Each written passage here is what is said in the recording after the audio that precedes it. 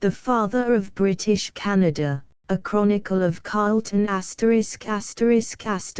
father of British Canada, a Chronicle of Carleton. Chronicles of Canada, edited by George M. Wrong and H. H. Langton in 32 volumes. Volume 12 by William Wood, Toronto, 1916. Contents: Chapter I, Guy Carleton. Chapter II, General Murray. Chapter III, Governor Carleton. Chapter IV, Invasion. Chapter V, Beleaguerment. Chapter VI, Deliverance. Chapter VII, The Counterstroke. Chapter VIII, Guarding the Loyalists. Chapter IX, Founding Modern Canada. Chapter X, Nunc Dimittis. Bibliographical Note. Chapter I, Guy Carleton 1724–1759. Guy Carleton, 1st Baron Dorchester, was born at Strabane, County Tyrone, on the 3rd of September, 1724,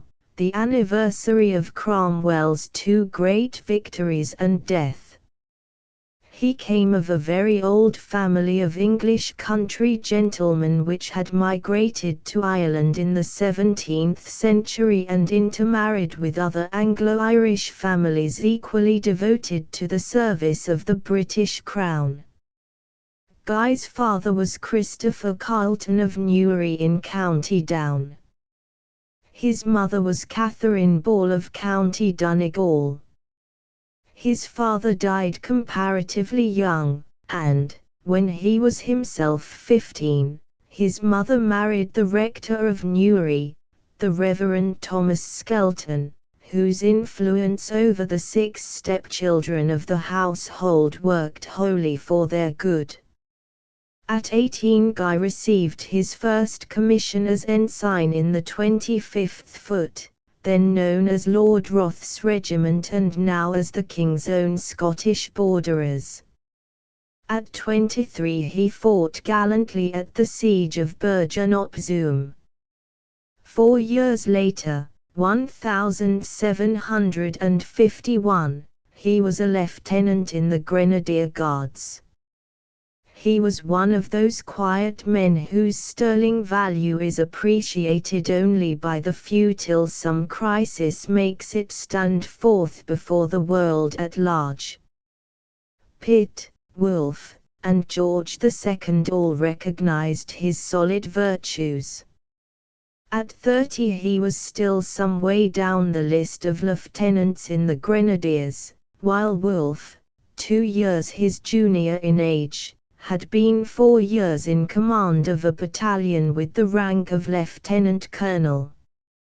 Yet he had long been my friend Carleton to Wolfe. He was soon to become one of Pitt's young men, and he was enough of a coming man to incur the king's displeasure.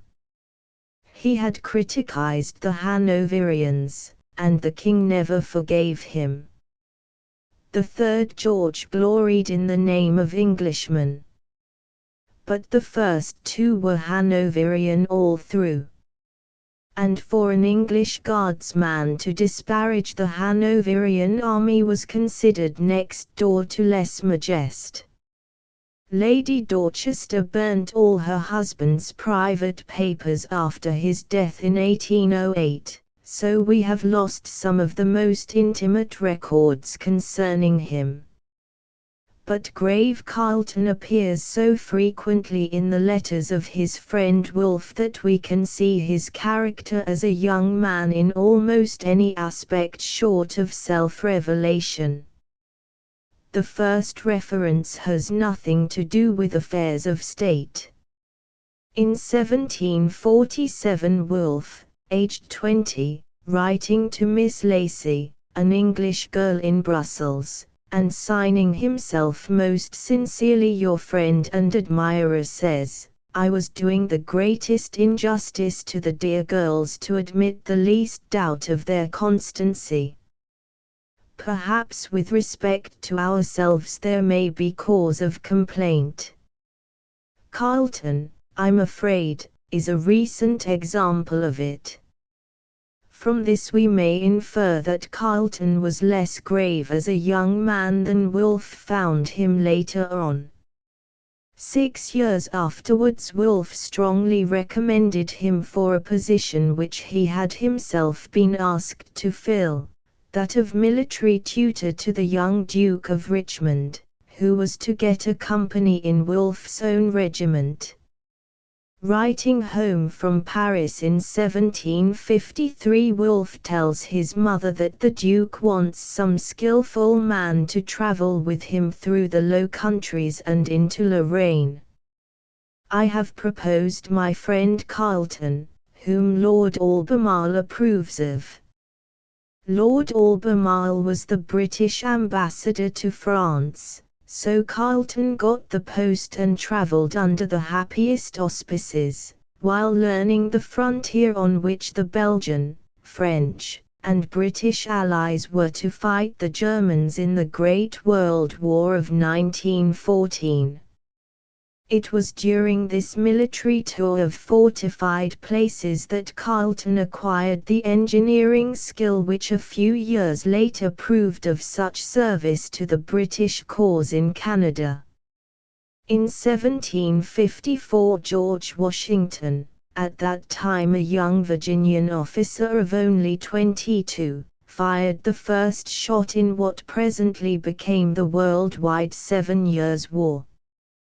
The immediate result was disastrous to the British arms, and Washington had to give up the command of the Ohio by surrendering Fort Necessity to the French on, of all dates, the 4th of July. In 1755 came Braddock's defeat. In 1756 Montcalm arrived in Canada and won his first victory at Oswego. In 1757 Wolfe distinguished himself by formulating the plan which, if properly executed, would have prevented the British fiasco at Rochefort on the coast of France. But Carleton remained as undistinguished as before. He simply became lieutenant colonel commanding the 72nd Foot, now the Seaforth Highlanders. In 1758 his chance appeared to have come at last. Amherst had asked for his services at Louisbourg. But the king had neither forgotten nor forgiven the remarks about the Hanoverians, and so refused point blank, to Wolfe's very great grief and disappointment. It is a public loss Carleton's not going. Wolfe's confidence in Carleton, either as a friend or as an officer, was stronger than ever. Writing to George Ward, afterwards the famous cavalry leader, he said, "Accidents may happen in the family that may throw my little affairs into disorder. Carleton is so good as to say he will give what help is in his power. May I ask the same favor of you, my oldest friend?" Writing to Lord George Sackville, of whom we shall hear more than enough at the crisis of Carleton's career, Wolfe said, "Amherst will tell you his opinion of Carleton, by which you will probably be better convinced of our loss. Again, we want grave Carleton for every purpose of the war. And yet again, after the fall of Louisbourg, if His Majesty had thought proper to let Carleton come with us as engineer, it would have cut the matter much shorter, and we might now be ruining the walls of Quebec and completing the conquest of New France." A little later on Wolfe blazes out with indignation over Carleton's supersession by a junior. Can Sir John Ligonier, the Commander-in-Chief, allow His Majesty to remain unacquainted with the merit of that officer, and can he see such a mark of displeasure without endeavouring to soften or clear the matter up a little? A man of honour has the right to expect the protection of his colonel and of the commander of the troops, and he can't serve without it. If I was in Carleton's place I wouldn't stay an hour in the army after being aimed at and distinguished in so remarkable a manner. But Carleton bided his time. At the beginning of 1759 Wolfe was appointed to command the army destined to besiege Quebec. He immediately submitted Carleton's name for appointment as Quartermaster General. Pitt and Ligonier heartily approved. But the king again refused. Ligonier went back a second time to no purpose. Pitt then sent him in for the third time, saying, in a tone meant for the king to overhear, "Tell His Majesty that in order to render the General, Wolfe, completely responsible for his conduct he should be made, as far as possible, inexcusable if he should fail, and that whatever an officer entrusted with such a service of confidence requests ought therefore to be granted." The king then consented. Thus began Carleton's long, devoted, and successful service for Canada, the Empire, and the Crown.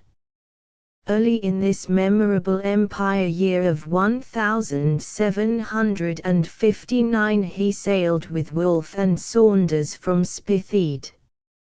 On the 30th of April the fleet rendezvoused at Halifax, where Admiral Durell, second in command to Saunders, had spent the winter with a squadron intended to block the St. Lawrence directly navigation opened in the spring.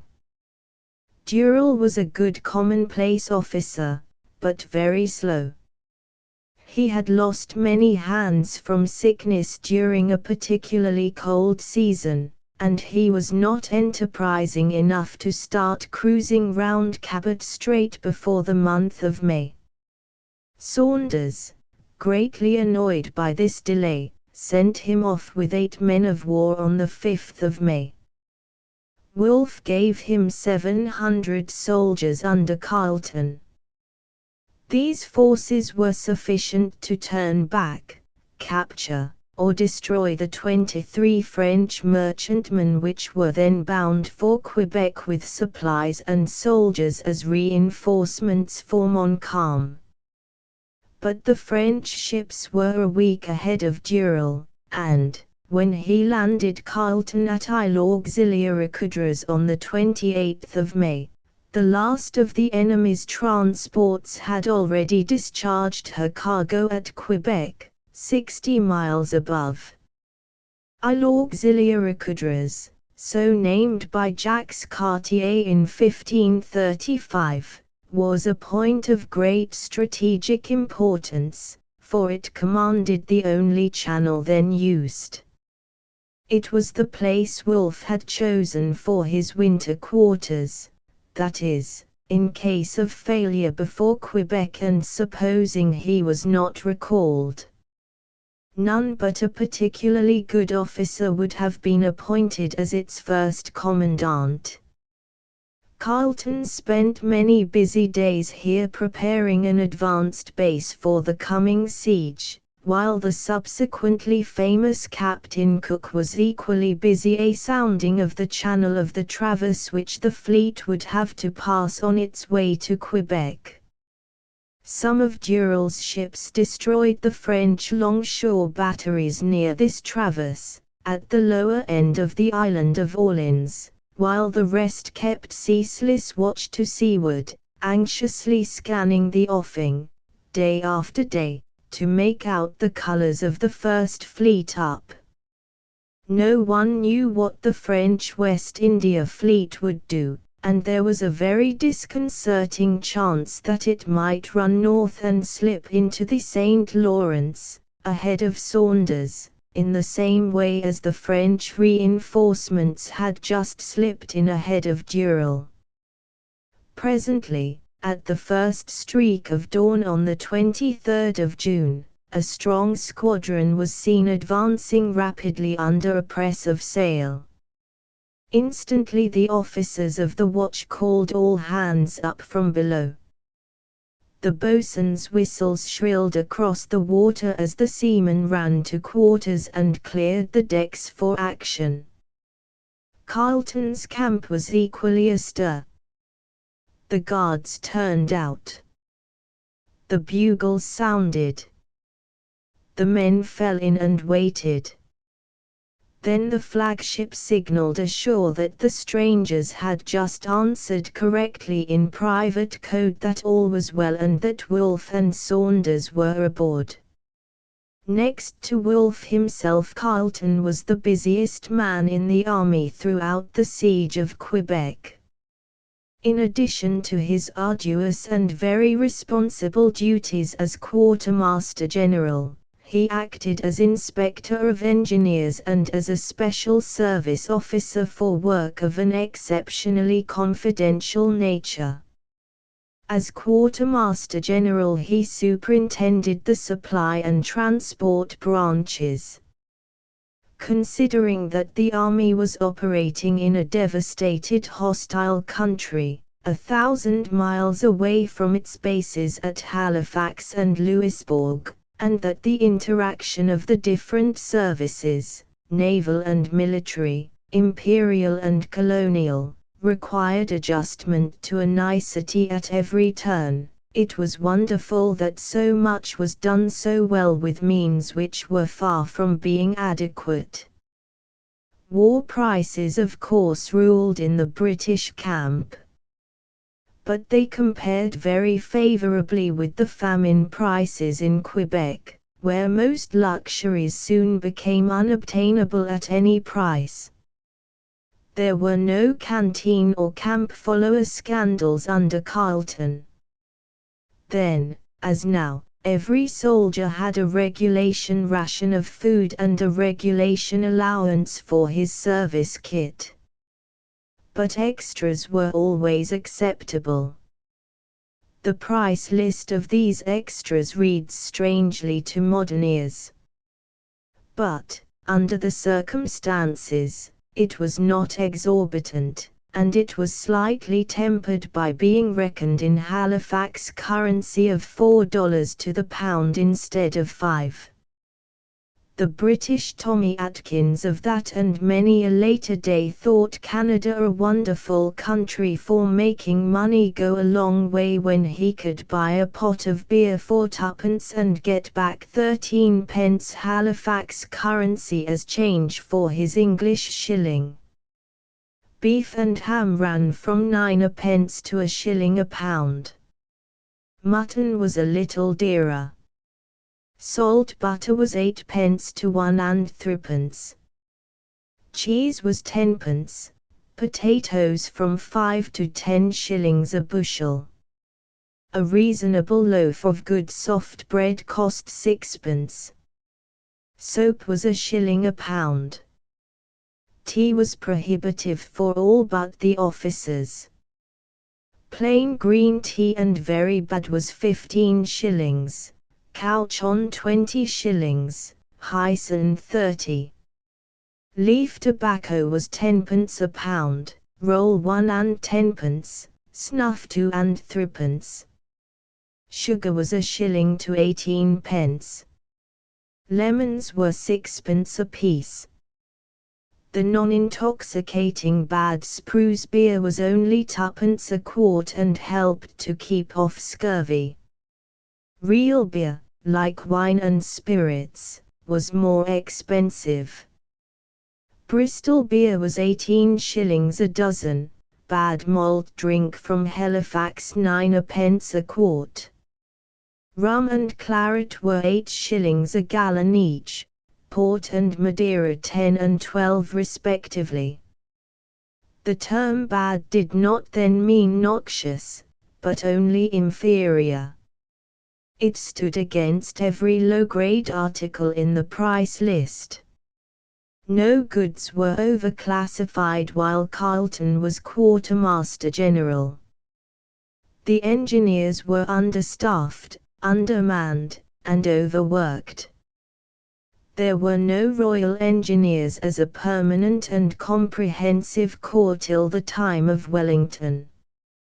Wolfe complained bitterly and often of the lack of men and materials for scientific siege work. But he relied on Carleton to good purpose in this respect as well as in many others. In his celebrated dispatch to Pitt he mentions Carleton twice. It was Carleton whom he sent to seize the west end of the island of Orleans, so as to command the basin of Quebec, and Carleton whom he sent to take prisoners and gather information at Point Auxiliary Trembles, 20 miles above the city. Whether or not he revealed the whole of his final plan to Carleton is probably more than we shall ever know, since Carleton's papers were destroyed. But we do know that he did not reveal it to anyone else, not even to his 3 brigadiers, Monckton, Townshend, and Murray. Carleton was wounded in the head during the Battle of the Plains, but soon returned to duty. Wolfe showed his confidence in him to the last. Carleton's was the only name mentioned twice in the will which Wolfe handed over to Jarvis, the future Lord St. Vincent, the night before the battle. I leave to Colonel Orton, Colonel Carleton, Colonel Howe, and Colonel Ward £1,000 each. All my books and papers, both here and in England, I leave to Colonel Carleton. Wolfe's mother, who died 5 years later, showed the same confidence by appointing Carleton her executor. With the fall of Quebec in 1759, Carleton disappears from the Canadian scene till 1766. But so many pregnant events happened in Canada during these 7 years, while so few happened in his own career, that it is much more important for us to follow her history than his biography. In 1761 he was wounded at the storming of Port Andrew during the attack on Belle Isle off the west coast of France. In 1762 he was wounded at Havana in the West Indies. After that he enjoyed 4 years of quietness at home. Then came the exceedingly difficult task of guiding Canada through 12 years of turbulent politics and most subversive war. Chapter 2, General Murray 1759 to 1766. Both armies spent a terrible winter after the Battle of the Plains.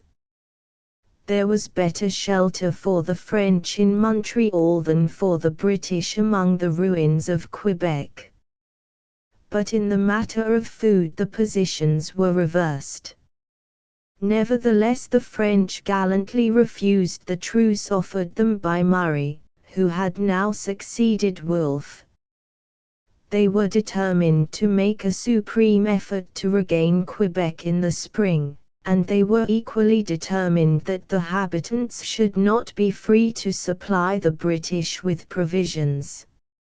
In spite of the state of war, however, the French and British officers, even as prisoners and captors, began to make friends. They had found each other foemen worthy of their steel. A distinguished French officer, the Comte de Malartic, writing to Lévis, Montcalm's successor, said, "I cannot speak too highly of General Murray, although he is our enemy." Murray, on his part, was equally loud and generous in his praise of the French. The Canadian seigneurs found fellow gentlemen among the British officers. The priests and nuns of Quebec found many fellow Catholics among the Scottish and Irish troops, and nothing but courteous treatment from the soldiers of every rank and form of religion. Murray directed that the compliment of the hat should be paid to all religious processions. The Ursuline nuns knitted long stockings for the beleaguered Highlanders when the winter came on, and presented each Scottish officer with an embroidered St. Andrew's cross on the 30th of November, St. Andrew's Day. The whole garrison won the regard of the town by giving up part of their rations for the hungry poor, while the habitants from the surrounding country presently began to find out that the British were honest to deal with and most humane, though sternly just, as conquerors. In the following April Levis made his desperate throw for victory, and actually did succeed in defeating Murray outside the walls of Quebec. But the British fleet came up in May, and that summer 3 British armies converged on Montreal, where the last doomed remnants of French power on the St. Lawrence stood despairingly at bay. When Levis found his 2,000 effective French regulars surrounded by 8 times as many British troops, he had no choice but to lay down the arms of France forever. On the 8th of September, 1760, his gallant little army was included in the capitulation of Montreal, by which the whole of Canada passed into the possession of the British Crown. Great Britain had a different general idea for each one of the 4 decades which immediately followed the conquest of Canada. In the 60s the general idea was to kill refractory old French ways with a double dose of new British liberty and kindness, so that Canada might gradually become the loyal 14th colony of the Empire in America. But the fates were against this benevolent scheme. The French Canadians were firmly wedded to their old ways of life, except in so far as the new liberty enabled them to throw off irksome duties and restraints, while the new English-speaking colonists were so few, and mostly so bad, that they became the cause of endless discord where harmony was essential. In the 70s the idea was to restore the old French-Canadian life so as not only to make Canada proof against the disaffection of the 13 colonies but also to make her a safe base of operations against rebellious Americans. In the 80s the great concern of the government was to make a harmonious whole out of 2 very widely differing parts, the long-settled French Canadians and the newly arrived United Empire Loyalists. In the 90s each of these parts was set to work out its own salvation under its own provincial constitution.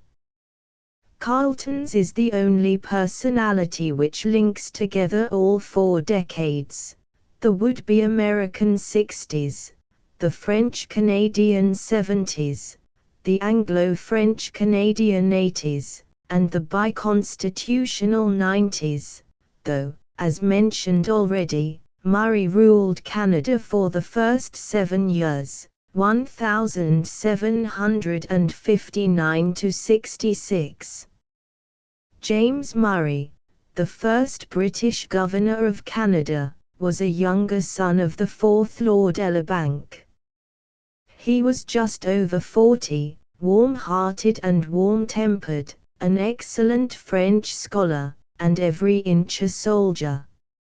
He had been a witness for the defense of Mordaunt at the court-martial held to try the authors of the Rochefort fiasco in 1757. Wolfe, who was a witness on the other side, referred to him later on as my old antagonist Murray. But Wolfe knew a good man when he saw one and gave his full confidence to his old antagonist both at Louisbourg and Quebec. Murray was not born under a lucky star. He saw 3 defeats in 3 successive wars. He began his service with the abortive attack on pestilential Cartagena, where Wolfe's father was present as adjutant general. In mid-career he lost the Battle of Stefan. Footnote: see the winning of Canada, Chap 8. See also, for the best account of this battle and other events of the year between Wolfe's victory and the surrender of Montreal, The Fall of Canada, by George M. Wrong. Oxford, 1914. And his active military life ended with his surrender of Minorca in 1782. But he was greatly distinguished for honor and steadfastness on all occasions. An admiring contemporary described him as a model of all the military virtues except prudence. But he had more prudence and less genius than his admirer thought, and he showed a marked talent for general government. The problem before him was harder than his superiors could believe. He was expected to prepare for assimilation some 6,000 to 5,000 new subjects who were mostly alien in religion and wholly alien in every other way. But, for the moment, this proved the least of his many difficulties because no immediate results were required. While the war went on in Europe, Canada remained nominally a part of the enemy's dominions, and so, of course, was subject to military rule. Sir Geoffrey Amherst, the British commander-in-chief in America, took up his headquarters in New York. Under him Murray commanded Canada from Quebec. Under Murray, Colonel Burton commanded the District of Three Rivers while General Gage commanded the District of Montreal, which then extended to the Western Wilds. Footnote: see the War Chief of the Ottawas, Chap 3. Murray's first great trouble arose in 1761. It was caused by an outrageous War Office order that 4d. a day should be stopped from the soldiers to pay for the rations they had always got free. Such gross injustice, coming in time of war and applied to soldiers who richly deserved reward, made the veterans mad with rage. Quebec promised to be the scene of a wild mutiny.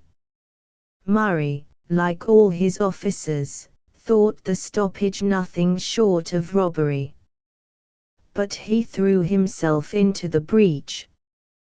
He assembled the officers and explained that they must die to the last man rather than allow the mutineers a free hand.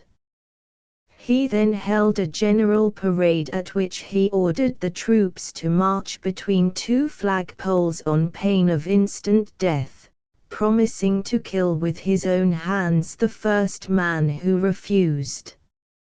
He added that he was ready to hear and forward any well-founded complaint, but that, since insubordination had been openly threatened, he would insist on subordination being publicly shown. Then, amid tense silence, he gave the word of command, "Quick, march," while every officer felt his trigger. To the immense relief of all concerned, the men stepped off, marched straight between the flags and back to quarters, tamed. The criminal War Office blunder was rectified and peace was restored in the ranks. Murray's report of 1762 gives us a good view of the Canada of that day and shows the attitude of the British towards their new possession. Canada had been conquered by Great Britain, with some help from the American colonies, for 3 main reasons. First, to strike a death blow at French dominion in America; secondly, to increase the opportunities of British seaborne trade; and, thirdly, to enlarge the area available for British settlement.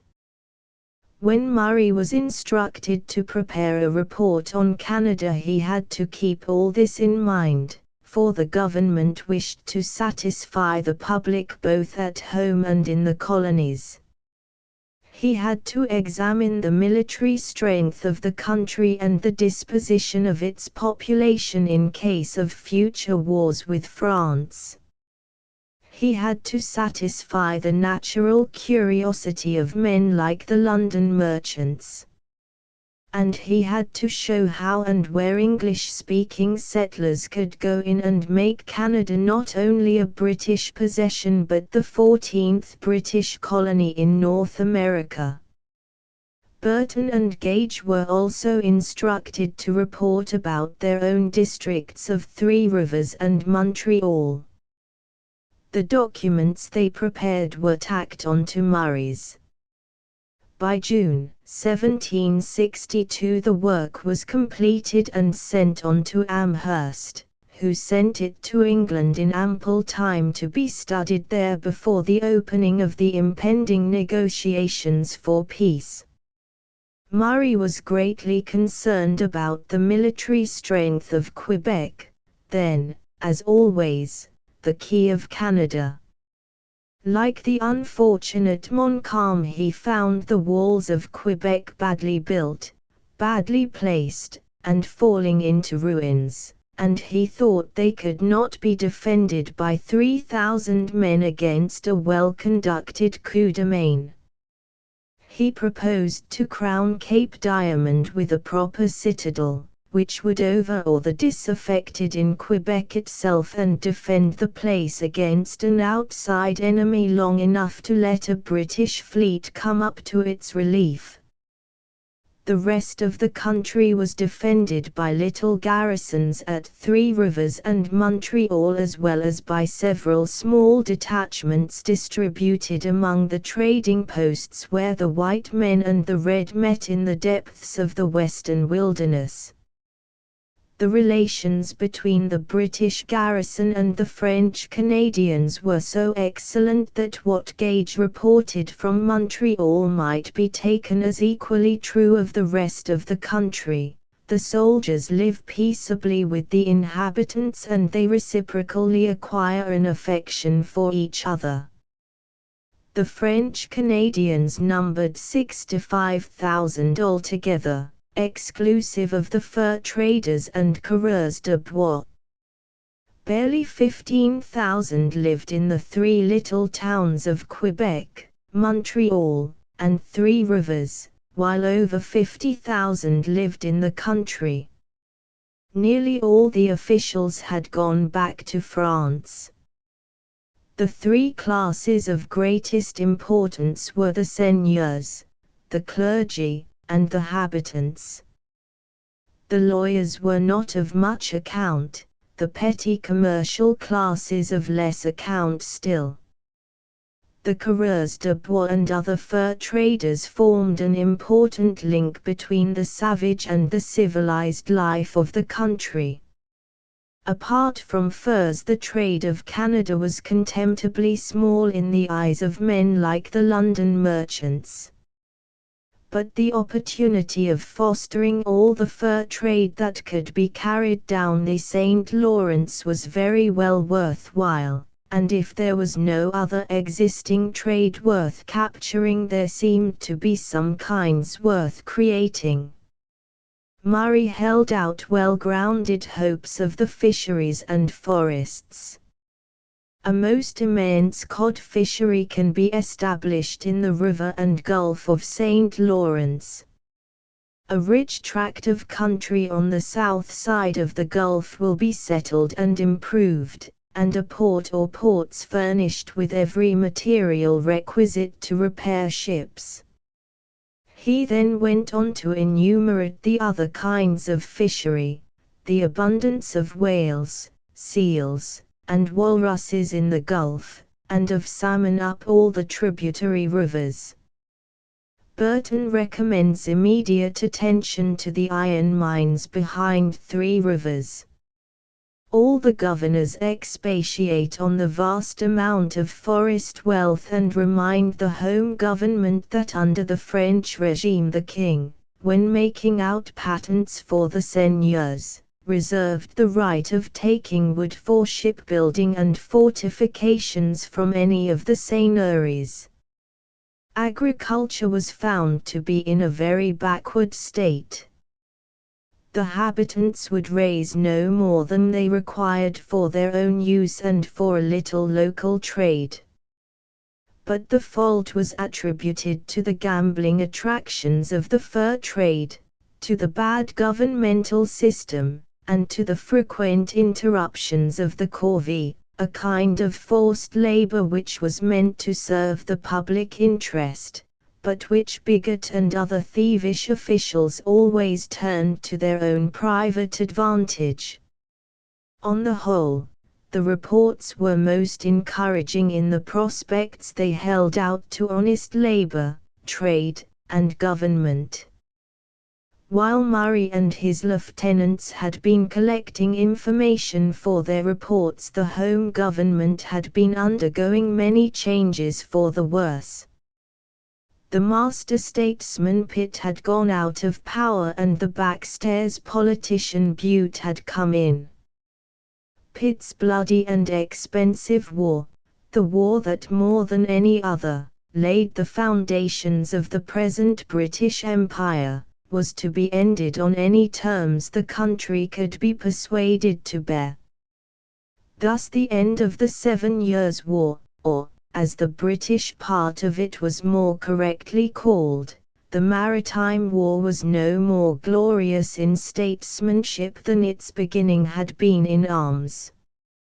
But the spirit of its mighty heart still lived on in the Empire's grateful memories of Pitt and quickened the English-speaking world enough to prevent any really disgraceful surrender of the hard-won fruits of victory.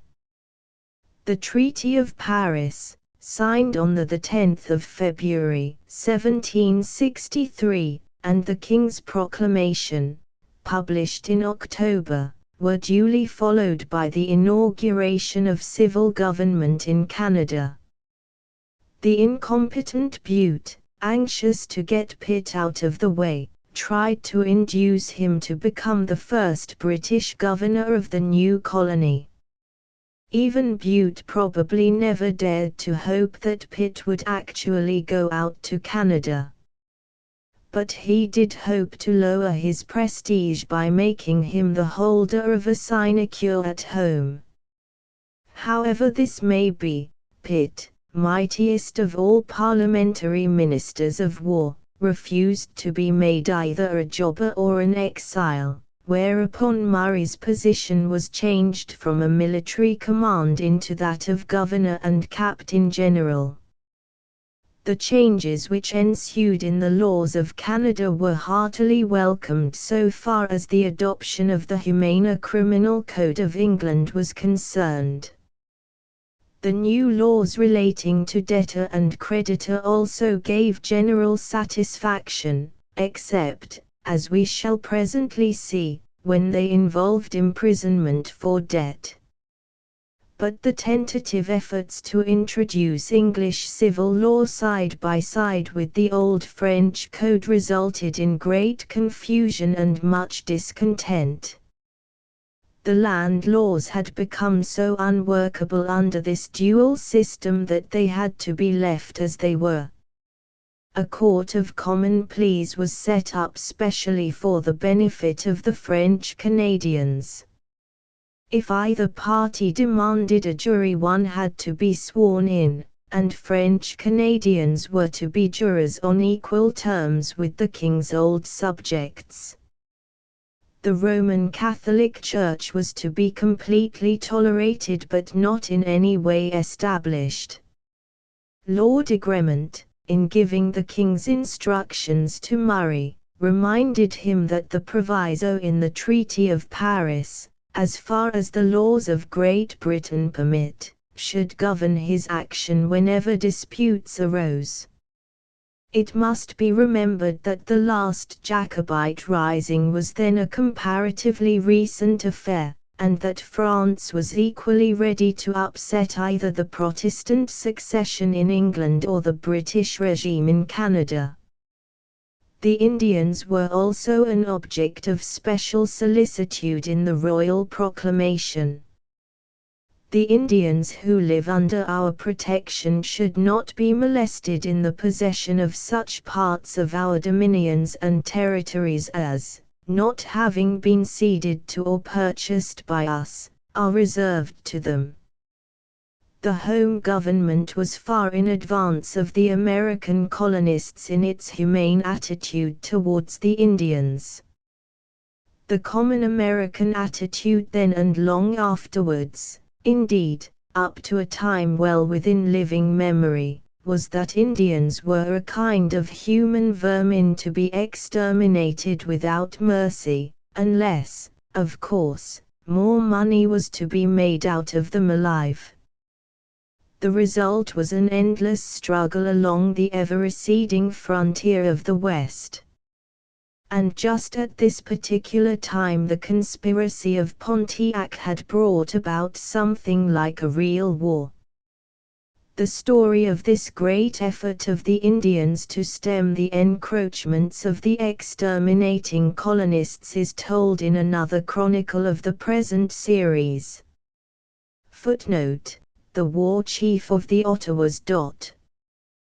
The French traders in the West undoubtedly had a hand in stirring up the Indians. Pontiac, a sort of Indian Napoleon, was undoubtedly cruel as well as crafty. And the Indians undoubtedly fought just as the ancestors of the French and British used to fight when they were at the corresponding stage of social evolution. But the mere fact that so many jealously distinct tribes united in this common cause proves how much they all must have suffered at the hands of the colonists. While Pontiac's war continued in the West, Murray had to deal with a political war in Canada which rose to its height in 1764. The King's proclamation of the previous October had given express power to our governor that, so soon as the state and circumstances of the said colony will admit thereof, he shall call a General Assembly in such manner and form as is used in those colonies and provinces in America which are under our immediate government. The intention of establishing parliamentary institutions was, therefore, perfectly clear. But it was equally clear that the introduction of such institutions was to depend on circumstances, and it is well to remember here that these circumstances were not held to warrant the opening of a Canadian Parliament till 1792. Now, the military government had been a great success. There was every reason to suppose that civil government by a governor and council would be the next best thing.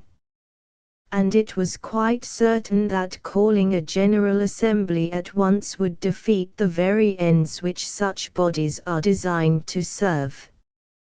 More than 99% of the population were dead against an assembly which none of them understood and all distrusted.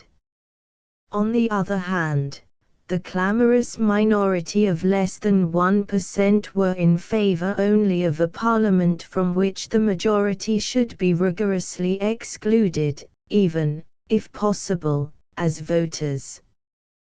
The immense majority comprised the entire French-Canadian community.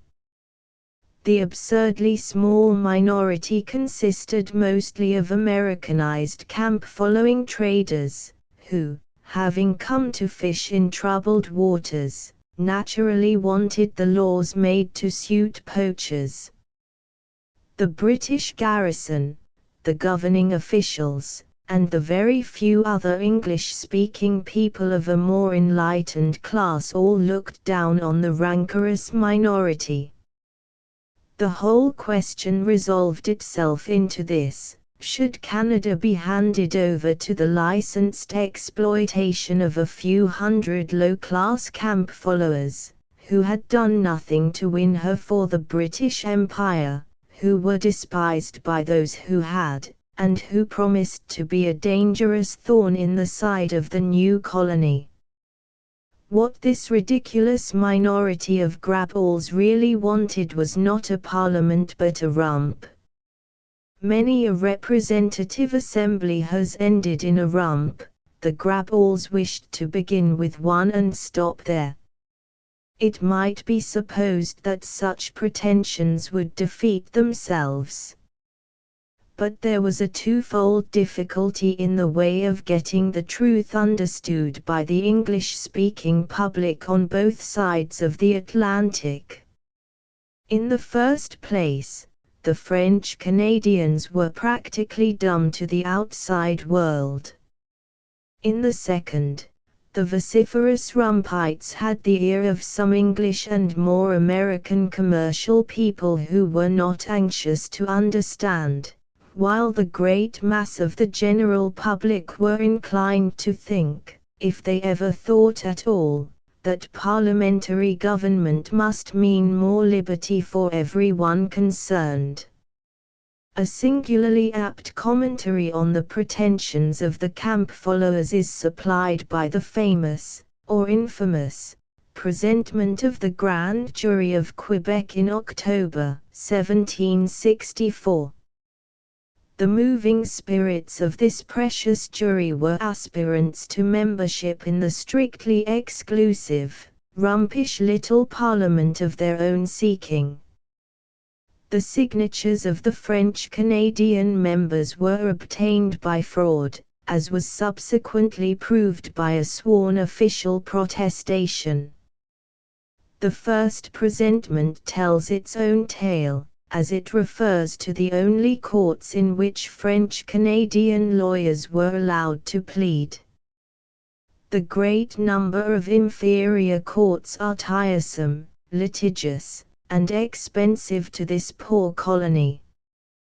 Then came a hit at the previous military rule, that decrees of the military courts may be amended, after having been confirmed by legal ordinance, by allowing appeals if the matter decided exceed £10, which would put it out of the reach of the inferior courts and into the clutches of the king's old subjects. But the gist of it all was contained in the following: we represent that as the Grand Jury must be considered at present as the only body representative of the colony, we propose that the public accounts be laid before the Grand Jury at least twice a year.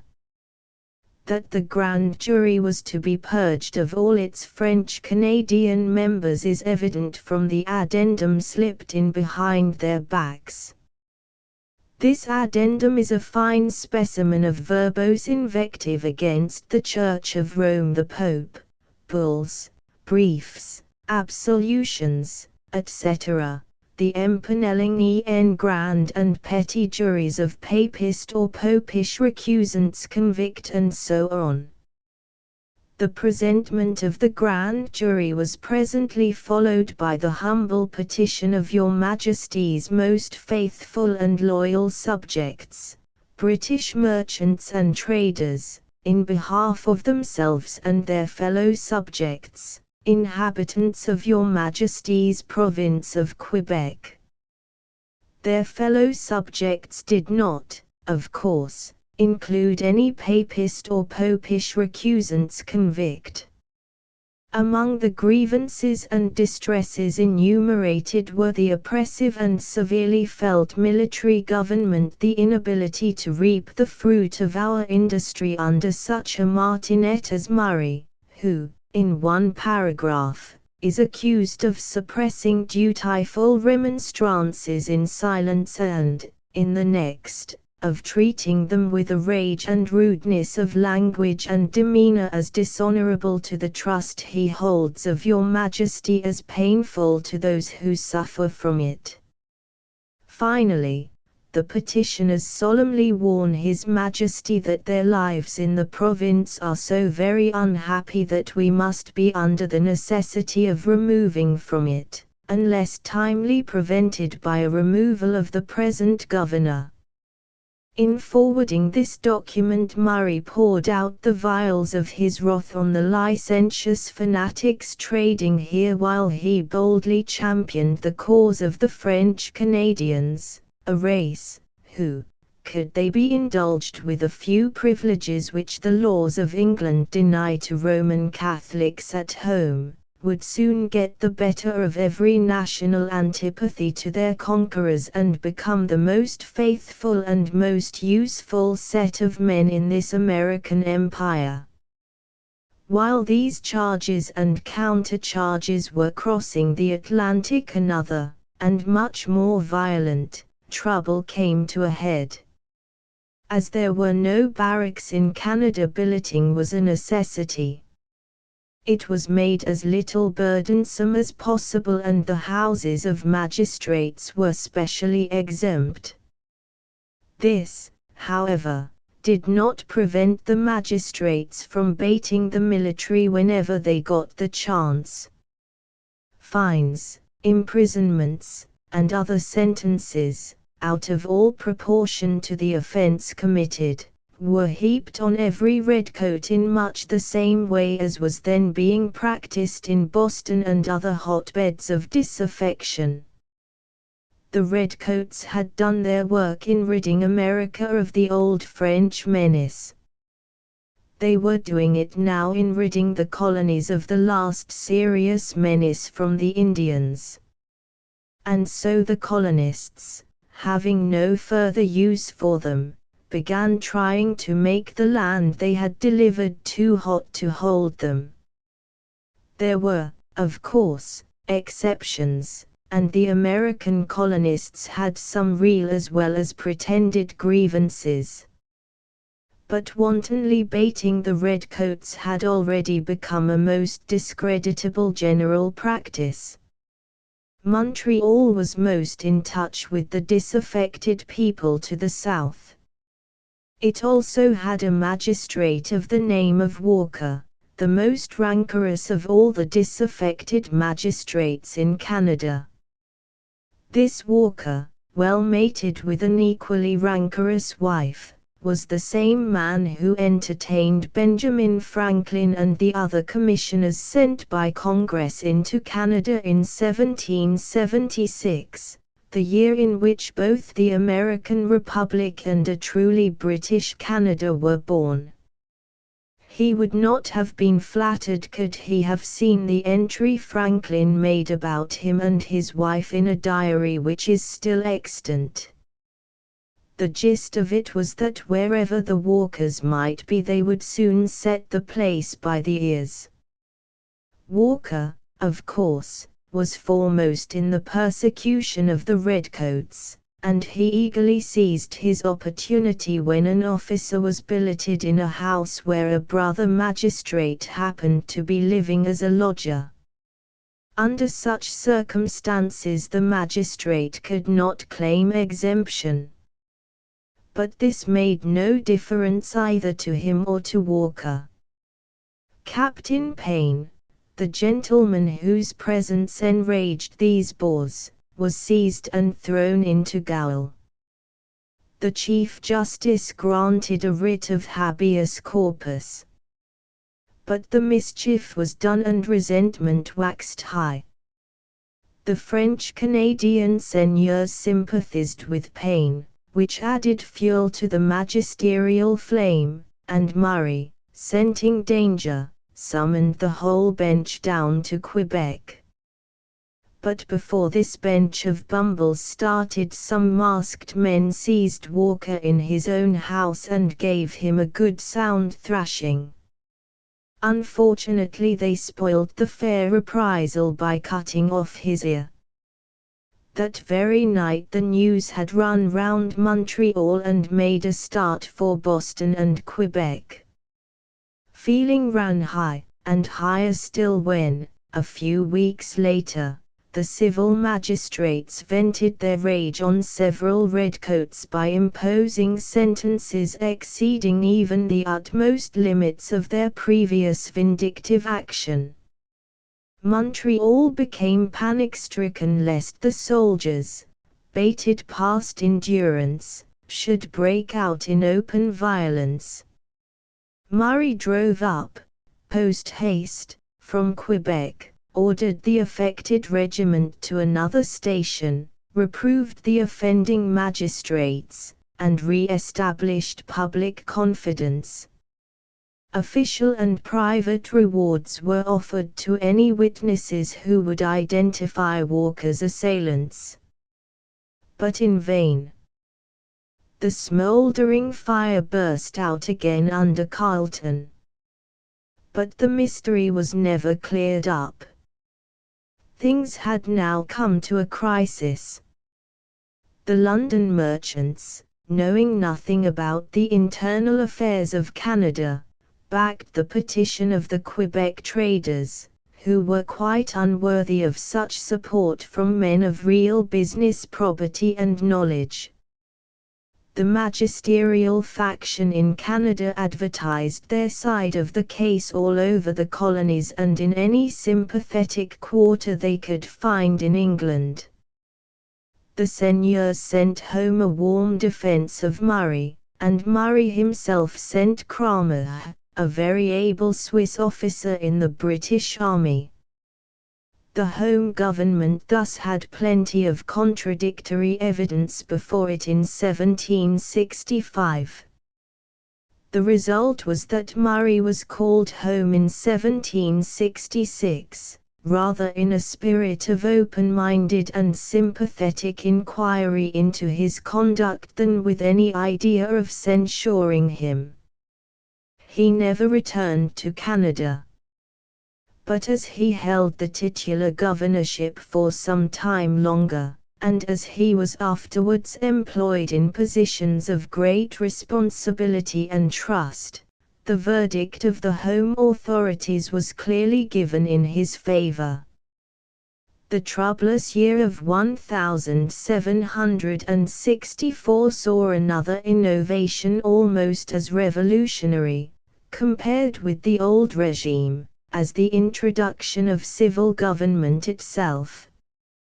This was the issue of the first newspaper in Canada, where, indeed, it was also the first printed thing of any kind. Nova Scotia had produced an earlier paper, the Halifax Gazette, which lived an intermittent life from 1752 to 1800. But no press had ever been allowed in New France. The few documents that required printing had always been done in the mother country.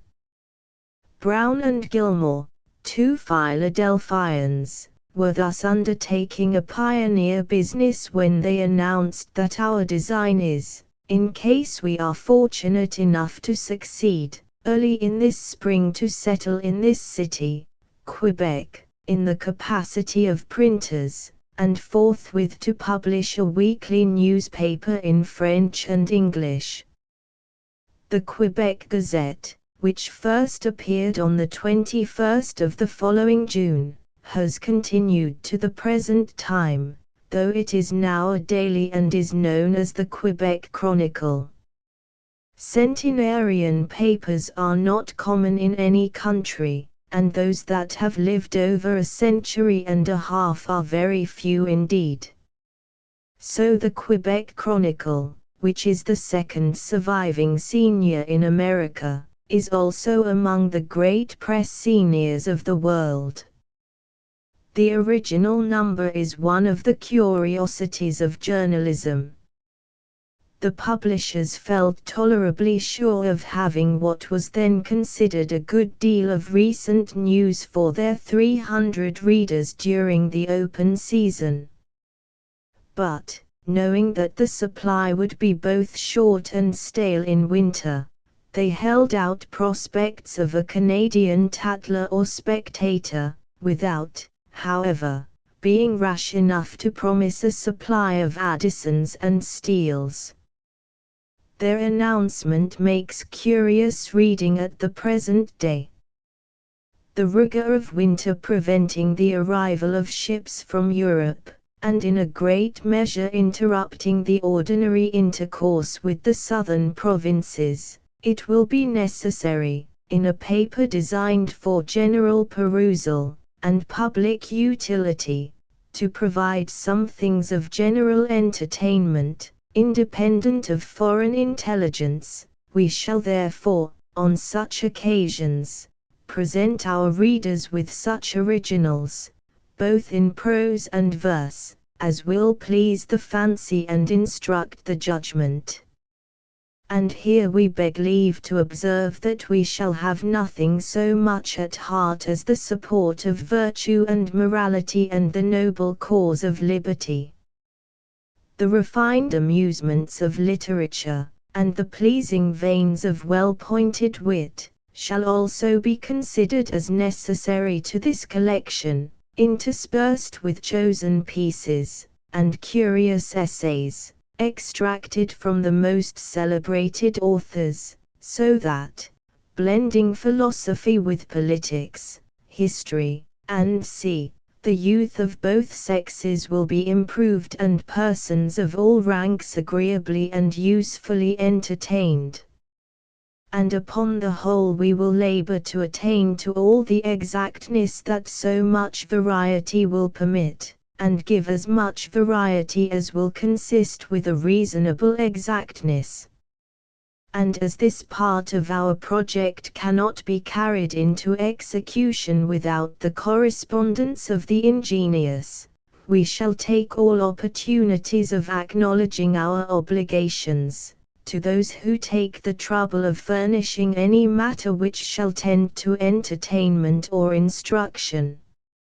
Our intentions to please the whole, without offense to any individual, will be better evinced by our practice, than by writing volumes on the subject. This one thing we beg may be believed, that party prejudice, or private scandal, will never find a place in this paper. Chapter 3, Governor Carleton 1766 to 1774. The 12 years of Carleton's first administration naturally fall into 3 distinct periods of equal length.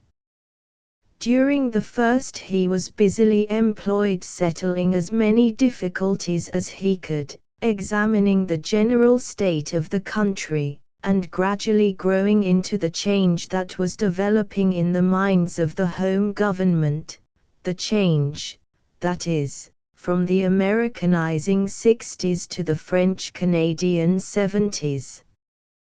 During the second period he was in England, helping to shape the famous Quebec Act.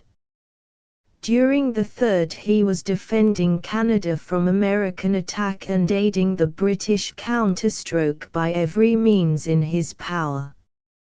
On the 22nd of September, 1766, Carleton arrived at Quebec and began his 30 years' experience as a Canadian administrator by taking over the government from Colonel Irving, who had held it since Murray's departure in the spring.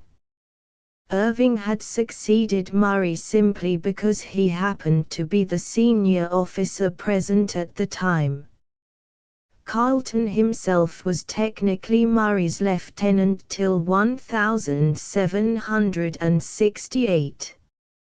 But neither of these facts really affected the course of Canadian history.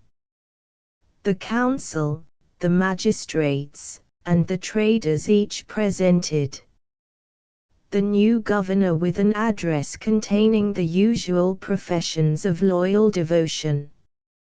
Carleton remarked in his dispatch that these separate addresses, and the marked absence of any united address, showed how much the population was divided.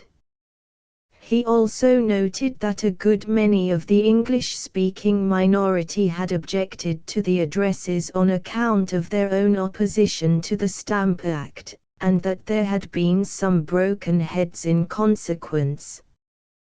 Troubles enough soon engaged his anxious attention, troubles over the Indian trade, the rights and wrongs of the Canadian Jesuits, the wounded dignity of some members of the Council, and the still smouldering and ever mysterious Walker affair. The strife between Canada and the 13 colonies over the Indian trade of the West remained the same in principle as under the old regime. The conquest had merely changed the old rivalry between two foreign powers into one between two widely differing British possessions, and this, because of the general unrest among the Americans, made the competition more bitter, if possible, than ever.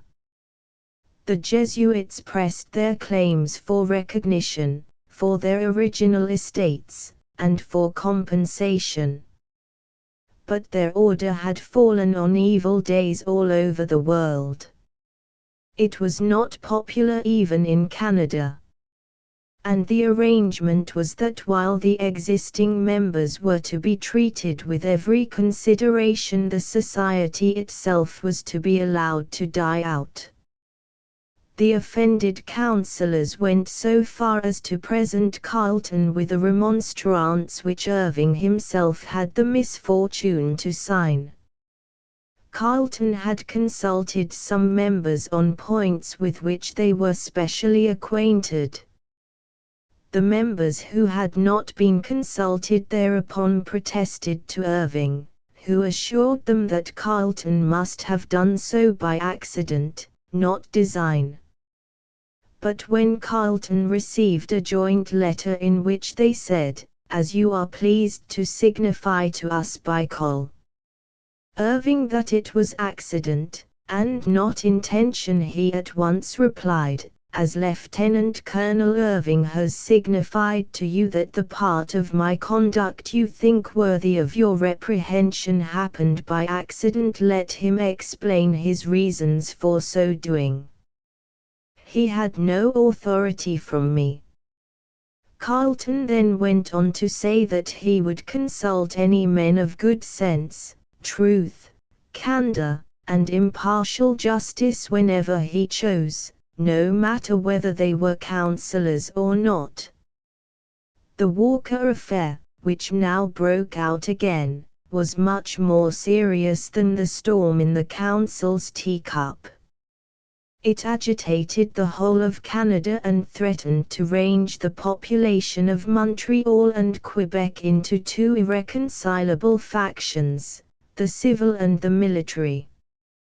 For the whole of the 2 years since Murray had been called upon to deal with it, cleverly presented versions of Walker's views had been spread all over the colonies and worked into influential opposition circles in England. The invectives against the redcoats and their friends the seigneurs were of the usual abusive type. But they had an unusually powerful effect at that particular time in the 13 colonies, as well as in what their authors hoped to make a 14th colony after a fashion of their own, and they looked plausible enough to mislead a good many moderate men in the mother country too. Walker's case was that he had an actual witness, as to the identity of his assailants, in the person of McGavock, a discharged soldier, who laid information against one civilian, 3 British officers, and the celebrated French-Canadian leader, La Corne de Saint-Luc. All the accused were arrested in their beds in Montreal and thrown into the common gaol. Walker objected to bail on the plea that his life would be in danger if they were allowed at large. He also sought to postpone the trial in order to punish the accused as much as possible, guilty or innocent. But William Hay, the Chief Justice, an able and upright man, would consent to postponement only on condition that bail should be allowed, so the trial proceeded. When the grand jury threw out the case against one of the prisoners, Walker let loose such a flood of virulent abuse that moderate men were turned against him. In the end all the accused were honorably acquitted, while McGavock, who was proved to have been a false witness from the first, was convicted of perjury. Carleton remained absolutely impartial all through, and even dismissed Colonel Irving and another member of the council for heading a petition on behalf of the military prisoners. The Walker affair was an instance of a bad case in which the law at last worked well. But there were many others in which it did not. What with the Coutume de Paris, which is still quoted in the province of Quebec, the other complexities of the old French law, the doubtful meanings drawn from the capitulation, the treaty, the proclamation, and the various ordinances, the instinctive opposition between the French Canadians and the English-speaking civilians, and, finally, what with the portents of subversive change that were already beginning to overshadow all America, what with all this and more, Carleton found himself faced with a problem which no man could have solved to the satisfaction of everyone concerned. Each side in a lawsuit took whatever amalgam of French and English codes was best for its own argument. But, generally speaking, the ingrained feeling of the French Canadians was against any change of their own laws that was not visibly and immediately beneficial to their own particular interests. Moreover, the use of the unknown English language, the worthlessness of the rapacious English-speaking magistrates, and the detested innovation of imprisonment for debt, all combined to make every part of English civil law hated simply because it happened to be English and not French. The home authorities were anxious to find some workable compromise. In 1767 Carleton exchanged several important dispatches with them, and in 1768 they sent out Maurice Morgan to study and report, after consultation with the Chief Justice and other well-instructed persons. Morgan was an indefatigable and clear-sighted man who deserves to be gratefully remembered by both races, for he was a good friend both to the French Canadians before the Quebec Act and to the United Empire Loyalists just before their Great Migration, when he was Carleton's secretary at New York.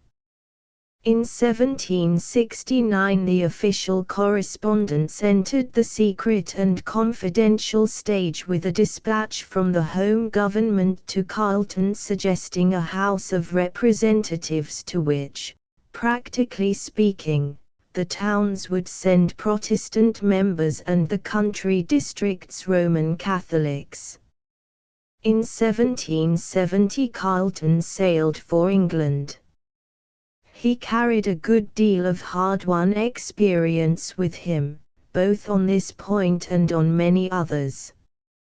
He went home with a strong opinion not only against an assembly but against any immediate attempts at Anglicization in any form.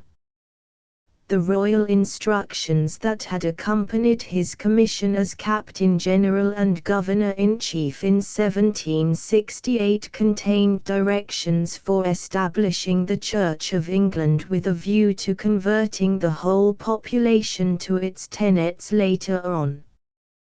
But no steps had been taken, and, needless to say, the French Canadians remained as Roman Catholic as ever.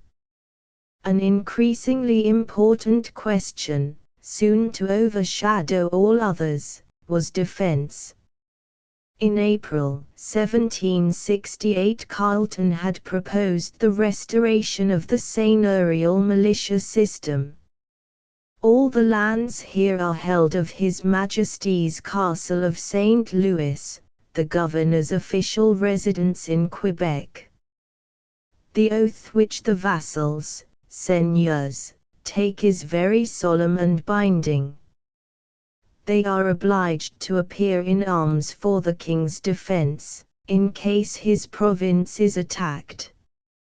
Carleton pointed out that 100 men of the Canadian seigneurial families were being kept on full pay in France, ready to return and raise the Canadians at the first opportunity.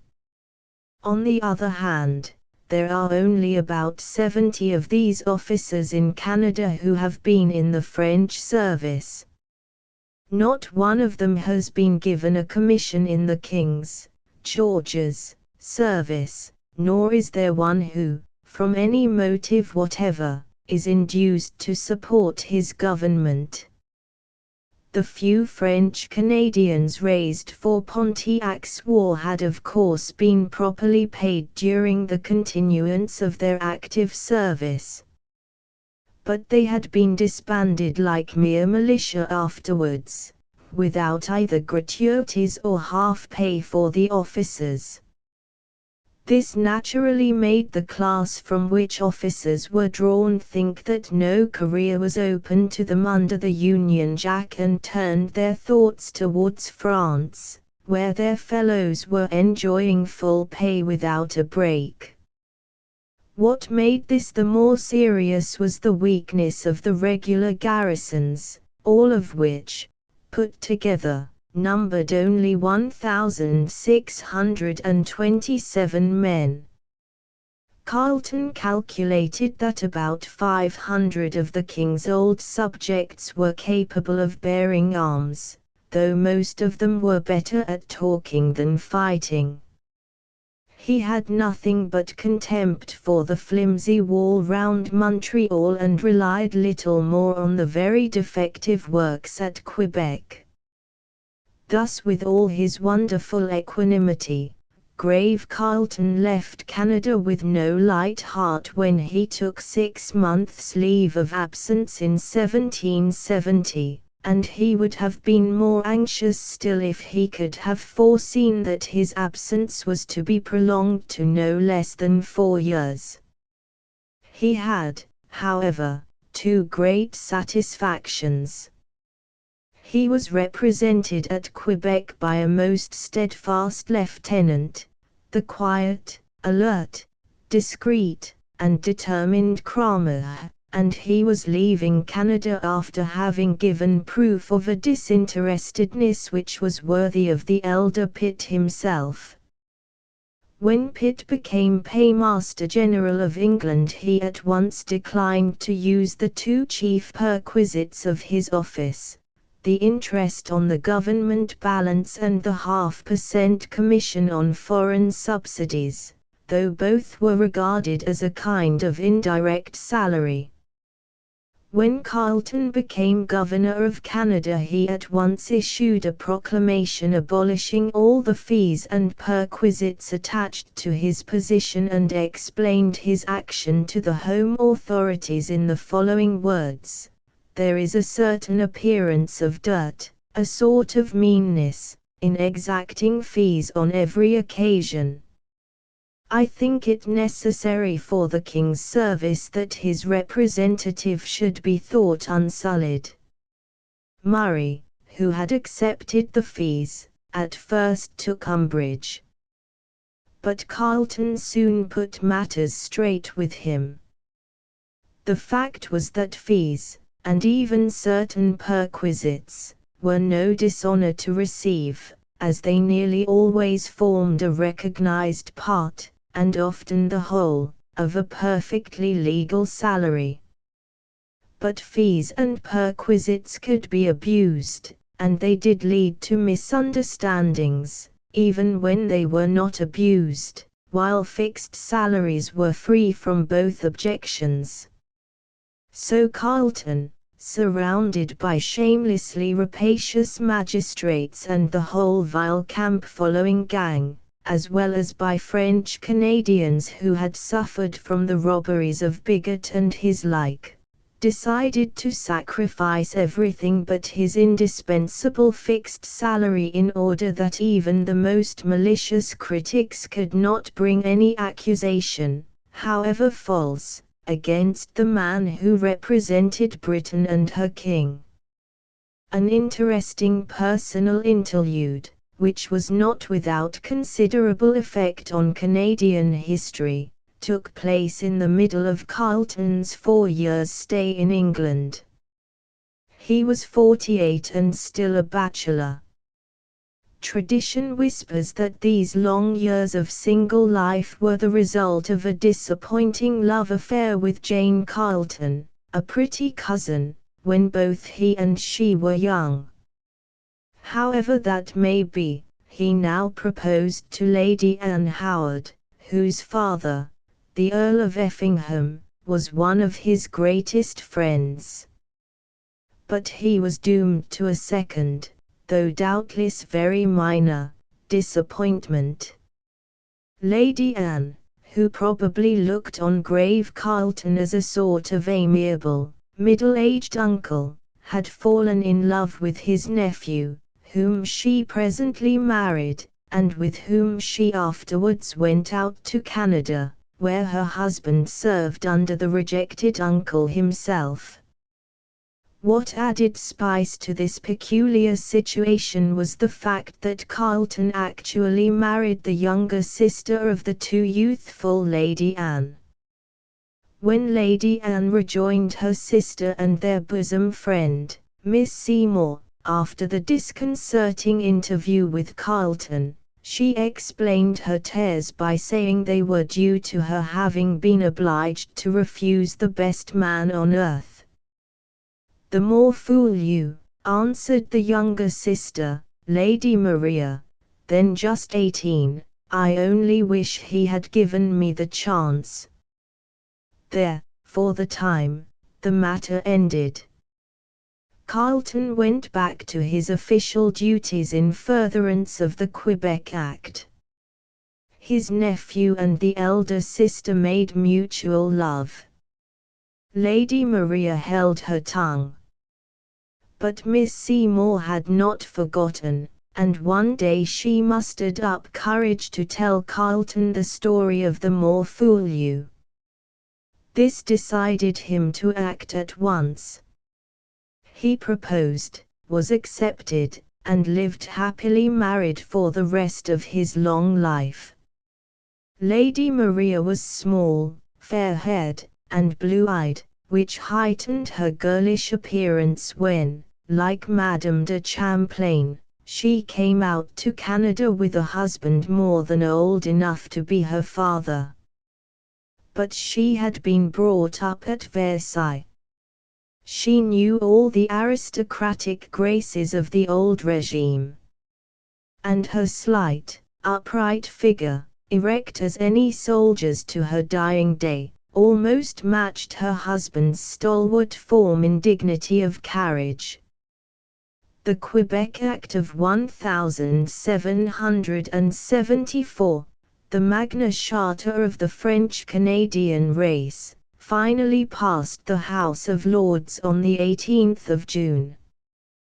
The general idea of the Act was to reverse the unsuccessful policy of ultimate assimilation with the other American colonies by making Canada a distinctly French-Canadian province.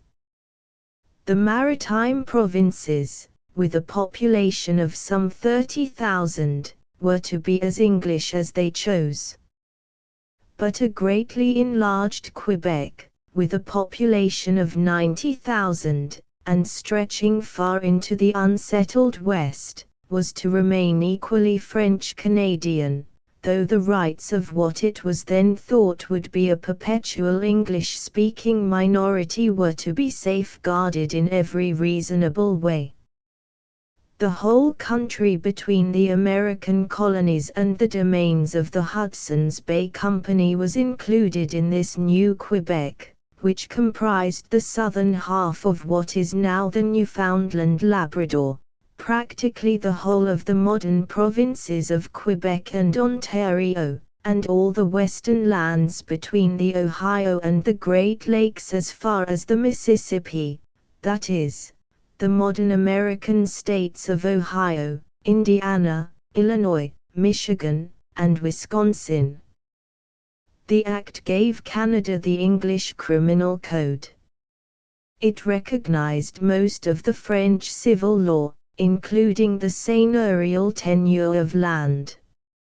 Roman Catholics were given the free exercise of their religion, subject to the king's supremacy as defined by an act made in the first year of Queen Elizabeth, which act, with a magnificently prophetic outlook on the future British Empire, was to apply to all the dominions and countries which then did, or thereafter should, belong to the imperial crown.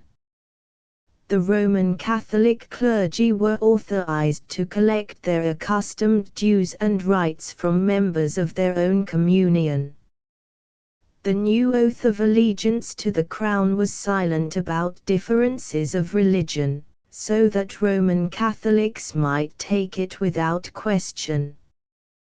The clergy and seigneurs were thus restored to an acknowledged leadership in church and state.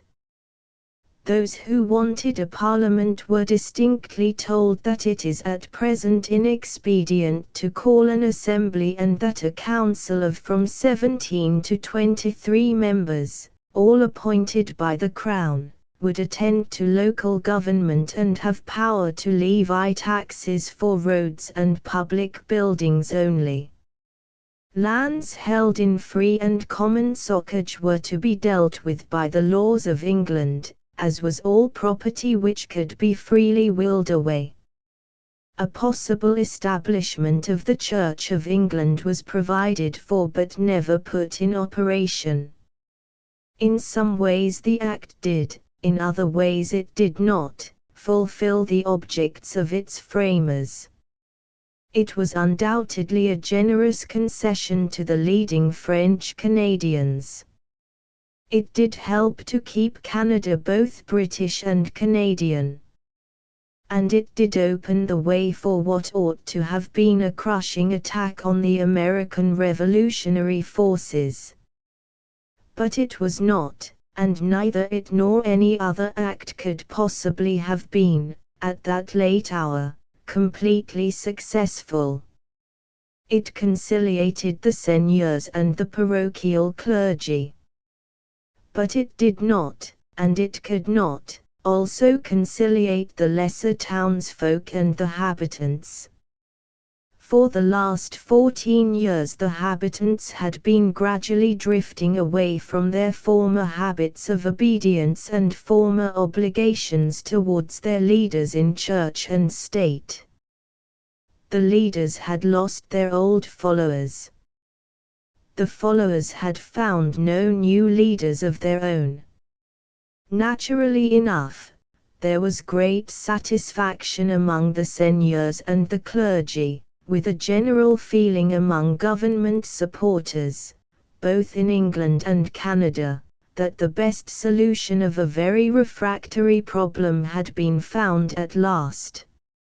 On the other hand, the opposition in England, nearly everyone in the American colonies, and the great majority of English-speaking people in Newfoundland, the maritime provinces, and Canada itself were dead against the Act, while the habitants, resenting the privileges already reaffirmed in favor of the seigneurs and clergy, and suspicious of further changes in the same unwelcome direction, were neutral at the best and hostile at the worst. The American colonists would have been angered in any case. But when they saw Canada proper made as unlike a 14th colony as could be, and when they also saw the gates of the coveted western lands closed against them by the same detested act, the last of the 5 intolerable acts to which they most objected, their fury knew no bounds. They cursed the king, the Pope, and the French Canadians with as much violence as any temporal or spiritual rulers had ever cursed heretics and rebels. The infamous and tyrannical ministry in England was accused of contemptible subservience to the bloodthirsty, idolatrous, and hypocritical creed of the French Canadians. To think that people whose religion had spread murder, persecution, and revolt throughout the world were to be entrenched along the St. Lawrence was bad enough. But to see crown protection given to the Indian lands which the Americans considered their own western birthright was infinitely worse. Was the King of England to steal the valley of the Mississippi in the same way as the King of France? It is easy to be wise after the event and hard to follow any counsel of perfection. But it must always be a subject of keen, if unavailing, regret that the French Canadians were not guaranteed their own way of life, within the limits of the modern province of Quebec, immediately after the capitulation of Montreal in 1760. They would then have entered the British Empire, as a whole people, on terms which they must all have understood to be exceedingly generous from any conquering power, and which they would have soon found out to be far better than anything they had experienced under the government of France. In return for such unexampled generosity they might have become convinced defenders of the only flag in the world under which they could possibly live as French Canadians. Their relations to each other, to the rest of a changing Canada, and to the Empire would have followed the natural course of political evolution, with the burning questions of language, laws, and religion safely removed from general controversy in after years. The rights of the English-speaking minority could, of course, have been still better safeguarded under this system than under the distracting series of half-measures which took its place. There should have been no question of a parliament in the immediate future. Then, with the peopling of Ontario by the United Empire Loyalists and the growth of the maritime provinces on the other side, Quebec could have entered Carleton's proposed confederation in the 90s to her own and everyone else's best advantage. On the other hand, the delay of 14 years after the capitulation of 1760 and the unwarrantable extension of the provincial boundaries were cardinal errors of the most disastrous kind. The delay, filled with a futile attempt at mistaken Americanization, bred doubts and dissensions not only between the two races but between the different kinds of French Canadians. When the hour of trial came, disintegration had already gone too far. The mistake about the boundaries was equally bad.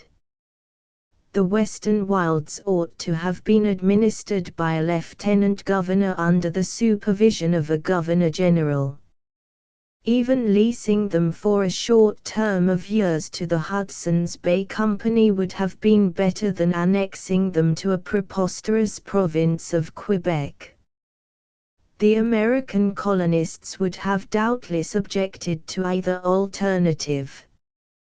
But both could have been defended on sound principles of administration, while the sudden invasion of a new and inflated Quebec into the colonial hinterlands was little less than a declaration of war. The whole problem bristled with enormous difficulties, and the circumstances under which it had to be faced made an ideal solution impossible.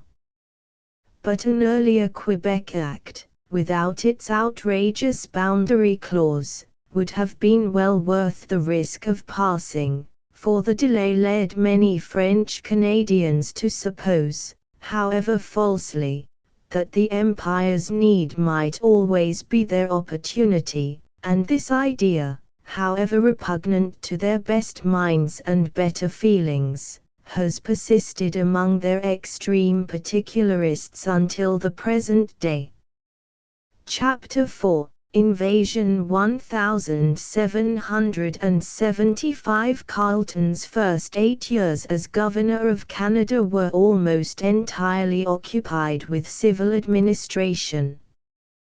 The next 4 were equally occupied with war, so much so, indeed, that the Quebec Act could not be put in force on the 1st of May, 1775, as provided for in the Act itself, but only bit by bit much later on. There was one short session of the new Legislative Council, which opened on the 17th of August.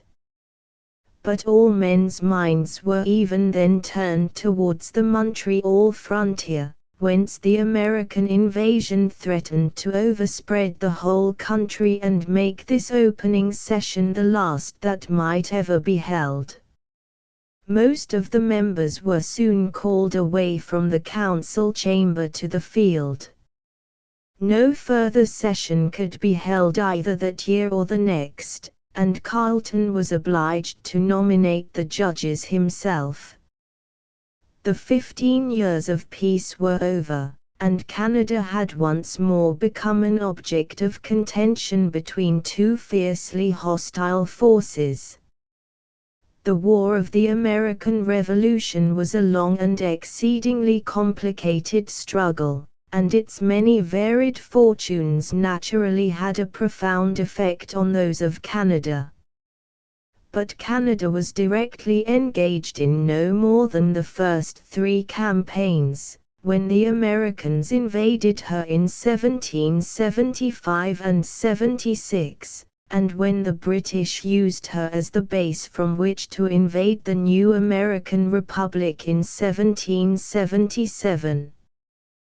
These first 3 campaigns formed a purely civil war within the British Empire. On each side stood 3 parties. Opponents were ranged against each other in the mother country, in the 13 colonies, and in Canada. In the mother country the king and his party government were ranged against the opposition and all who held radical or revolutionary views. Here the strife was merely political. But in the 13 colonies the forces of the Crown were ranged against the forces of the new Continental Congress. The small minority of colonists who were afterwards known as the United Empire Loyalists sided with the Crown. A majority sided with the Congress. The rest kept as selfishly neutral as they could. Among the English-speaking civilians in Canada, many of whom were now of a much better class than the original camp followers, the active loyalists comprised only the smaller half. The larger half sided with the Americans, as was only natural, seeing that most of them were immigrants from the 13 colonies. But by no means all these sympathizers were ready for a fight. Among the French Canadians the loyalists included very few besides the seigneurs, the clergy, and a handful of educated people in Montreal, 3 Rivers, and Quebec. The mass of the habitants were more or less neutral. But many of them were anti-British at first, while most of them were anti-American afterwards. Events moved quickly in 1775. On the 19th of April the shot heard round the world was fired at Lexington in Massachusetts. On the 1st of May, the day appointed for the inauguration of the Quebec Act, the statue of the King in Montreal was grossly defaced and hung with a cross, a necklace of potatoes, and a placard bearing the inscription, "Here's the Canadian Pope and English fool, voilà le Pape du Canada et le sot anglais." Large rewards were offered for the detection of the culprits, but without avail. Excitement ran high and many an argument ended with a bloody nose. Meanwhile 3 Americans were plotting an attack along the old line of Lake Champlain. 2 of them were outlaws from the colony of New York, which was then disputing with the neighboring colony of New Hampshire the possession of the lawless region in which all 3 had taken refuge and which afterwards became Vermont. Ethan Allen, the gigantic leader of the wild Green Mountain Boys, had a price on his head. Seth Warner, his assistant, was an outlaw of a somewhat humbler kind. Benedict Arnold, the 3rd invader, came from Connecticut. He was a horse dealer carrying on business with Quebec and Montreal as well as the West Indies. He was just 34, an excellent rider, a dead shot, a very fair sailor, and captain of a crack militia company. Immediately after the affair at Lexington he had turned out his company, reinforced by undergraduates from Yale, had seized the New Haven powder magazine and marched over to Cambridge, where the Massachusetts committeemen took such a fancy to him that they made him a colonel on the spot, with full authority to raise men for an immediate attack on Ticonderoga. The opportunity seemed too good to be lost, though the Continental Congress was not then in favor of attacking Canada, as its members hoped to see the Canadians throw off the yoke of empire on their own account. The British posts on Lake Champlain were absurdly undermanned. Ticonderoga contained 200 cannon, but only 40 men, none of whom expected an attack. Crown Point had only a sergeant and a dozen men to watch its 113 pieces. Fort George, at the head of Lake George, was no better off, and nothing more had been done to man the fortifications at St. John's on the Richelieu, where there was an excellent sloop as well as many cannon in charge of the usual sergeant's guard. This want of preparation was no fault of Carleton's. He had frequently reported home on the need of more men. Now he had less than 1,000 regulars to defend the whole country, and not another man was to arrive till the spring of next year. When Gage was hard-pressed for reinforcements at Boston in the autumn of 1774, Carleton had immediately sent him 2 excellent battalions that could ill be spared from Canada. But when Carleton himself made a similar request, in the autumn of 1775, Admiral Graves, to his lasting dishonor, refused to sail up to Quebec so late as October. The first moves of the 3 Americans smacked strongly of a well-staged extravaganza in which the smart Yankees never failed to score off the dunderheaded British. The Green Mountain Boys assembled on the east side of the lake. Spies walked in and out of Ticonderoga, exactly opposite, and reported to Ethan Allen that the commandant and his whole garrison of 40 unsuspecting men would make an easy prey. Allen then sent 80 men down to Skenesborough, now Whitehall, at the southern end of the lake, to take the tiny post there and bring back boats for the crossing on the 10th of May. Then Arnold turned up with his colonel's commission, but without the 400 men it authorized him to raise. Allen, however, had made himself a colonel too, with Warner as his second in command. So there were no less than 3 colonels for 230 men. Arnold claimed the command by virtue of his Massachusetts commission. But the Green Mountain Boys declared they would follow no colonels but their own, and so Arnold, after being threatened with arrest, was appointed something like Chief of the Staff, on the understanding that he would make himself generally useful with the boats. This appointment was made at dawn on the 10th of May, just as the first 80 men were advancing to the attack after crossing over under cover of night. The British sentries' musket missed fire, whereupon he and the guard were rushed, while the rest of the garrison were surprised in their beds.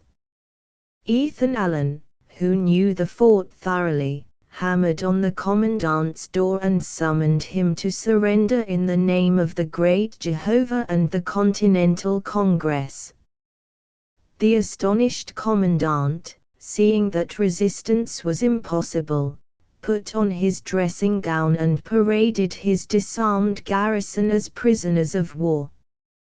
Seth Warner presently arrived with the rest of Allen's men and soon became the hero of Crown Point, which he took with the whole of its 13 men and 113 cannon. Then Arnold had his own turn, in command of an expedition against the sergeant's guard, cannon, stores, fort, and sloop at St. John's on the Richelieu, all of which he captured in the same absurdly simple way. When he came sailing back, the 3 victorious commanders paraded all their men and fired off many straggling fusillades of joy. In the meantime the Continental Congress at Philadelphia, with a delightful touch of unconscious humor, was gravely debating the following resolution, which was passed on the 1st of June. That no expedition or incursion ought to be undertaken or made, by any colony or body of colonists, against or into Canada. The same Congress, however, found reasons enough for changing its mind before the month of May was out. The British forces in Canada had already begun to move towards the threatened frontier. They had occupied and strengthened St. John's. And the Americans were beginning to fear lest the command of Lake Champlain might again fall into British hands. On the 27th of May the Congress closed the phase of individual raids and inaugurated the phase of regular invasion by commissioning General Schuyler to pursue any measures in Canada that may have a tendency to promote the peace and security of these colonies. Philip Schuyler was a distinguished member of the family whose head had formulated the glorious enterprise of conquering New France in 1689. Footnote: see, in this series, The Fighting Governor. So it was quite in line with the family tradition for him to be under orders to take possession of St. John's, Montreal, and any other parts of the country provided always, adds the cautious Congress, that General Schuyler finds it practicable, and that it will not be disagreeable to the Canadians. A few days later Arnold was trying to get a colonelcy from the Convention of New York, whose members just then happened to be thinking of giving commissions to his rivals, the leaders of the Green Mountain Boys, while, to make the complication quite complete, These boys themselves had every intention of electing officers on their own account. In the meantime, Connecticut, determined not to be forestalled by either friend or foe, ordered 1,000 men to Ticonderoga and commissioned a general called Wooster to command them. Thus early were sown the seeds of those dissensions between Congress troops and colony troops which nearly drove Washington mad.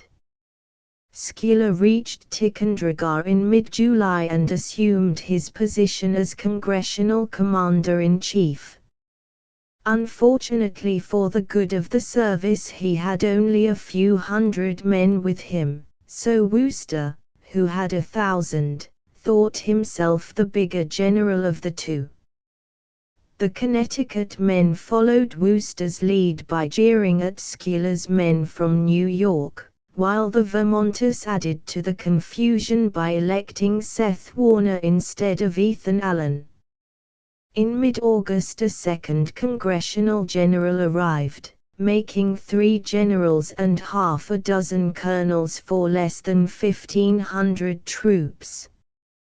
This third general was Richard Montgomery, an ardent rebel of 38, who had been a captain in the British Army. He had sold his commission, bought an estate on the Hudson, and married a daughter of the Livingstons.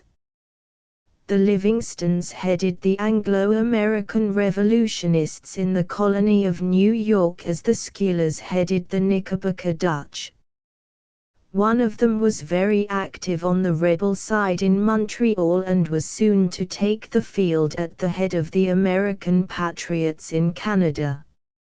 Montgomery was brother to the Captain Montgomery of the 43rd, who was the only British officer to disgrace himself during Wolfe's Quebec campaign, which he did by murdering his French-Canadian prisoners at Château Richer because they had fought disguised as Indians. Footnote: see The Passing of New France, p. 118.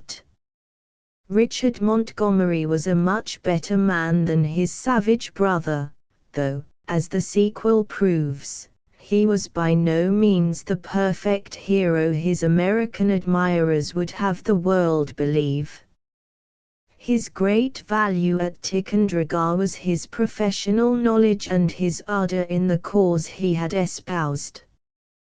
His presence changed the spirit of the camp. It sadly needed change. Such a set of pusillanimous wretches never were collected, is his own description in a despairing letter to his wife. The army, in fact, was all parts and no whole, and all the parts were mere untrained militia. Moreover, the spirit of the town meeting ruled the camp.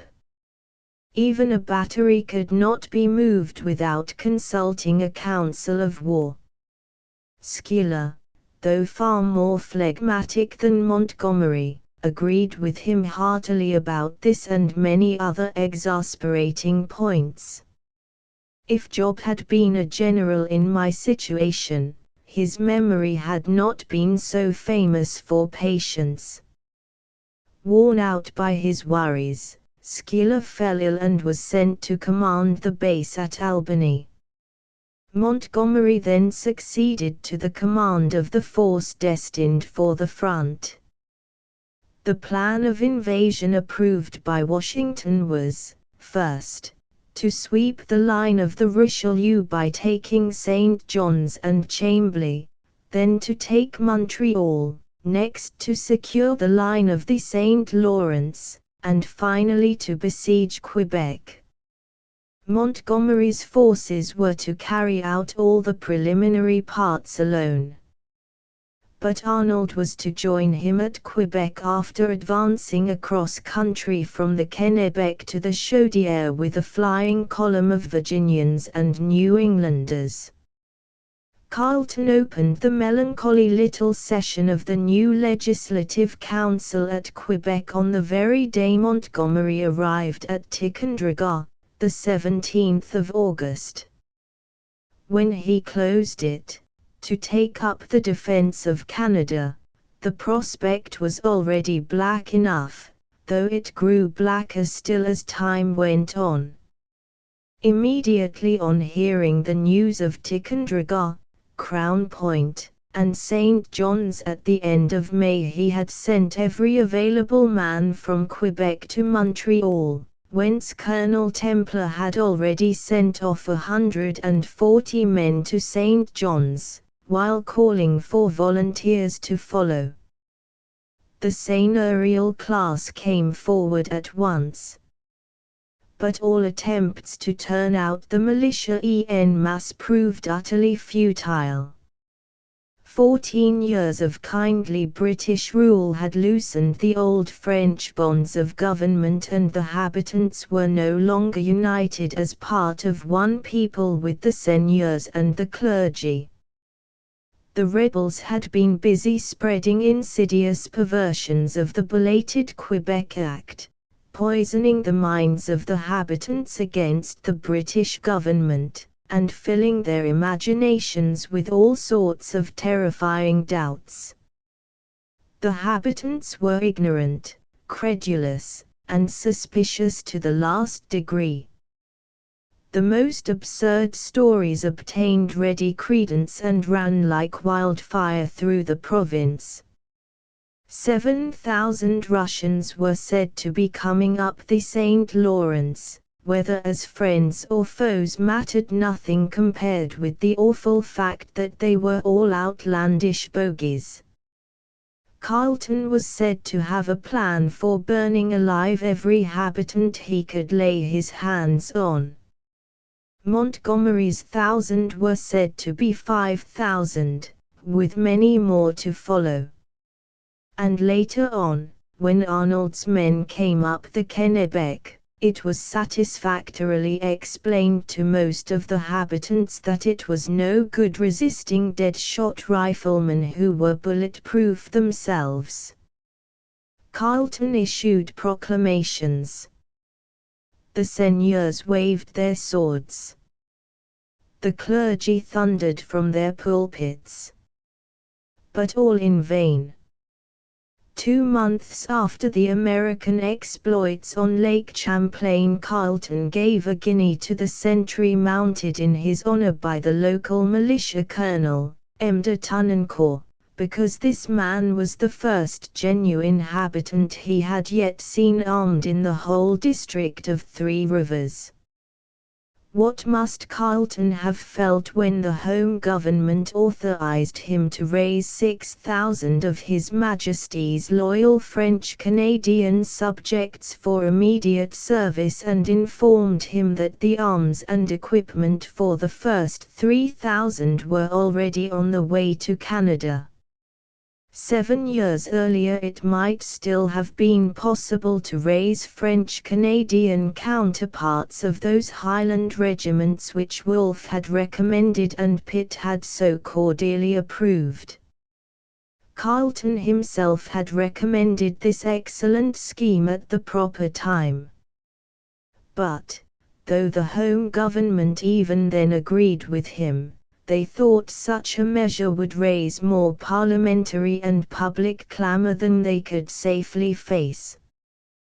The chance once lost was lost forever.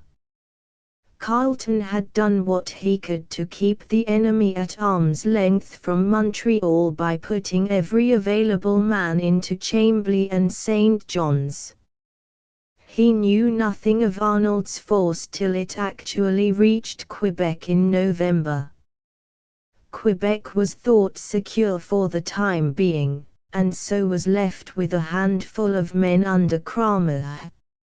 Montreal had a few regulars and 100 royal emigrants, mostly old Highlanders who had settled along the New York frontier after the conquest. For the rest, it had many American and a few British sympathizers ready to fly at each other's throats, and a good many neutrals ready to curry favor with the winners. Sorel was a mere post without any effective garrison. Chambly was held by only 80 men under Major Stopford. But its strong stone fort was well armed and quite proof against anything except siege artillery, while its little garrison consisted of good regulars who were well provisioned for a siege.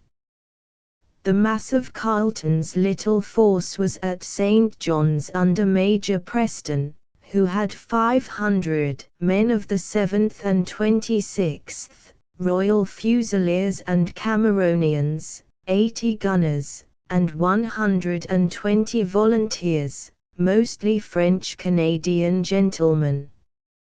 Preston was an excellent officer, and his 700 men were able to give a very good account of themselves as soldiers. But the fort was not nearly so strong as the one at Chambly, it had no natural advantages of position, and it was short of both stores and provisions. The 3 successive steps for Montgomery to take were St. John's, Chambly, and Montreal. But the natural order of events was completely upset by that headstrong Yankee, Ethan Allen, who would have his private war at Montreal, and by that contemptible British officer, Major Stopford, who would not defend Chambly. Montgomery laid siege to St. John's on the 18th of September, but made no substantial progress for more than a month. He probably had no use for Allen at anything like a regular siege. So Allen under Major Brown went on to preach politics and concert a rising with men like Livingston and Walker. Livingston, as we have seen already, belonged to a leading New York family which was very active in the rebel cause, and Livingston, Walker, Allen, and Brown would have made a dangerous anti-British combination if they could only have worked together. But they could not. Livingston hurried off to join Montgomery with 400 patriots who served their cause fairly well till the invasion was over. Walker had no military qualities whatever. So Allen and Brown were left to their own disunited devices. Montreal seemed an easy prey. It had plenty of rebel sympathizers. Nearly all the surrounding inhabitants were either neutrals or inclined to side with the Americans, though not as fighting men. Carleton's order to bring in all the ladders, so as to prevent an escalade of the walls, had met with general opposition and evasion. Nothing seemed wanting but a good working plan.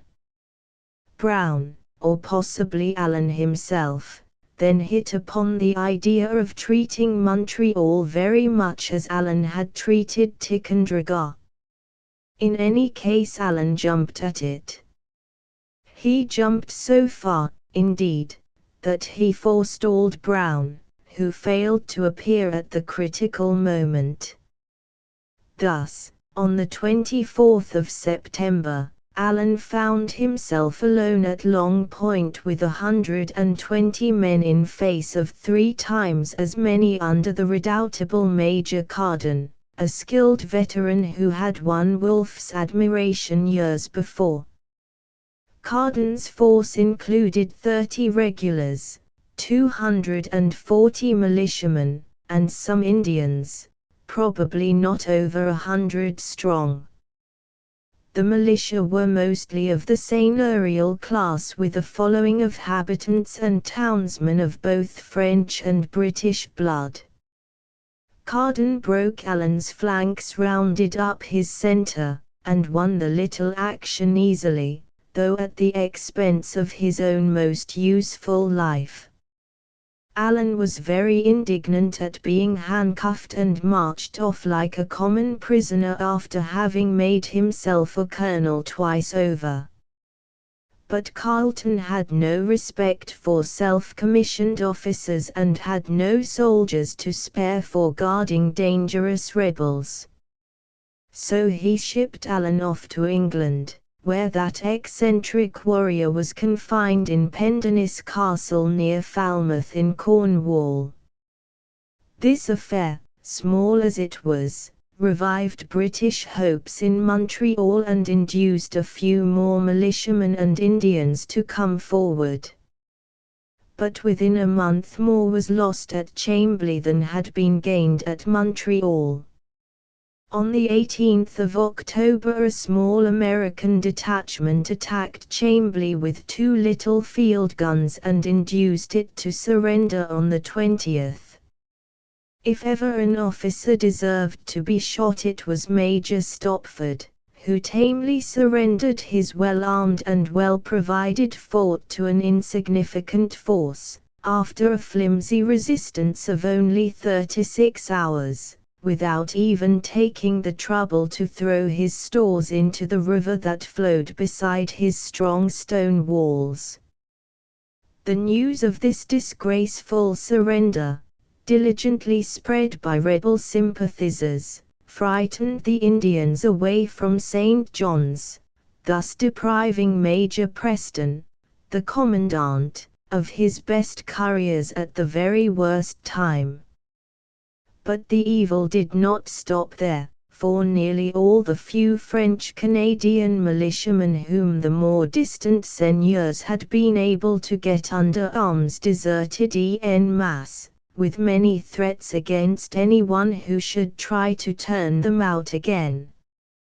Chambly is only a short day's march from Montreal to the west and St. John's to the south, so its capture meant that St. John's was entirely cut off from the Richelieu to the north and dangerously exposed to being cut off from Montreal as well.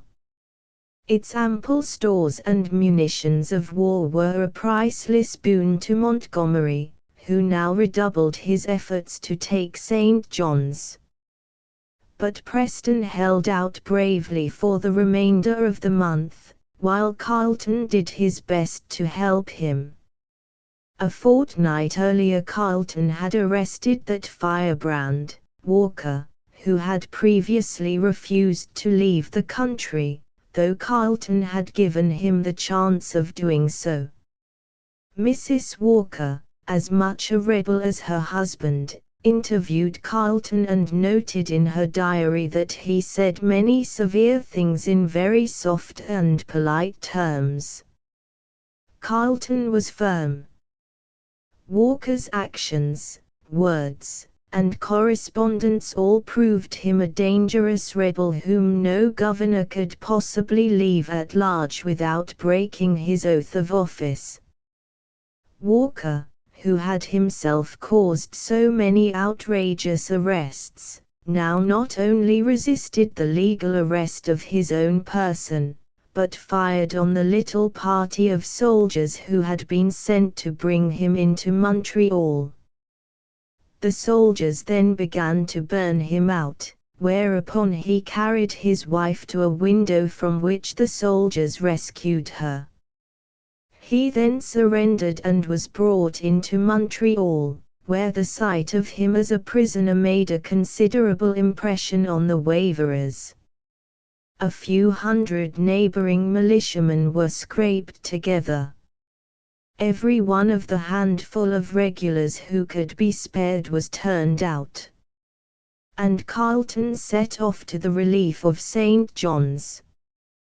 But Seth Warner's Green Mountain Boys, reinforced by many more sharpshooters, prevented Carleton from landing at Longueuil, opposite Montreal. The remaining Indians began to slink away. The French-Canadian militiamen deserted fast, 30 or 40 of a night. There were not 200 regulars available for a march across country. And on the 30th Carleton was forced to give up in despair. Within the week St. John's surrendered with 688 men, who were taken south as prisoners of war. Preston had been completely cut off and threatened with starvation as well. So when he destroyed everything likely to be needed by the enemy, he had done all that could be expected of a brave and capable commander. It was the 3rd of November when St. John's surrendered. 10 days later Montgomery occupied Montreal and Arnold landed at Wolfe's Cove just above Quebec. The race for the possession of Quebec had been a very close one. The race for the capture of Carleton was to be closer still. And on the fate of either depended the immediate, and perhaps the ultimate, fate of Canada. The race for Quebec had been none the less desperate because the British had not known of the danger from the south till after Arnold had suddenly emerged from the wilds of Maine and was well on his way to the mouth of the Chaudière, which falls into the St. Lawrence 7 miles above the city. Arnold's subsequent change of sides earned him the execration of the Americans. But there can be no doubt whatever that if he had got through in time to capture Quebec, he would have become a national hero of the United States. He had the advantage of leading picked men, though nearly 300 faint hearts did turn back halfway. But, even with picked men, his feat was one of surpassing excellence. His force went in 1,100 strong. It came out, reduced by desertion as well as by almost incredible hardships, with barely 700. It began its toilsome ascent of the Kennebec towards the end of September, carrying 6 weeks' supplies in the bad, hastily built boats or on the men's backs. Daniel Morgan and his Virginian riflemen led the way. Aaron Burr was present as a young volunteer. The portages were many and trying. The settlements were few at first and then wanting altogether. Early in October the drenched portages were already sleeping in their frozen clothes. The boats began to break up. Quantities of provisions were lost. Soon there was scarcely anything left but flour and salt pork. It took nearly a fortnight to get past the great carrying place, in sight of Mount Bigelo. Rock, bog, and freezing slime told on the men, some of whom began to fall sick. Then came the chain of ponds leading into Dead River. Then the last climb up to the height of land beyond which lay the headwaters of the Chaudière, which takes its rise in Lake Mégantic. There were 60 miles to go beyond the lake, and a badly broken 60 miles they were, before the first settlement of French Canadians could be reached. There was no trail. Provisions were almost at an end. Sickness increased. The sick began to die. And what was it all for? A chance to get killed. The end of the march was Quebec, impregnable. On the 24th of October Arnold, with 15 other men, began a race against time, a race against starvation by pushing on ahead in a desperate effort to find food. Within a week he had reached the first settlement, after losing 3 of his 5 boats with everything in them. 3 days later, and not 1 day too soon, the French Canadians met his 700 famishing men with a drove of cattle and plenty of provisions. The rest of the way was toilsome enough. But it seemed easy by comparison. The habitants were friendly, but very shy about enlisting, in spite of Washington's invitation to range yourselves under the standard of general liberty. The Indians were more responsive, and nearly 50 joined on their own terms. By the 8th of November Arnold was marching down the south shore of the St. Lawrence, from the Chaudière to Point Levis, in full view of Quebec.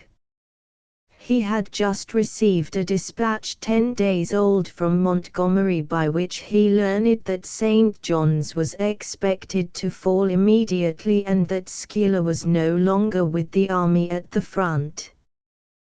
But he could not tell when the junction of forces would be made, and he saw at once that Quebec was on the alert because every boat had been either destroyed or taken over to the other side.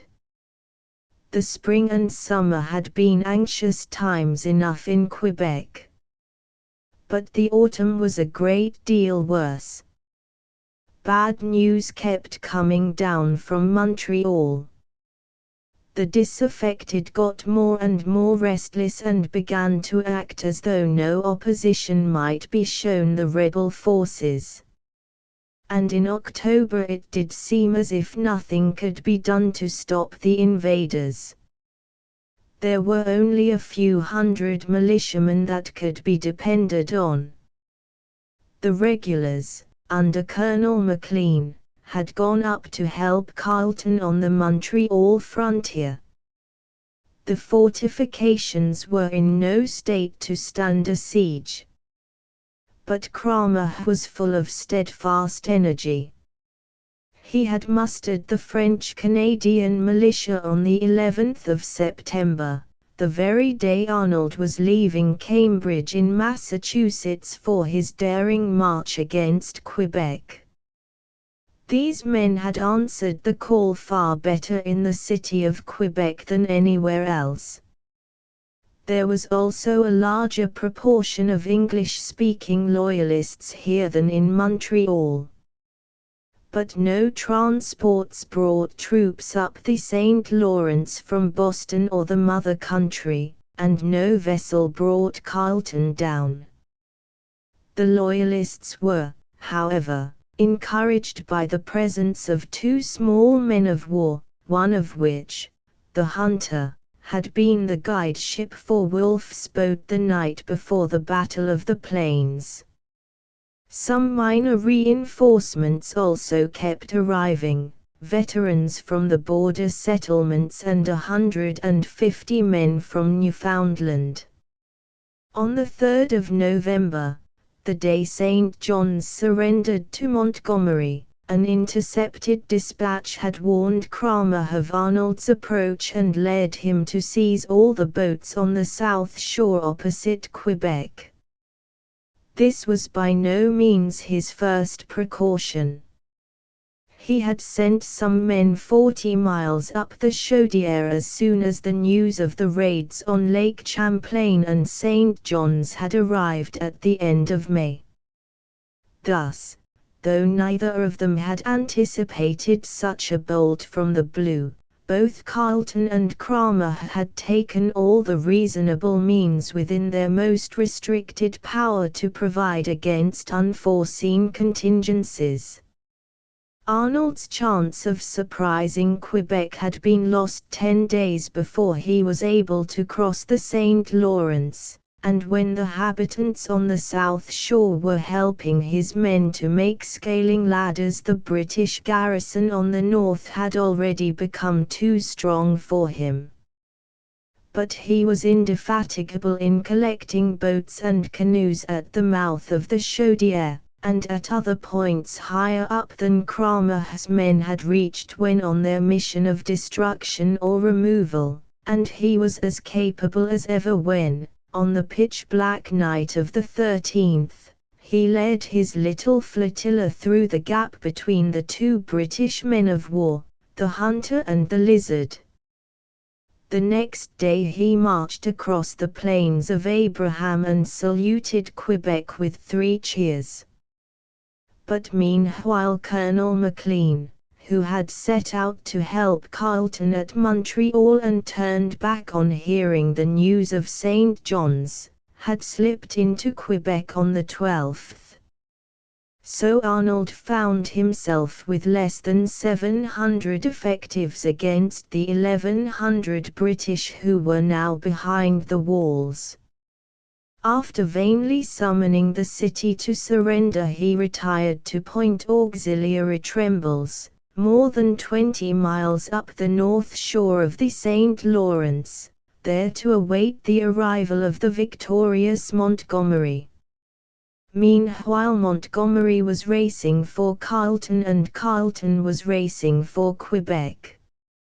Montgomery's advance guard had hurried on to Sorel, at the mouth of the Richelieu, 4 to 5 miles below Montreal, to mount guns that would command the narrow channel through which the fugitive governor would have to pass on his way to Quebec.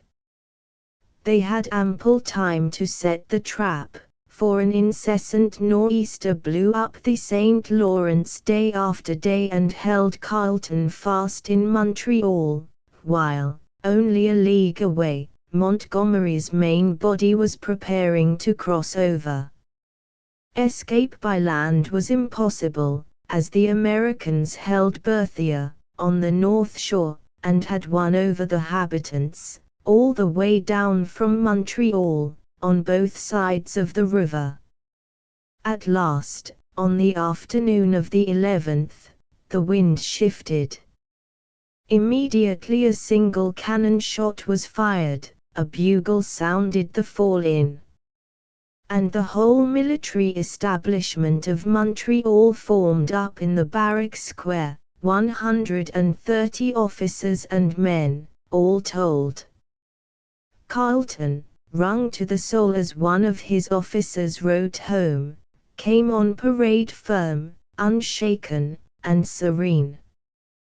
The little column then marched down to the boats through shuttered streets of timid neutrals and scowling rebels.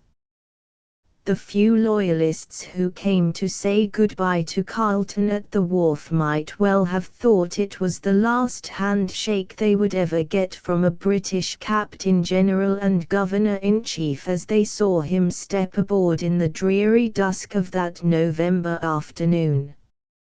And if he and they had known the worst, they might well have thought their fate was sealed, for neither of them then knew that both sides of the St. Lawrence were occupied in force at two different places on the perilous way to Quebec. The little flotilla of 11 vessels got safely down to within a few miles of Sorel, when one grounded and delayed the rest till the wind failed altogether at noon on the 12th. The next 3 days it blew upstream without a break. No progress could be made as there was no room to tack in the narrow passages opposite Sorel. On the third day an American floating battery suddenly appeared, firing hard. Behind it came a boat with a flag of truce and the following summons from Colonel Easton, who commanded Montgomery's advance guard at Sorel: "Sir, by this you will learn that General Montgomery is in possession of the fortress Montreal. You are very sensible that I am in possession at this place, and that, from the strength of the united colonies on both sides, your own situation is rendered very disagreeable. I am therefore induced to make you the following proposal, viz. That if you will resign your fleet to me immediately, without destroying the effects on board, you and your men shall be used with due civility, together with women and children on board. To this I shall expect your direct and immediate answer. Should you neglect, you will cheerfully take the consequences which will follow." Carleton was surprised, and well he might be. He had not supposed that Montgomery's men were in any such commanding position. But, like Cromer at Quebec, he refused to answer, whereupon Easton's batteries opened both from the south shore and from Isle St. Ignace. Carleton's heaviest gun was a 9-pounder, while Easton had 4 12-pounders, one of them mounted on a rowing battery that soon forced the British to retreat. The skipper of the schooner containing the powder magazine wanted to surrender on the spot, especially when he heard that the Americans were getting some hot shot ready for him. But Carleton retreated upstream, 12 miles above Sorel, to Lavaltrie, just above Berthier on the north shore, where, on attempting to land, he was driven back by some Americans and habitants. Next morning, the 16th, a fateful day for Canada, the same Major Brown who had failed Ethan Allen at Montreal came up with a flag of truce to propose that Carleton should send an officer to see for himself how well all chance of escape had now been cut off. The offer was accepted, and Brown explained the situation from the rebel point of view. "This is my small battery, and, even if you should chance to escape, I have a grand battery at the mouth of the Sorel, Richelieu, which will infallibly sink all of your vessels. Wait a little till you see the 32-pounders that are now within half a mile." There was a good deal of Yankee bluff in this warning, especially as the 32-pounders could not be mounted in time. But the British officer seemed perfectly satisfied that the way was completely blocked, and so the Americans felt sure that Carleton would surrender the following day. Carleton, however, was not the man to give in till the very last, and one desperate chance still remained. His flotilla was doomed. But he might still get through alone without it. One of the French-Canadian skippers, better known as Le Tourte or Wild Pigeon than by his own name of Bouched because of his wonderfully quick trips, was persuaded to make the dash for freedom. So Carleton, having ordered Prescott, his second-in-command, not to surrender the flotilla before the last possible moment, arranged for his own escape in a whaleboat. It was with infinite precaution that he made his preparations, as the enemy, though confident of taking him, were still on the alert to prevent such a prize from slipping through their fingers. He dressed like a habitant from head to foot, putting on a tasseled bonnet rouge and an étoffe dupes, grey homespun, suit of clothes, with a red sash and bottes sauvages like Indian moccasins. Then the whaleboat was quietly brought alongside. The crew got in and plied their muffled oars noiselessly down to the narrow passage between Isle St. Ignace and the Isle du Pas, where they shipped the oars and leaned over the side to paddle past the nearest battery with the palms of their hands. It was a moment of breathless excitement, for the hope of Canada was in their keeping and no turning back was possible. But the American sentries saw no furtive French Canadians gliding through that dark November night and heard no suspicious noises above the regular ripple of the eddying island current. One tense half-hour and all was over. The oars were run out again, the men gave way with a will, and Three Rivers was safely reached in the morning. Here Carleton met Captain Napier, who took him aboard the armed ship Fell, in which he continued his journey to Quebec. He was practically safe aboard the Fell, for Arnold had neither an army strong enough to take Quebec nor any craft big enough to fight a ship. but the flotilla above Sorel was doomed. After throwing all its powder into the St. Lawrence, it surrendered on the 19th, the very day Carleton reached Quebec.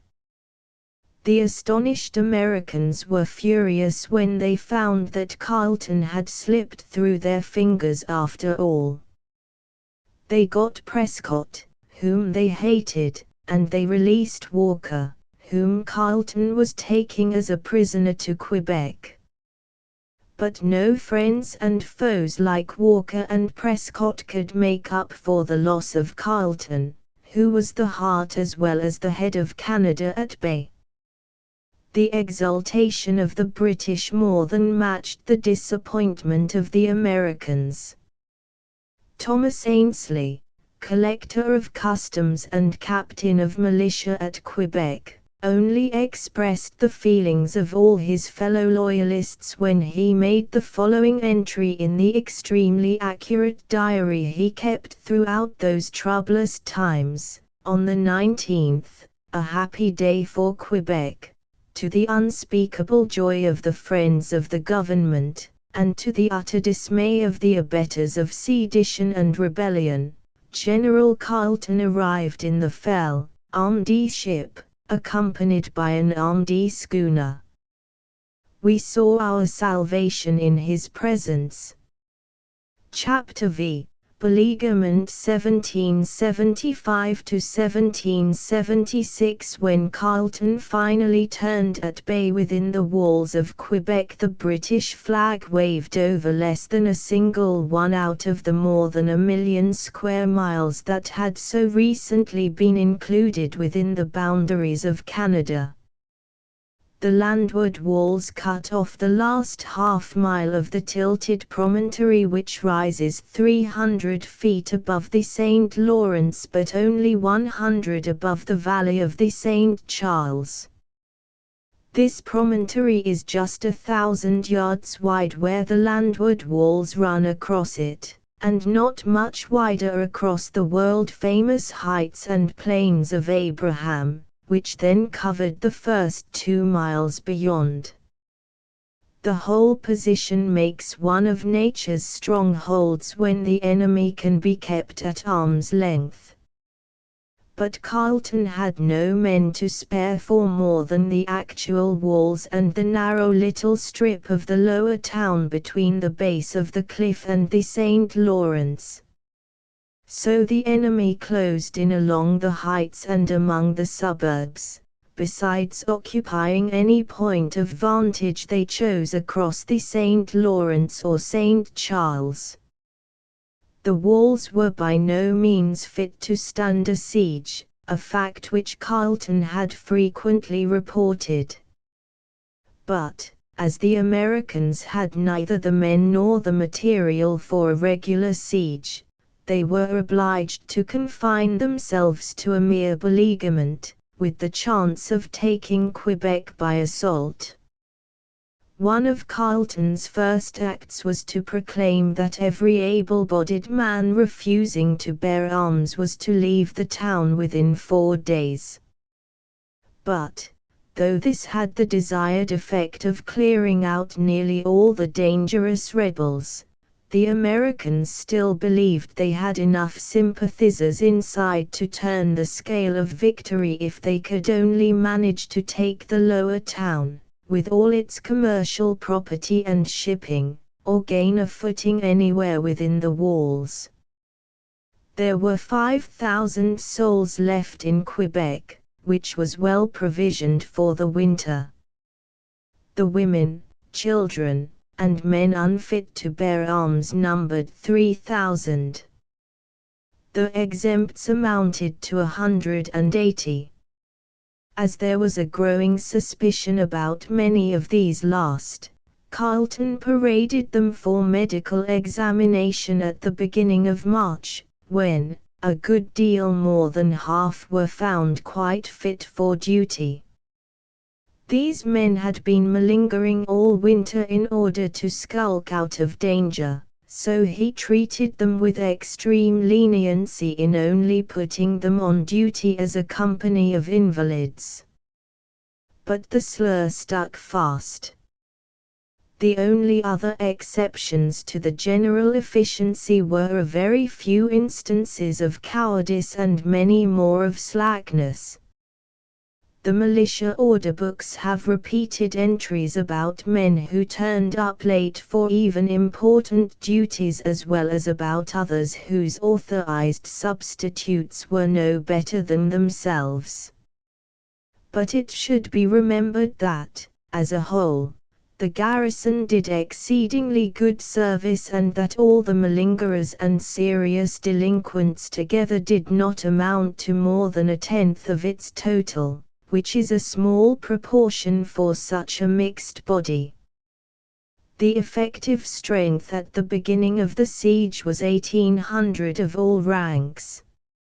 Only 100 of these belonged to the regular British garrison in Canada, a few staff officers, 22 men of the Royal Artillery, and 70 men of the 7th Royal Fusiliers, a regiment which was to be commanded in Quebec 16 years later by Queen Victoria's father, the Duke of Kent. The Fusiliers and 230 Royal Emigrants were formed into a little battalion under Colonel Maclean, a first-rate officer and Carleton's right-hand man in action. His Majesty's Royal Highland Regiment of Emigrants, which subsequently became the 84th Foot, now known as the 2nd York and Lancaster, was hastily raised in 1775 from the Highland veterans who had settled in the American colonies after the Peace of 1763. Maclean's 230 were the first men he could get together in time to reach Quebec. The only other professional fighters were 400 bluejackets and 35 Marines of HMSS Lizard and Hunter, who were formed into a naval battalion under their own officers, Captains Hamilton and Mackenzie, Hamilton being made a lieutenant colonel and Mackenzie a major while doing duty ashore. 50 masters and mates of trading vessels were enrolled in the same battalion. The whole of the shipping was laid up for the winter in the cul-de-sac, which alone made the lower town a prize worth taking. The British militia mustered 330, the Canadian militia 543. These two corps included practically all the official and business classes in Quebec and formed nearly half the total combatants. Some of them took no pay and were not bound to service beyond the neighborhood of Quebec, thus being very much like the Home Guards raised all over Canada and the rest of the Empire during the Great World War of 1914. All the militia wore dark green coats with buff waistcoats and breeches. The total of 1,800 was completed by 120 artificers, that is, men who would now belong to the Engineers, Ordnance, and Army Service Corps. As the composition of this garrison has been so often misrepresented, it may be as well to state distinctly that the past or present regulars of all kinds, soldiers and sailors together, numbered 800 and the militia and other non-regulars 1,000. The French Canadians, very few of whom were or had been regulars, formed less than 1/3 of the whole. Montgomery and Arnold had about the same total number of men. Sometimes there were more, sometimes less. But what made the real difference, and what really turned the scale, was that the Americans had hardly any regulars and that their effectives rarely averaged 3/4 of their total strength. The balance was also against them in the matter of armament. For, though Morgan's Virginians had many more rifles than were to be found among the British. The Americans in general were not so well off for bayonets and not so well able to use those they had, while the artillery odds were still more against them. Carleton's artillery was not of the best, but it was better than that of the Americans. He decidedly overmatched them in the combined strength of all kinds of ordnance, cannons, carronades, howitzers, mortars, and swivels. Cannons and howitzers fired shot and shell at any range up to the limit then reached, between 2 and 3 miles. Carronades were on the principle of a gigantic shotgun, firing masses of bullets with great effect at very short ranges, less than that of a long musket shot, then reckoned at 200 yards. The biggest mortars threw 13-inch 224-pound shells to a great distance. But their main use was for high-angle fire, such as that from the suburb of Saint Roch under the walls of Quebec. Swivels were the smallest kind of ordnance, firing 1, 2, or 3-pound balls at short or medium ranges.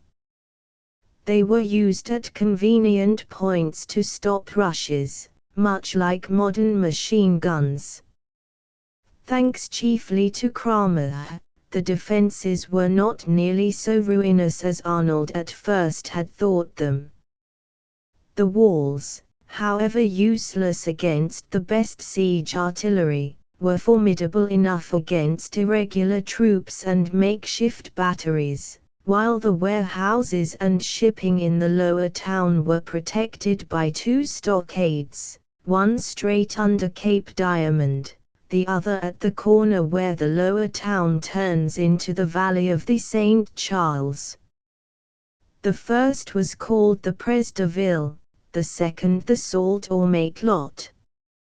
The shipping was open to bombardment from the Levis shore. But the Americans had no guns to spare for this till April. Montgomery's advance was greatly aided by the little flotilla which Easton had captured at Sorel. Montgomery met Arnold at Point Auxiliary Trembles, 20 miles above Quebec, on the 2nd of December and supplied his little half-clad force with the British uniforms taken at St. John's and Chambly. He was greatly pleased with the magnificent physique of Arnold's men, the fittest of an originally well-picked lot. He still had some pusillanimous wretches among his own New Yorkers, who resented the air of superiority affected by Arnold's New Englanders and Morgan's Virginians. He felt a well-deserved confidence in Livingston and some of the English-speaking Canadian patriots whom Livingston had brought into his camp before St. John's in September. But he began to feel more and more doubtful about the French Canadians, most of whom began to feel more and more doubtful about themselves. On the 6th he arrived before Quebec and took up his quarters in Holland House, 2 miles beyond the walls, at the far end of the Plains of Abraham. The same day he sent Carleton the following summons: "Sir, notwithstanding the personal ill-treatment I have received at your hands, notwithstanding your cruelty to the unhappy prisoners you have taken, the feelings of humanity induce me to have recourse to this expedient to save you from the destruction which hangs over you. Give me leave, sir, to assure you that I am well acquainted with your situation. A great extent of works, in their nature incapable of defense, manned with a motley crew of sailors, the greatest part our friends, of citizens, who wish to see us within their walls, and a few of the worst troops who ever styled themselves soldiers. The impossibility of relief, and the certain prospect of wanting every necessary of life, should your opponents confine their operations to a simple blockade, point out the absurdity of resistance. Such is your situation. I am at the head of troops accustomed to success, confident of the righteousness of the cause they are engaged in, inured to danger, and so highly incensed at your inhumanity, illiberal abuse, and the ungenerous means employed to prejudice them in the mind of the Canadians that it is with difficulty I restrain them till my batteries are ready from assaulting your works, which afford them a fair opportunity of ample vengeance and just retaliation. Firing upon a flag of truce, hitherto unprecedented, even among savages, prevents my taking the ordinary mode of communicating my sentiments.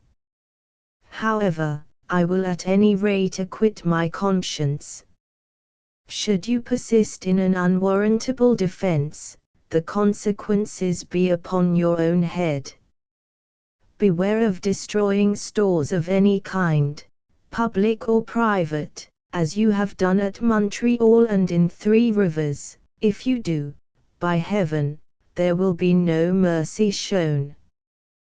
Though Montgomery wrote buncombe like the common politician of that and many a later age, he was really a brave soldier.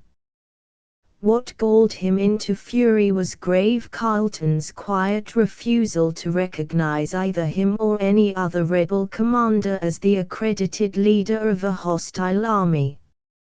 It certainly must have been exasperating for the General of the Continental Congress to be reduced to such expedients as tying a grandiloquent ultimatum to an arrow and shooting it into the beleaguered town. The charge of firing on flags of truce was another instance of talking for buncombe. Carleton never fired on any white flag. But he always sent the same answer, that he could hold no communication with any rebels unless they came to implore the king's pardon. This, of course, was an aggravation of his offensive calmness in the face of so much revolutionary rage. To individual rebels of all sorts he was, if anything, over-indulgent. He would not burn the suburbs of Quebec till the enemy forced him to it, though many of the houses that gave the Americans the best cover belonged to rebel Canadians. He went out of his way to be kind to all prisoners, especially if sick or wounded. And it was entirely owing to his restraining influence that the friendly Indians had not raided the border settlements of New England during the summer. Nor was he animated only by the very natural desire of bringing back rebellious subjects to what he thought their true allegiance, as his subsequent actions amply proved. He simply acted with the calm dignity and impartial justice which his position required. 3 days before Christmas the bombardment began in earnest. The non-combatants soon found, to their equal amazement and delight, that a good many shells did very little damage if fired about at random. But news intended to make their flesh creep came in at the same time, and probably had more effect than the shells on the weak-kneed members of the community. 700 scaling ladders, no quarter if Carleton persisted in holding out, and a prophecy attributed to Montgomery that he would eat his Christmas dinner either in Quebec or in hell. These were some of the blood-curdling items that came in by petticoat or arrow post. One of the most active purveyors of all this bombast was Jerry Duggan, a Canadian patriot barber now become a Continental major. But there was a serious side. Deserters and prisoners, as well as British adherents who had escaped, all began to tell the same tale, though with many variations. Montgomery was evidently bent on storming the walls the first dark night. His own orders showed it. Headquarters, Holland House, near Quebec, 15th Deca. 1755. The general having in vain offered the most favorable terms of accommodation to the governor of Quebec, and having taken every possible step to prevail on the inhabitants to desist from seconding him in his wild scheme of defending the town, for the speedy reduction of the only hold possessed by the ministerial troops in this province, the soldiers, flushed with continual success, confident of the justice of their cause, and relying on that Providence which has uniformly protected them, will advance with alacrity to the attack of works incapable of being defended by the wretched garrison posted behind them, consisting of sailors unacquainted with the use of arms, of citizens incapable of soldiers' duty, and of a few miserable emigrants. The general is confident that a vigorous and spirited attack must be attended with success. The troops shall have the effects of the governor, garrison, and of such as have been active in misleading the inhabitants and distressing the friends of liberty, equally divided among them, except the 100th share out of the whole, which shall be at the disposal of the general to be given to such soldiers as distinguished themselves by their activity and bravery, to be sold at public auction, the whole to be conducted as soon as the city is in our hands and the inhabitants disarmed. It was a week after these orders had been written before the first positive news of the threatened assault was brought into town by an escaped British prisoner who, strangely enough, bore the name of Wolfe. Wolfe's escape naturally caused a postponement of Montgomery's design and a further council of war. Unlike most councils of war, this one was full of fight. 3 feints were to be made at different points while the real attack was to be driven home at Cape Diamond. But just after this decision had been reached, 2 rebel Montrealers came down and, in another debate, carried the day for another plan. These men, Antle and Price, were really responsible for the final plan, which, like its predecessor, did not meet with Montgomery's approval. Montgomery wanted to make a breach before trying the walls. But he was no more than the chairman of a committee, and this egregious committee first decided to storm the unbroken walls and then changed to an attack on the lower town only. Antle was Montgomery's engineer. Price was a red-hot agitator. Both were better at politics than soldiering. Their argument was that if the lower town could be taken, the Quebec militia would force Carleton to surrender in order to save the warehouses, shipping, and other valuable property along the waterfront, and that even if Carleton held out in debate, he would soon be brought to his knees by the Americans, who would march through the gates, which were to be opened by the patriots inside. Another week passed, and Montgomery had not eaten his Christmas dinner either in Quebec or in the other place. But both sides knew the crisis must be fast approaching, for the New Yorkers had sworn that they would not stay a minute later than the end of the year, when their term of enlistment was up. Thus every day that passed made an immediate assault more likely, as Montgomery had to strike before his own men left him. Yet New Year's Eve itself began without the sign of an alarm. Carleton had been sleeping in his clothes at the Recollets, night after night, so that he might be first on parade at the general rendezvous on the Place d'Armes, which stood near the top of Mountain Hill, the only road between the upper and the lower town. Officers and men off duty had been following his example, and every one was ready to turn out at a moment's notice.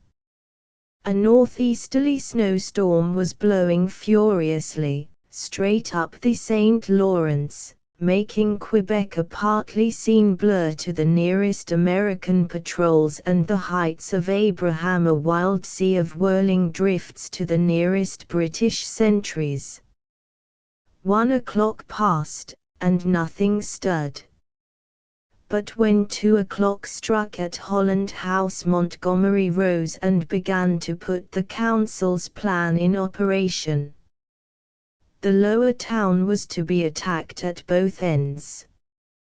The Pres de Ville barricade was to be carried by Montgomery and the Sault or Matelot by Arnold, while Livingston was to distract Carleton's attention as much as possible by making a feint against the landward walls, where the British still expected the real attack.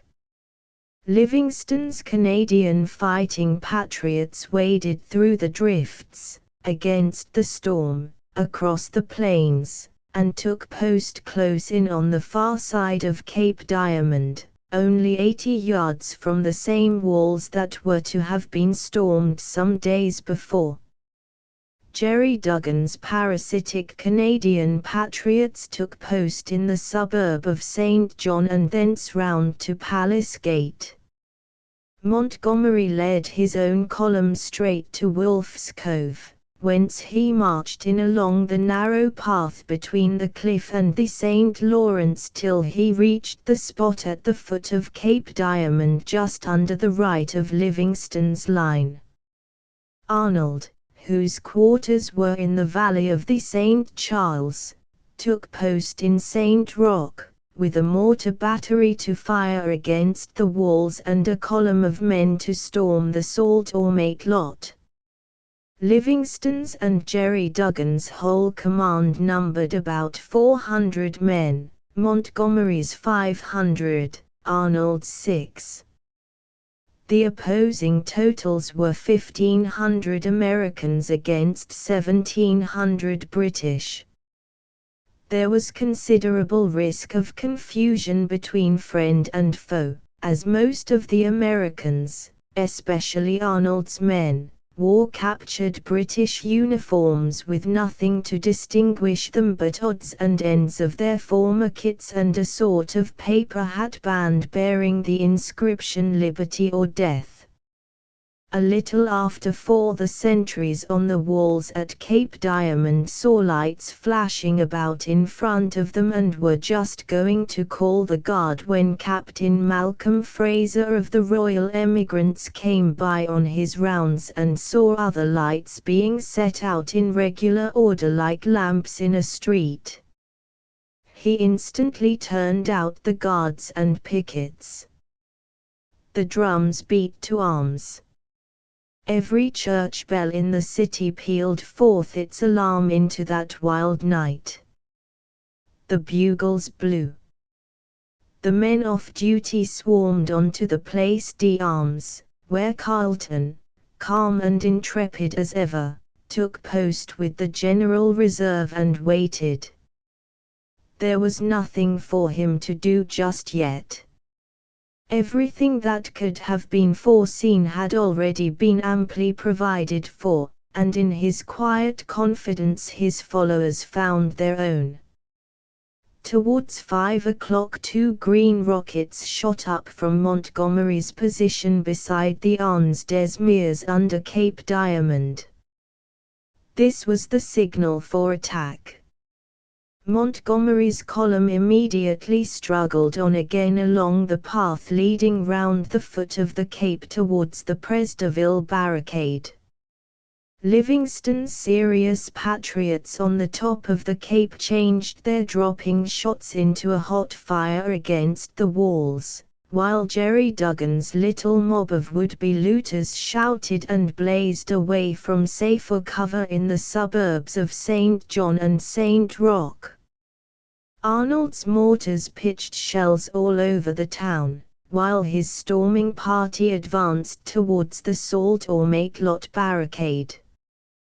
Carleton, naturally anxious about the landward walls, sent some of the British militia to reinforce the men at Cape Diamond, which, as he knew, Montgomery considered the best point of attack.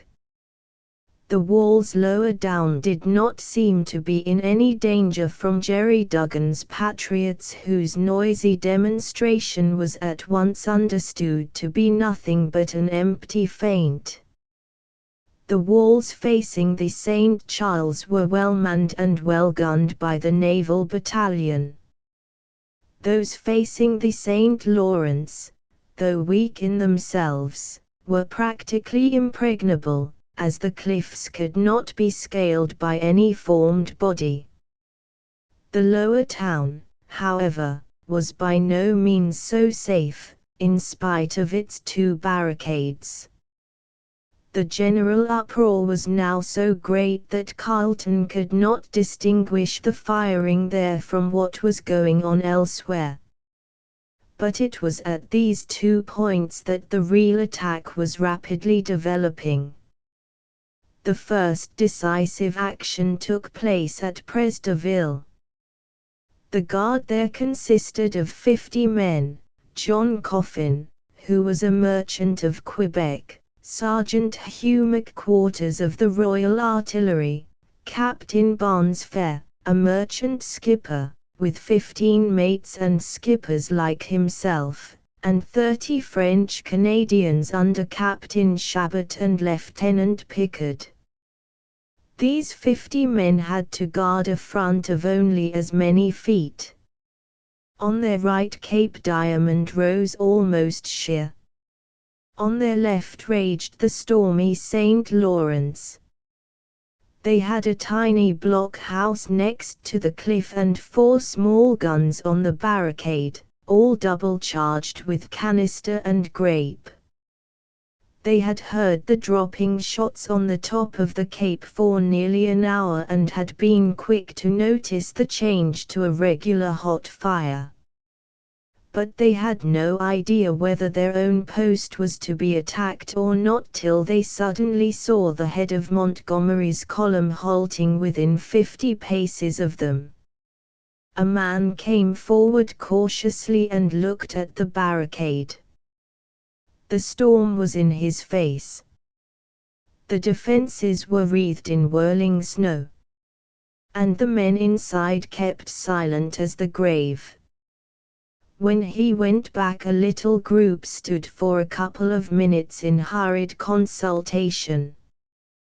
Then Montgomery waved his sword, called out, "Come on, brave boys, Quebec is ours," and led the charge. The defenders let the Americans get about halfway before Barnes Fair shouted fire. Then the guns and muskets volleyed together, cutting down the whole front of the densely massed column.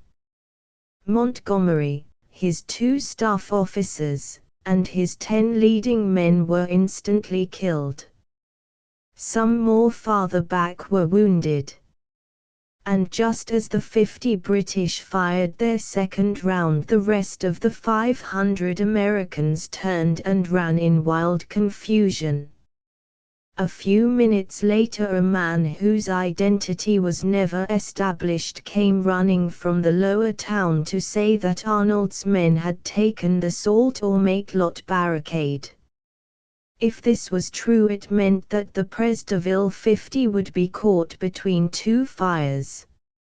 Some of them made as if to run back and reach Mountain Hill before the Americans could cut them off. But Coffin at once threatened to kill the first man to move, and by the time an artillery officer had arrived with reinforcements, perfect order had been restored. This officer, finding he was not wanted there, sent back to know where else he was to go, and received an answer telling him to hurry to the Salt or Make lot. When he arrived there, less than half a mile off, he found that desperate street fighting had been going on for over an hour. Arnold's advance had begun at the same time as Livingston's demonstration and Montgomery's attack. But his task was very different and the time required much longer. There were 3 obstacles to be overcome. First, his men had to run the gauntlet of the fire from the bluejackets ranged along the Grand Battery, which faced the St. Charles at its mouth and overlooked the narrow little street of Suze-la-Cape at a height of 50 or 60 feet. Then they had to take the small advanced barricade, which stood 100 yards on the St. Charles side of the actual Salt or Make lot or Sailor's Leap, which is the northeasterly point of the Quebec promontory and nearly 100 feet high. Finally, they had to round this point and attack the regular Salt or Make lot barricade. This second barricade was about 100 yards long, from the rock to the river. It crossed Salt or Make lot Street and St. Peter Street, which were the same then as now. But it ended on a wharf halfway down the modern St. James Street, as the outer half of this street was then a natural strand completely covered at high tide. It was much closer than the Presdeville barricade was to Mountain Hill, at the top of which Carleton held his general reserve ready in the Place d'Armes, and it was fairly strong in material and armament. But it was at first defended by only 100 men. The American Forlorn Hope, under Captain Oswald, got past most of the Grand Battery unscathed. But by the time the main body was following under Morgan, the British bluejackets were firing down from the walls at less than point-blank range. The driving snow, the clumps of bushes on the cliff, and the little houses in the street below all gave the Americans some welcome cover. But many of them were hit, while the gun they were towing through the drifts on a sleigh stuck fast and had to be abandoned. Captain Dearborn, the future commander-in-chief of the American Army in the War of 1812, noted in his diary that he met the wounded men very thick as he was bringing up the rear. When the Forlorn Hope reached the advanced barricade, Arnold halted it till the supports had come up. The loss of the gun and the worrying his main body was receiving from the sailors along the Grand Battery spoilt his original plan of smashing in the barricade by shell fire while Morgan circled round its outer flank on the ice of the tidal flats and took it in rear. So he decided on a frontal attack. When he thought he had a fair chance, he stepped to the front and shouted, "Now, boys, all together, rush!" But before he could climb the barricade, he was shot through the leg. For some time he propped himself up against a house and, leaning on his rifle, continued encouraging his men, who were soon firing through the portholes as well as over the top. But presently, growing faint from loss of blood, he had to be carried off the field to the General Hospital on the banks of the St. Charles. The men now called out for a lead from Morgan, who climbed a ladder, leaped the top, and fell under a gun inside. In another minute the whole forlorn hope had followed him, while the main body came close behind.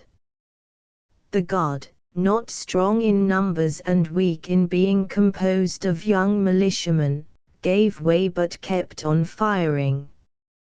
"Down with your arms if you want quarter," yelled Morgan, whose men were in overwhelming strength, and the guard surrendered. A little way beyond, just under the bluff of the Salt or Make lot, the British supports, many of whom were seminary students, also surrendered to Morgan, who at once pressed on, round the corner of the Salt or Make lot, and halted in sight of the second or regular barricade. What was to be done now? Where was Montgomery? How strong was the barricade, and had it been reinforced? It could not be turned because the cliff rose sheer on one flank while the icy St. Lawrence lashed the other. Had Morgan known that there were only 100 men behind it when he attacked its advanced barricade, he might have pressed on at all costs and carried it by assault. But it looked strong, there were guns on its platforms, and it ran across 2 streets. His hurried council of war overruled him, as Montgomery's council had overruled the original plan of storming the walls, and so his men began a desultory fight in the streets and from the houses. This was fatal to American success. The original British 100 were rapidly reinforced. The artillery officer who had found that he was not needed at the Pres de Ville after Montgomery's defeat, and who had hurried across the intervening half-mile, now occupied the corner houses, enlarged the embrasures, and trained his guns on the houses occupied by the enemy. Detachments of Fusiliers and Royal Emigrants also arrived, as did the 35 masters and mates of merchant vessels who were not on guard with Barnes Fair at the Pres de Ville. Thus, what with soldiers, sailors, and militiamen of both races, the main Salt or Make lot barricade was made secure against being rushed like the outer one. But there was plenty of fighting, with some confusion at close quarters caused by the British uniforms which both sides were wearing. A Herculean sailor seized the first ladder the Americans set against the barricade, hauled it up, and set it against the window of a house out of the far end of which the enemy were firing. Major Nairn and Lieutenant Dambages of the Royal Emigrants at once climbed in at the head of a storming party, and wild work followed with the bayonet. All the Americans inside were either killed or captured. Meanwhile a vigorous British 9-pounder had been turned on another house they occupied.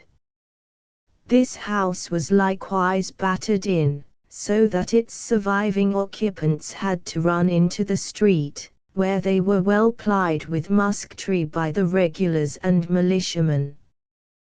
The chance for a sortie then seeming favourable, Lieutenant Anderson of the Navy headed his 35 merchant mates and skippers in a rush along Salt or Make lot Street. But his effort was premature. Morgan shot him dead, and Morgan's Virginians drove the seamen back inside the barricade.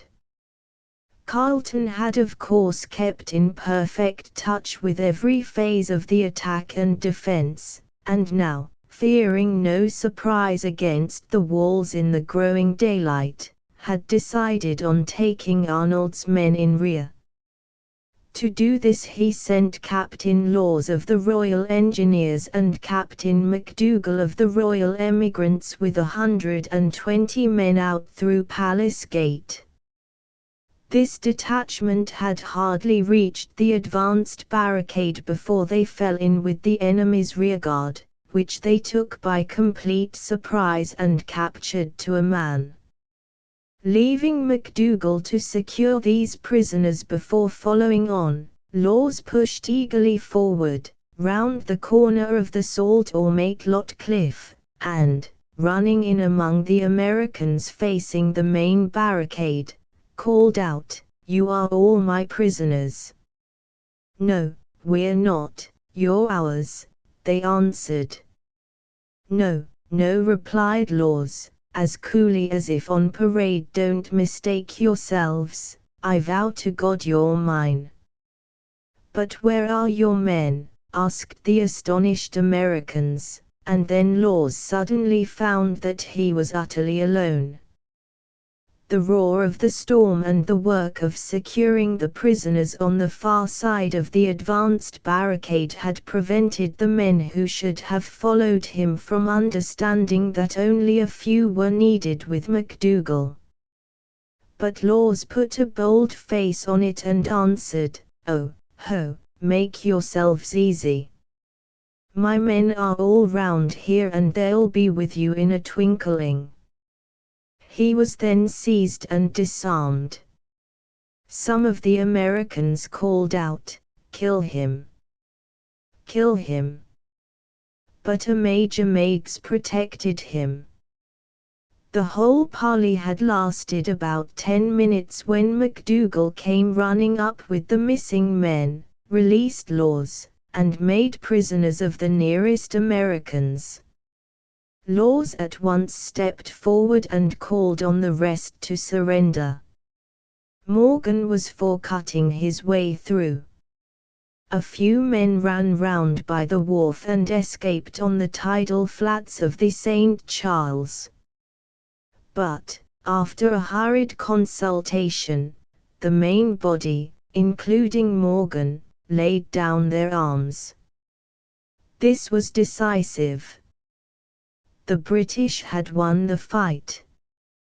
The complete British loss in killed and wounded was wonderfully small, only 30, just 1/10 of the corresponding American loss, which was large out of all proportion.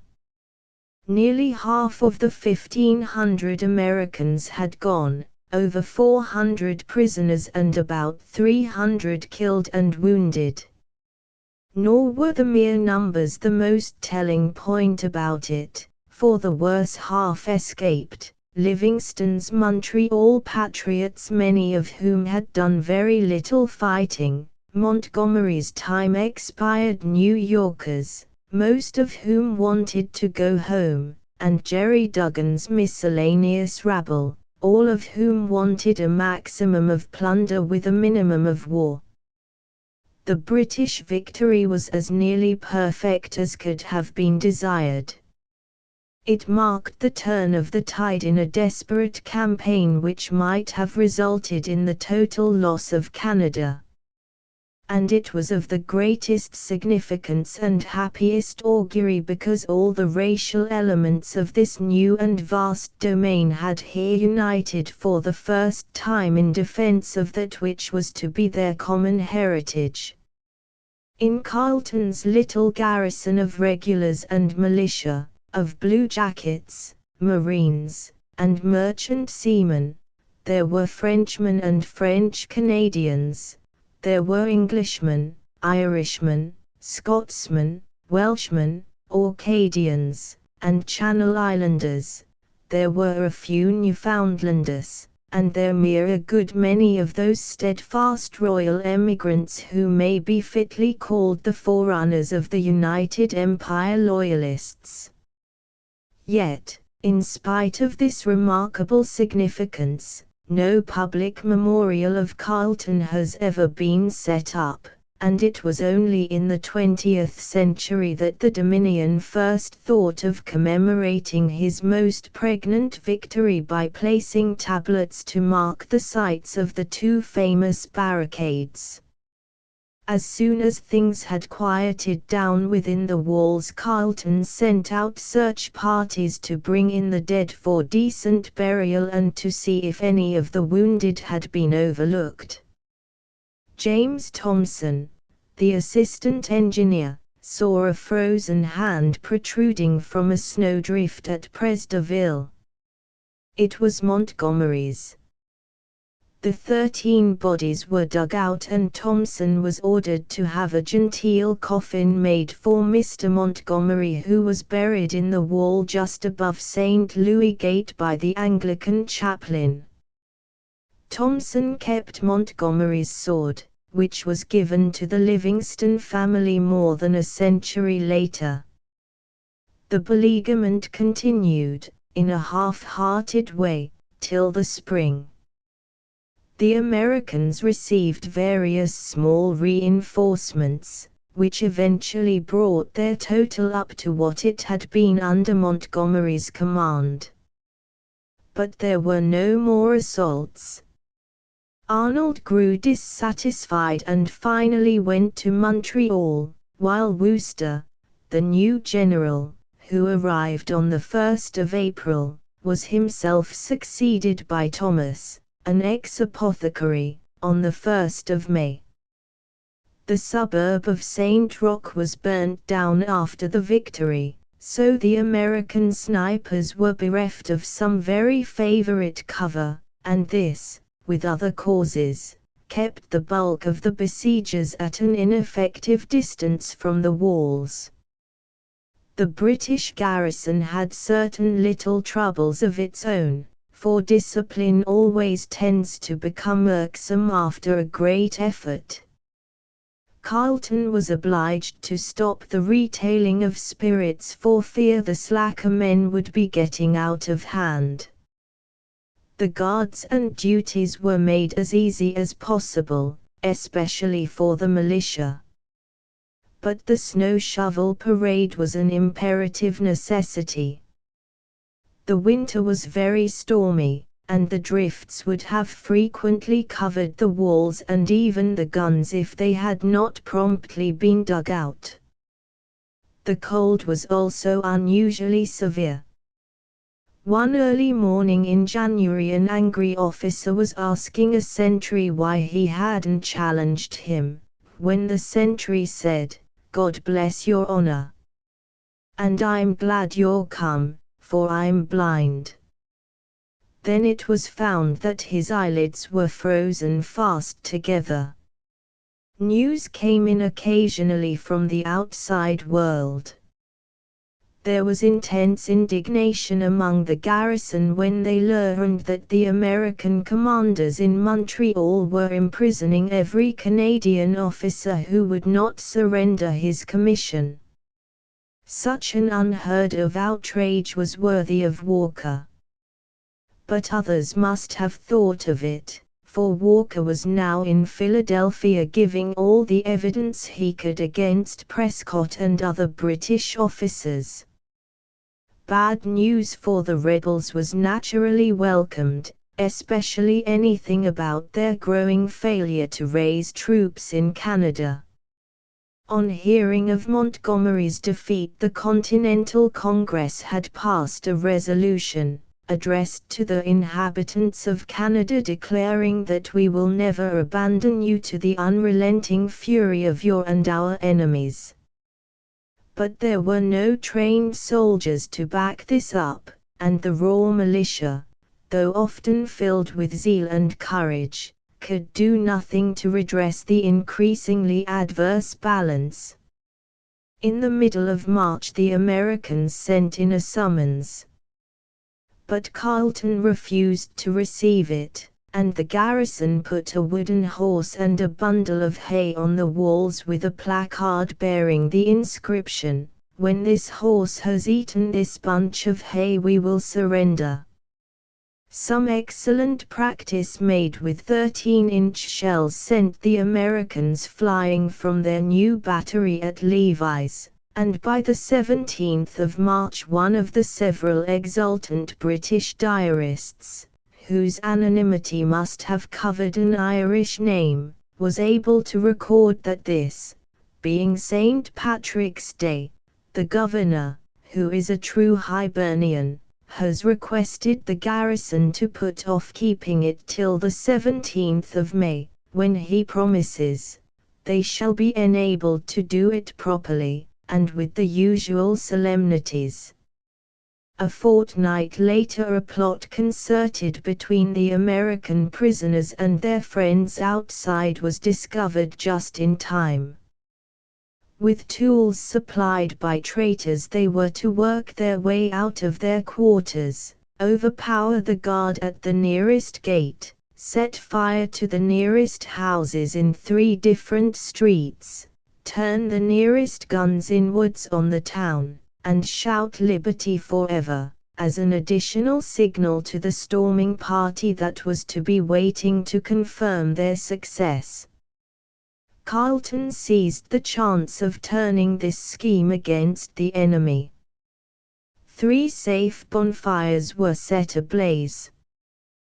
The marked guns were turned inwards and fired at the town with blank charges. And the preconcerted shout was raised with a will. But the besiegers never stirred. After this the old countrymen among the prisoners, who had taken the oath and enlisted in the garrison, were disarmed and confined, while the rest were more strictly watched. 2 brave attempts were made by French Canadians to reach Quebec with reinforcements, one headed by a seigneur, the other by a parish priest. Carleton had sent word to M. de Beaujeu, seigneur of Crane Island, 40 miles below Quebec, asking him to see if he could cut off the American detachment on the Levis shore. De Beaujeu raised 350 men. But Arnold sent over reinforcements. A habitant betrayed his fellow countrymen's advance guard. A dozen French Canadians were then killed or wounded while 40 were taken prisoners, whereupon the rest dispersed to their homes. The other attempt was made by Father Bailey, whose little force of about 50 men was also betrayed. Entrapped in a country house, these men fought bravely till nearly half their number had been killed or wounded and the valiant priest had been mortally hit. They then surrendered to a much stronger force which had lost more men than they. This was on the 6th of April, just before Arnold was leaving in disgust. Wooster made an effort to use his new artillery to advantage by converging the fire of 3 batteries, one close in on the Heights of Abraham, another from across the mouth of the St. Charles, and the third from Levis. But the combination failed. The batteries were too light for the work and overmatched by the guns on the walls. The practice was bad, and the effect was nil. On the 3rd of May the new general, Thomas, an enterprising man, tried a fireship, which was meant to destroy all the shipping in the cul-de-sac. It came on, under full sail, in a very threatening manner. But the crew lost their nerve at the critical moment, took to the boats too soon, and forgot to lash the helm.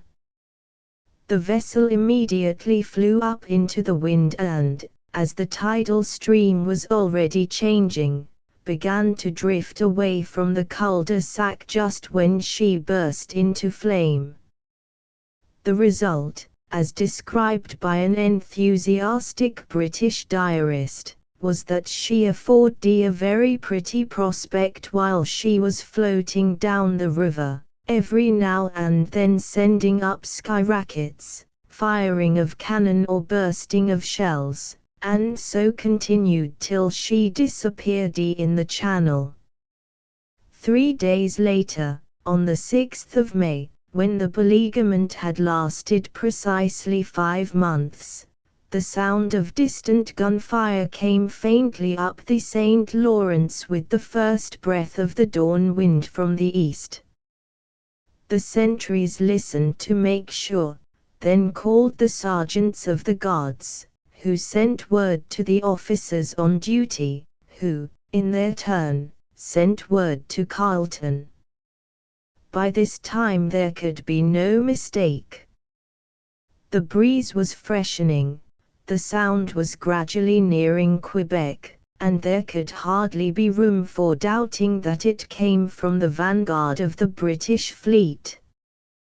The drums beat to arms, the church bells rang, the news flew round to every household in Quebec, and before the tops of the Surprise frigate were seen over the Point of Levi every battery was fully manned, every battalion was standing ready on the grand parade, and every non-combatant man, woman, and child was lining the seaward wall.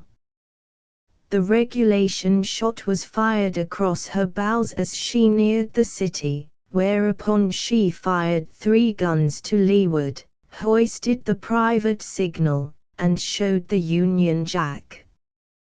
Then, at last, a cheer went up that told both friend and foe of British victory and American defeat.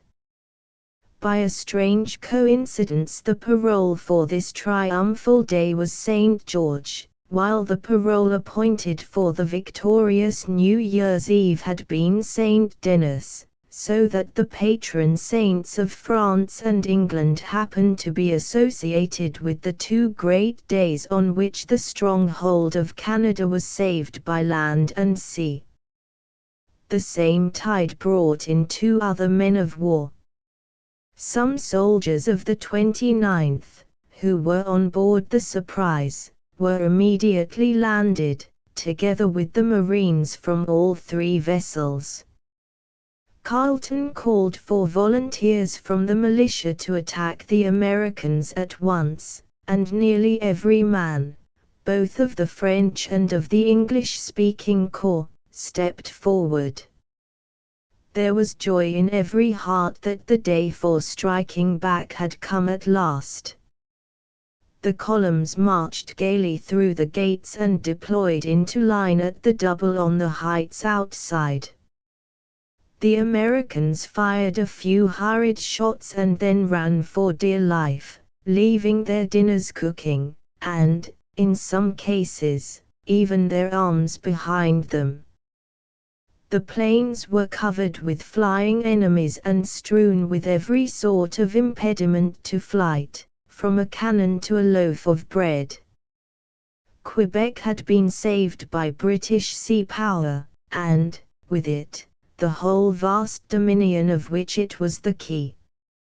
Chapter 6, Deliverance 1776. The Continental Congress had always been anxious to have delegates from the 14th colony.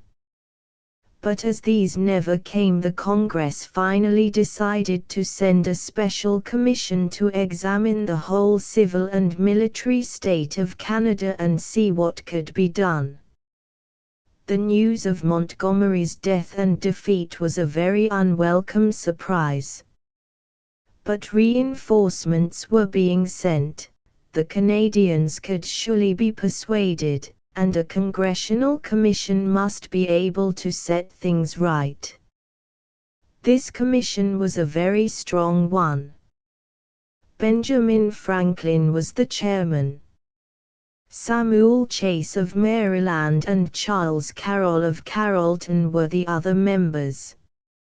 Carroll's brother, the future Archbishop of Baltimore, accompanied them as a sort of ecclesiastical diplomatist. Franklin's prestige and the fact that he was to set up a free printing press in Montreal were to work wonders with the educated classes at once and with the uneducated masses later on. Chase would appeal to all the reasonable moderates. Carroll, a great landlord and the nearest approach yet made to an American millionaire, was expected to charm the Canadian noblesse, while the fact that he and his exceedingly diplomatic brother were devout Roman Catholics was thought to be by itself a powerful argument with the clergy. When they reached St. John's towards the end of April, the commissioners sent on a courier to announce their arrival and prepare for their proper reception in Montreal. But the ferryman at La Prairie positively refused to accept continental paper money at any price, and it was only when a friend of liberty gave him $1 in silver that he consented to cross the courier over the St. Lawrence. The same hitch occurred in Montreal, where the same friend of liberty had to pay in silver before the cab drivers consented to accept a fare either from him or from the commissioners. Even the name of Carroll of Carleton was conjured with in vain. The French Canadians remembered Bigot's bad French paper. Their worst suspicions were being confirmed about the equally bad American paper. So they demanded nothing but hard cash, argent due. However, the first great obstacle had been successfully overcome, and so, on the strength of 5 borrowed silver dollars, the accredited commissioners of the Continental Congress of the 13 colonies made their state entry into what they still hoped to call the 14th colony. But silver dollars were scarce, and on the 1st of May the crestfallen commissioners had to send the Congress a financial report which may best be summed up in a pithy phrase which soon became proverbial: not worth a continental. On the 10th of May they heard the bad news from Quebec and increased the panic among their Montreal sympathizers by hastily leaving the city lest they should be cut off by a British man-of-war. Franklin foresaw the end and left for Philadelphia accompanied by the Reverend John Carroll, whose 12 days of disheartening experience with the leading French-Canadian clergy had convinced him that they were impervious to any arguments or blandishments emanating from the Continental Congress. It was a sad disillusionment for the commissioners, who had expected to be settling the affairs of a 14th colony instead of being obliged to leave the city from which they were to have enlightened the people with a free press. In their first angry ignorance they laid the whole blame on their unfortunate army for its disgraceful flight from Quebec. A week later, when Chase and Charles Carroll ought to have known better, they were still assuring the Congress that this shameful retreat was the principal cause of all the disorders in the army, and even after the whole story ought to have been understood, neither they nor the Congress gave their army its proper due. But, as a matter of fact, the American position had become untenable the moment the British fleet began to threaten the American line of communication with Montreal. For the rest, the American volunteers, all things considered, had done very well indeed. Arnold's march was a truly magnificent feat. Morgan's men had fought with great courage at the Sault au Matelot. And though Montgomery's assault might well have been better planned and executed, we must remember that the good plan, which had been rejected, was the military one, while the bad plan, which had been adopted, was concocted by mere politicians. Nor were all the disorders so severely condemned by the commissioners due to the army alone. Far from it, indeed. The root of all the disorders lay in the fact that a makeshift government was obliged to use makeshift levies for an invasion which required a regular army supported by a fleet. On the 19th of May another disaster happened. this time above Montreal. The Congress had not felt strong enough to attack the western posts.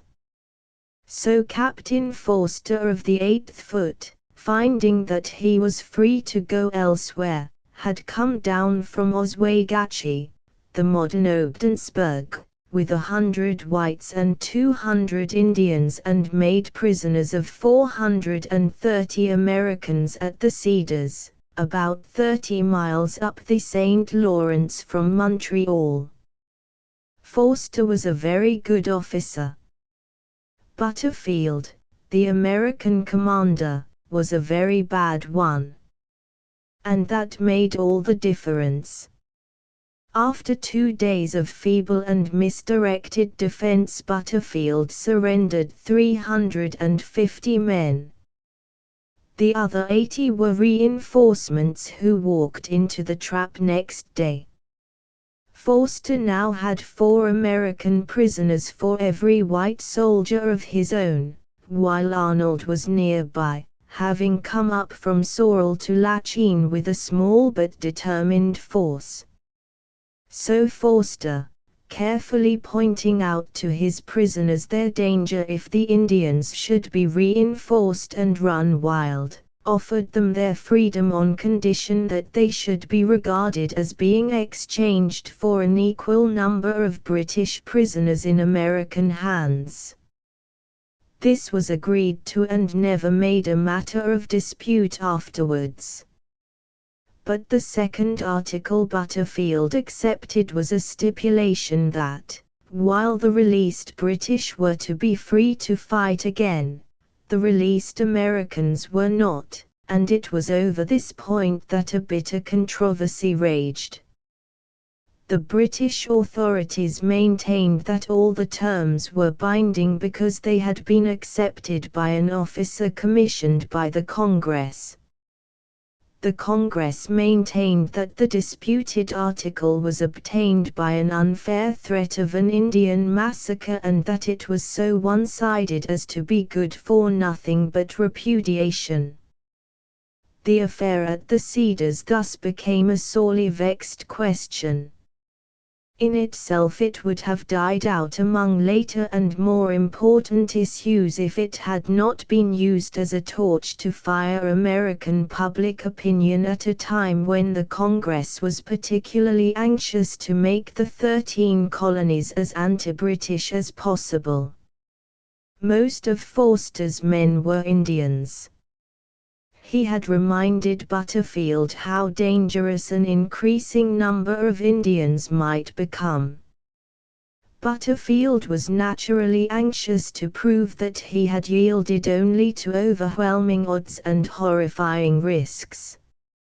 Americans in general were ready to believe anything bad about the Indians and the British. The temptation and the opportunity seemed made for each other.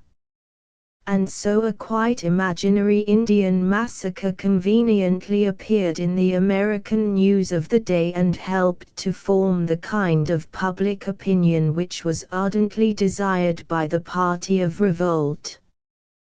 The British evidence in this and many another embittering dispute about the Indians need not be cited, since the following items of American evidence do ample justice to both sides. In the spring of 1775 the Massachusetts Provincial Congress sent Samuel Kirkland to exhort the Iroquois to whet their hatchet and be prepared to defend our liberties and lives, while Ethan Allen asked the Indians round Vermont to treat him like a brother and ambush the regulars. In 1776 the Continental Congress secretly resolved that it is highly expedient to engage the Indians in the service of the United Colonies. This was before the members knew about the affair at the Cedars.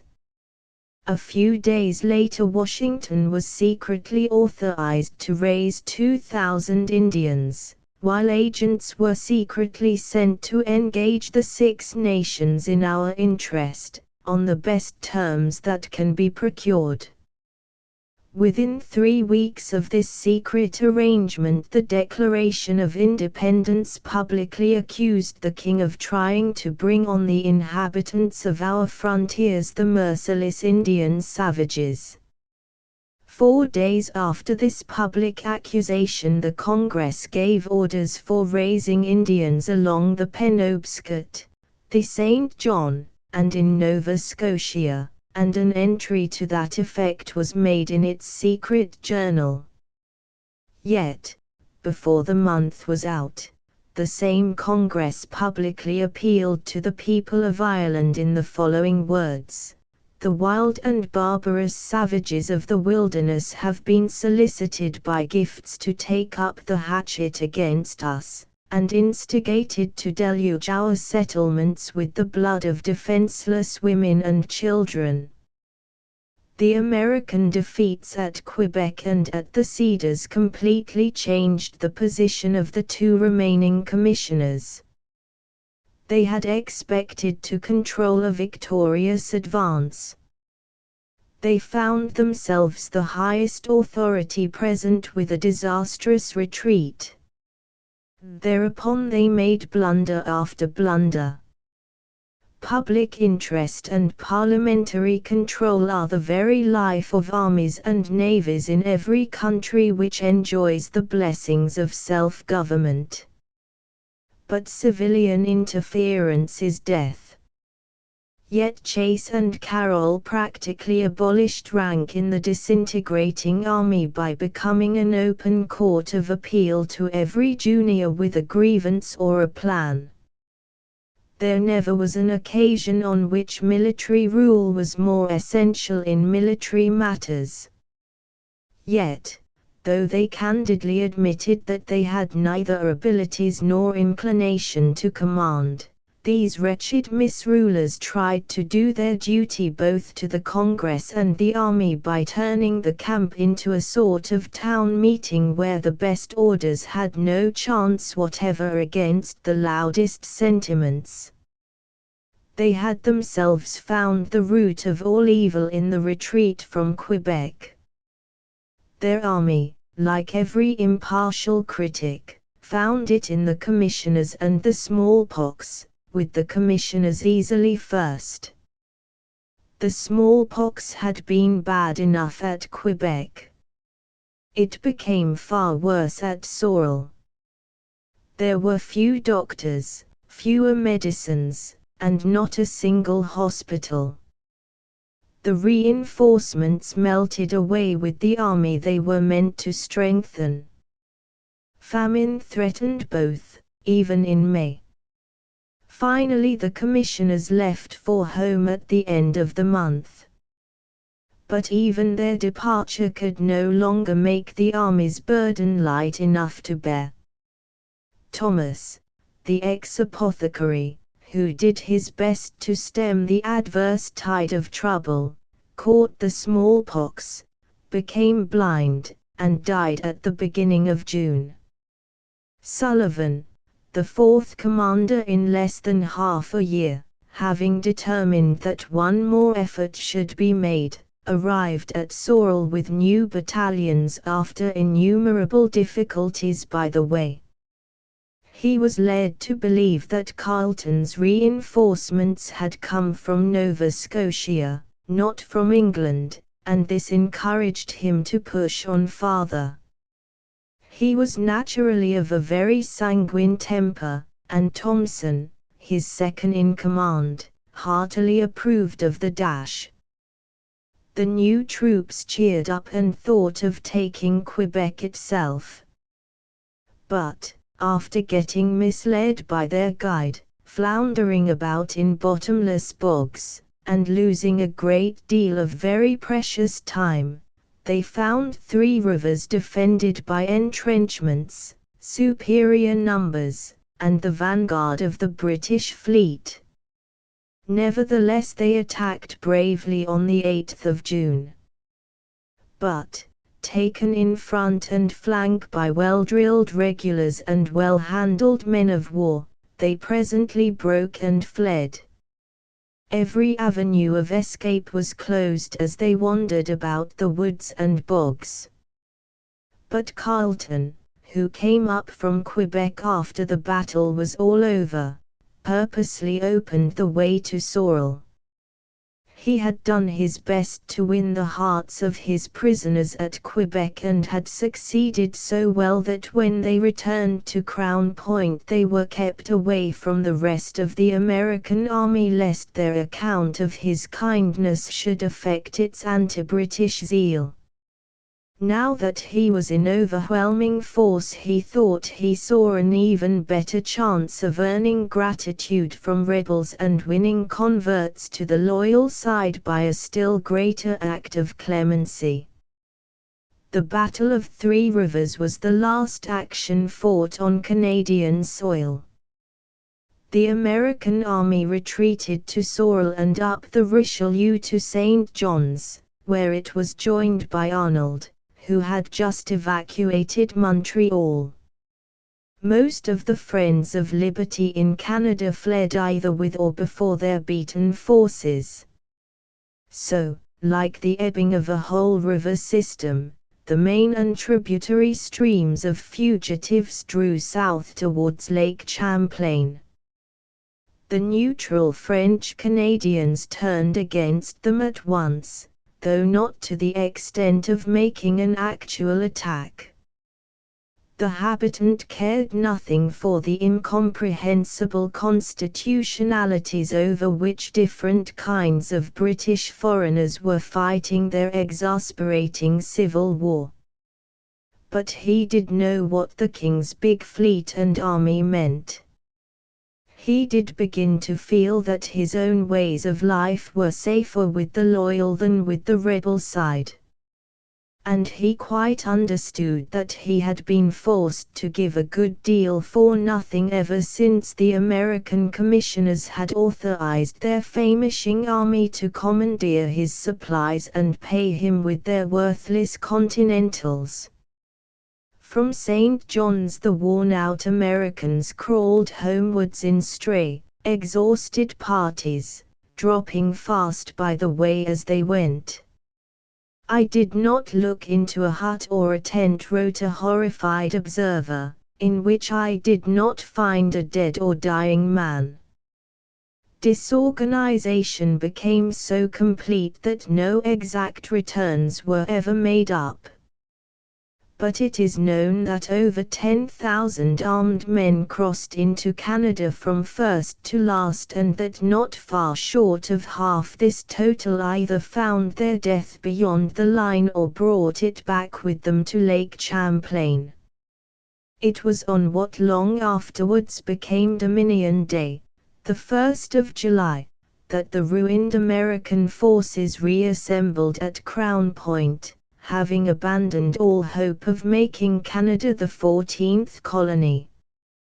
3 days later the disappointed 13 issued the Declaration of Independence, which virtually proclaimed that Canadians and Americans should thenceforth live a separate life. Chapter 7.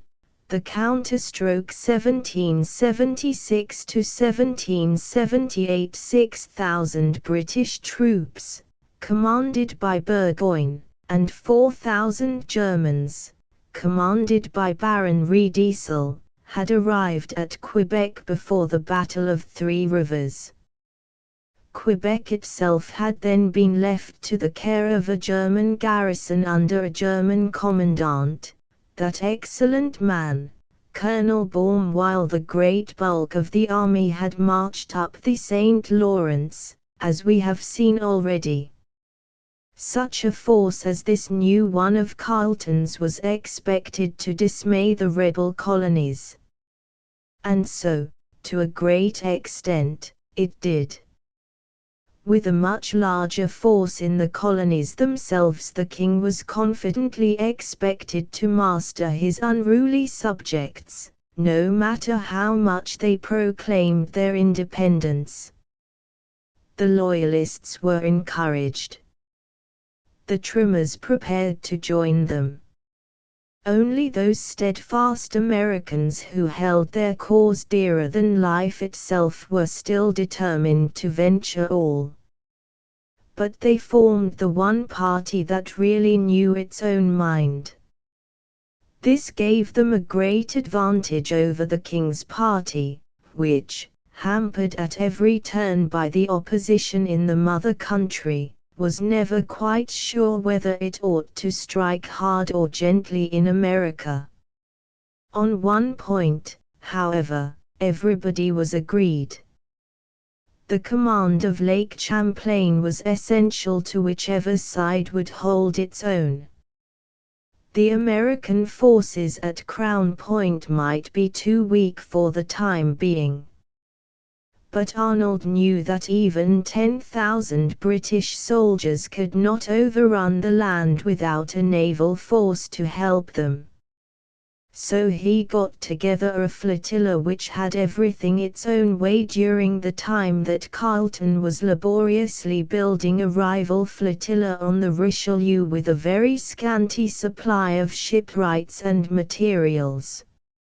Arnold, moreover, could devote his whole attention to the work, makeshift as it had to be, while Carleton was obliged to keep moving about the province in an effort to bring it into some sort of order after the late invasion.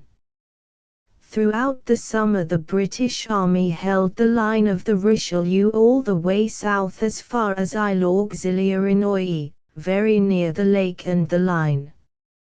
But Carleton's flotilla could not set sail from St. John's till October the 5th, by which time the main body of his army was concentrated round Point Orford, at the northern end of the lake, 90 miles north of the American camp at Crown Point. It was a curious situation for a civil and military governor to be hoisting his flag as a naval commander-in-chief, however small the fleet might be. But it is commonly ignored that, down to the present day, the Governor-General of Canada is appointed Vice-Admiral of the same in his commissions from the Crown. Carleton of course carried expert naval officers with him and had enough professional seamen to work the vessels and lay the guns. But, though Captain Pringle maneuvered the flotilla and Lieutenant Dacre handled the flagship Carleton, the actual command remained in Carleton's own hands. The capital ship, and the only real square-rigged ship, of this Lilliputian fleet was Pringle's Inflexible, which had been taken up the Richelieu in sections and hauled past the portages with immense labor before reaching St. John's, whence there is a clear run upstream to Lake Champlain. The Inflexible carried 30 guns, mostly 12-pounders, and was an overmatch for quite the half of Arnold's decidedly weaker flotilla. The Lady Maria was a sort of sister ship to the Carleton. The little armada was completed by a gondola with 6 9-pounders, by 20 gunboats and 4 longboats, each carrying a single piece, and by many small craft used as transports. On the 11th of October Carleton's whole naval force was sailing south when one of Arnold's vessels was seen making for Valcour Island, a few miles still farther south on the same, or western, side of Lake Champlain. Presently the Yankee ran ashore on the southern end of the island, where she was immediately attacked by some British small craft while the Inflexible sailed on. Then, to the intense disgust of the Inflexible's crew, Arnold's complete flotilla was suddenly discovered drawn up in a masterly position between the mainland and the island. It was too late for the Inflexible to beat back now. But the rest of Carleton's flotilla turned into the attack. Arnold's flanks rested on the island and the mainland. His rear could be approached only by beating back against a bad wind all the way round the outside of Valcour Island, and, even if this maneuver could have been performed, the British attack on his rear from the north could have been made only in a piecemeal way, because the channel was there at its narrowest, with a bad obstruction in the middle. So, for every reason, a frontal attack from the south was the one way of closing with him. The fight was furious while it lasted and seemingly decisive when it ended. Arnold's best vessel, the Royal Savage, which he had taken at St. John's the year before, was driven ashore and captured. The others were so severely mauled that when the victorious British anchored their superior force in line across Arnold's front, there seemed to be no chance for him to escape the following day. But that night he performed an even more daring and wonderful feat than Gooch had performed the year before when paddling Carleton through the American lines among the islands opposite Sorel. Using muffled sweeps, with consummate skill he slipped all his remaining vessels between the mainland and the nearest British gunboat, and was well on his way to Crown Point before his escape had been discovered. Next day Carleton chased south. The day after he destroyed the whole of the enemy's miniature sea power as a fighting force. But the only 3 serviceable vessels got away, while Arnold burnt everything else likely to fall into British hands. So Carleton had no more than his own reduced flotilla to depend on when he occupied Crown Point. A vexed question, destined to form part of a momentous issue, now arose. Should Ticonderoga be attacked at once or not? It commanded the only feasible line of march from Montreal to New York, and no force from Canada could therefore attack the new republic effectively without taking it first. But the season was late. The fort was strong, well gunned, and well manned. Carleton's reconnaissance convinced him that he could have little chance of reducing it quickly, if at all, with the means at hand, especially as the Americans had supplies close by at Lake George, while he was now 100 miles south of his base. A winter siege was impossible. Sufficient supplies could never be brought through the dense, snow-encumbered bush, all the way from Canada, even if the long and harassing line of communications had not been everywhere open to American attack. Moreover, Carleton's army was in no way prepared for a midwinter campaign, even if it could have been supplied with food and warlike stores. So he very sensibly turned his back on Lake Champlain until the following year. That was the gayest winter Quebec had seen since Montcalm's first season, 20 years before. Carleton had been knighted for his services and was naturally supposed to be the chosen leader for the next campaign. The 10,000 troops gave confidence to the Loyalists and promised success for the coming campaign.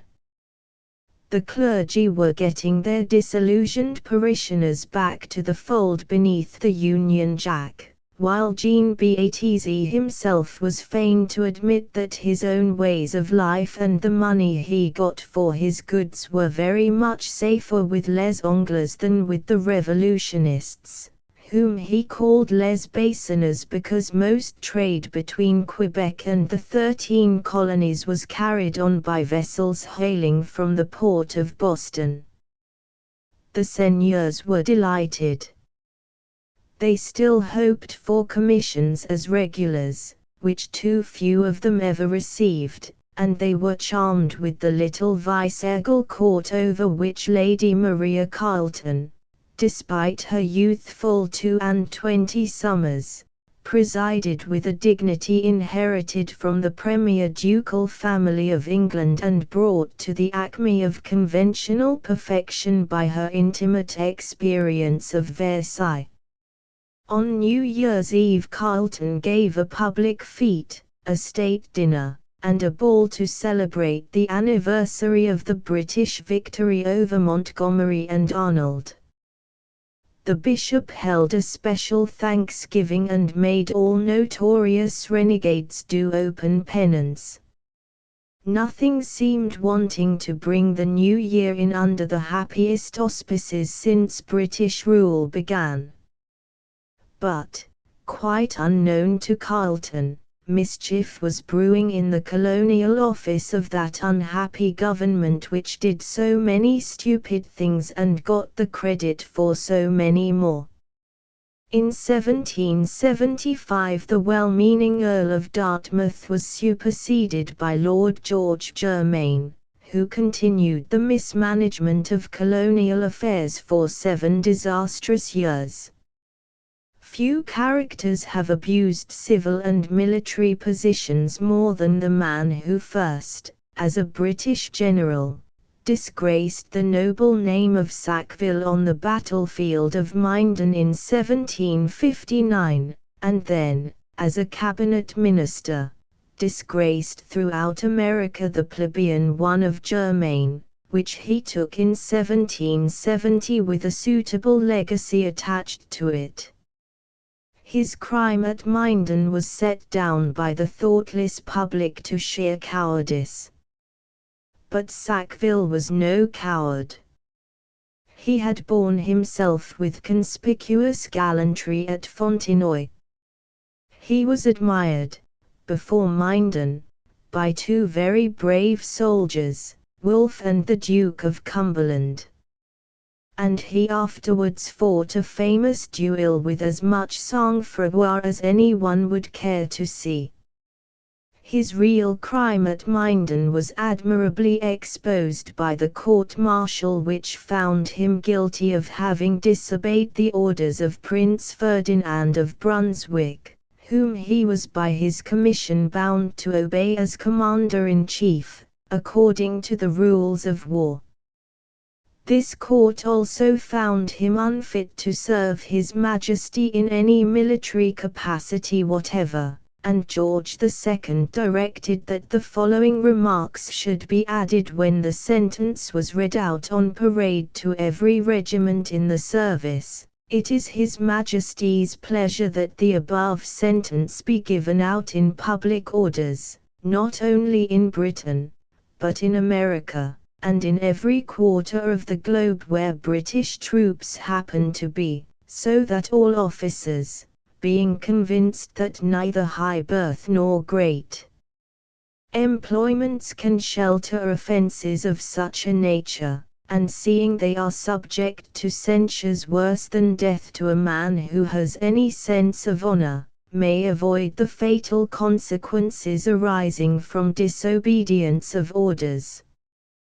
This seemed to mark the end of Sackville's sinister career. But when George II died and George III began to reign, with a very different set of men to help him, the bad general reappeared as an equally bad politician. Haughty, cantankerous, and self-opinionated to the last degree, Germain, who had many perverse abilities fitting him for the meaner side of party politics, was appointed to the post for which he was least qualified just when Canada and the 13 colonies most needed a mastermind. Worse still, he cherished a contemptible grudge against Carleton for having refused to turn out a good officer and put in a bad one who happened to be a pampered favorite. At first, however, Carleton was allowed to do his best. but in the summer of 1776 Germain restricted Carleton's command to Canada and put Burgoyne, a junior officer, in command of the army destined to make the counterstroke. The ship bearing this malicious order had to put back, so it was not till the middle of May 1777 that Carleton was disillusioned by its arrival, as well as by a second and still more exasperating dispatch accusing him of neglect of duty for not having taken Ticonderoga in November and thus prevented Washington from capturing the Hessians at Trenton.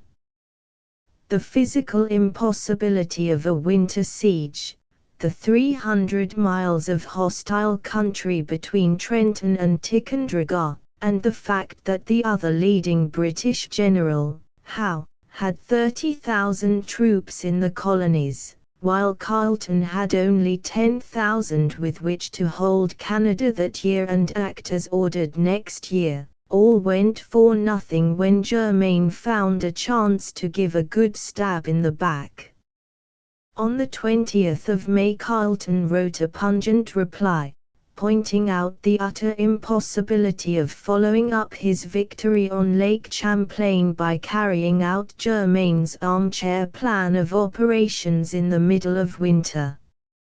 I regard it as a particular blessing that your lordship's dispatch did not arrive in due time.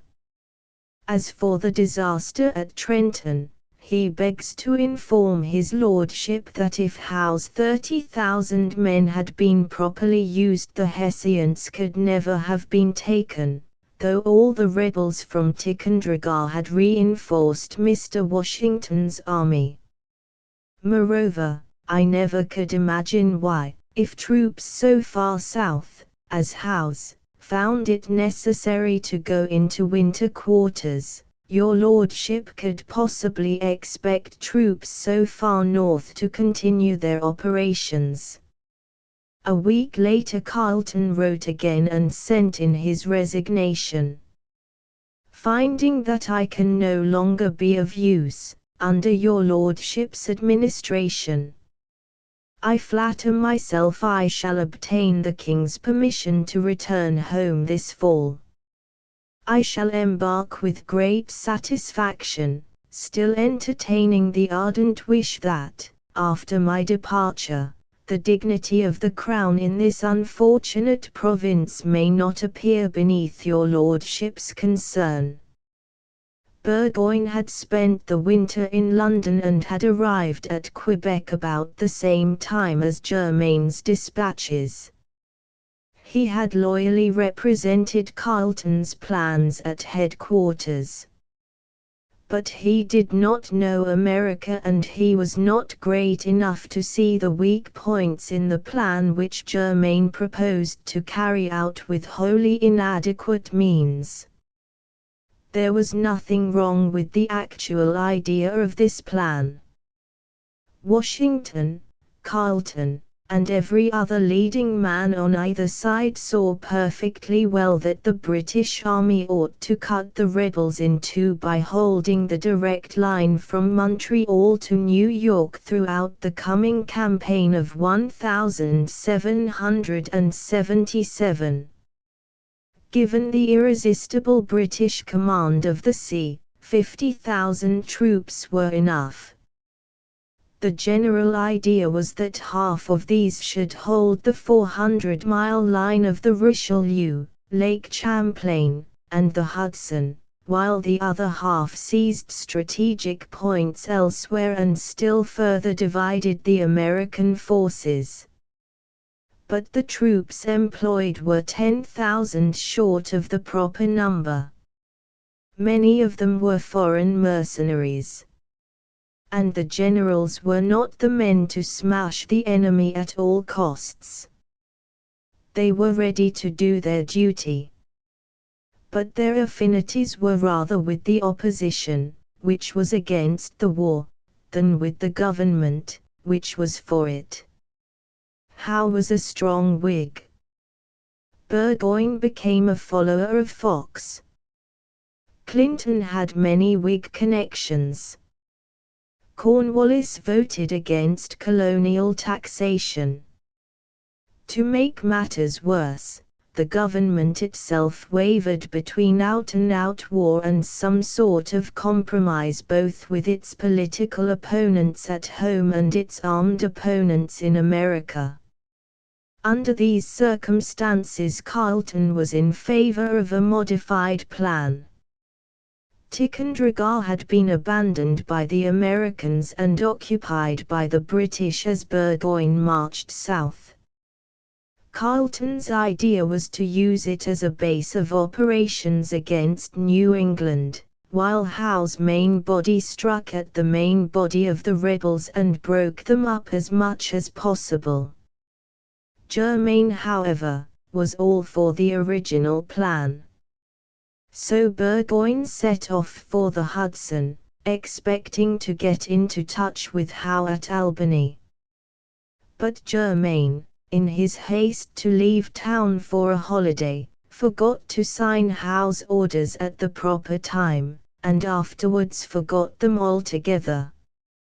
So Howe, pro-American in politics and temporizer in the field, maneuvered round his own headquarters at New York until October, when he sailed south to Philadelphia.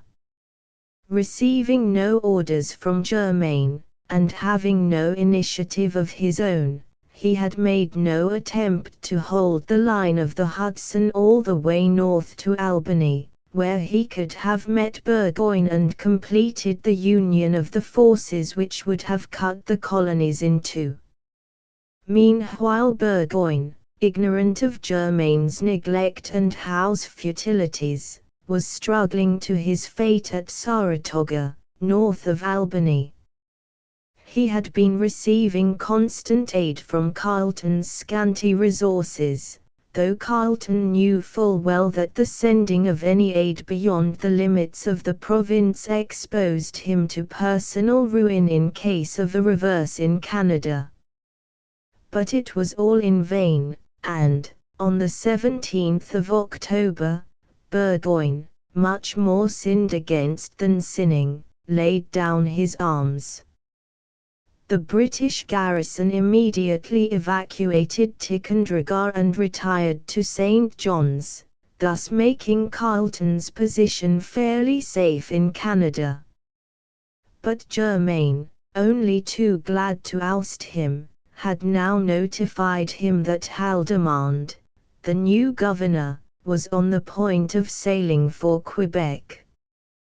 Haldimand, to his great credit, had asked to have his own appointment cancelled when he heard of Germain's shameful attitude towards Carleton, and had only consented to go after being satisfied that Carleton really wished to come home.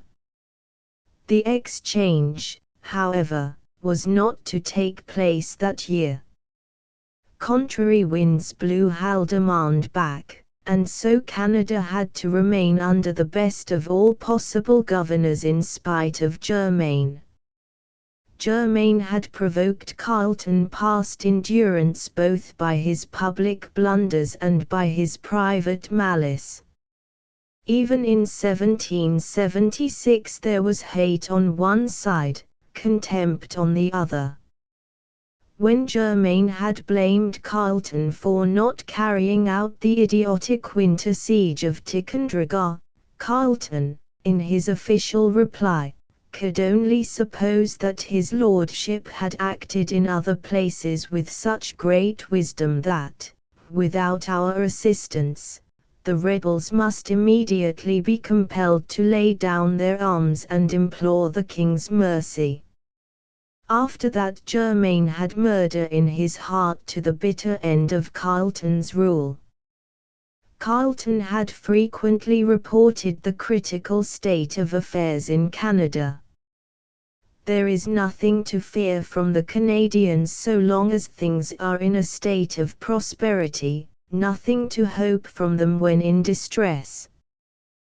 There are some of them who are guided by sentiments of honor.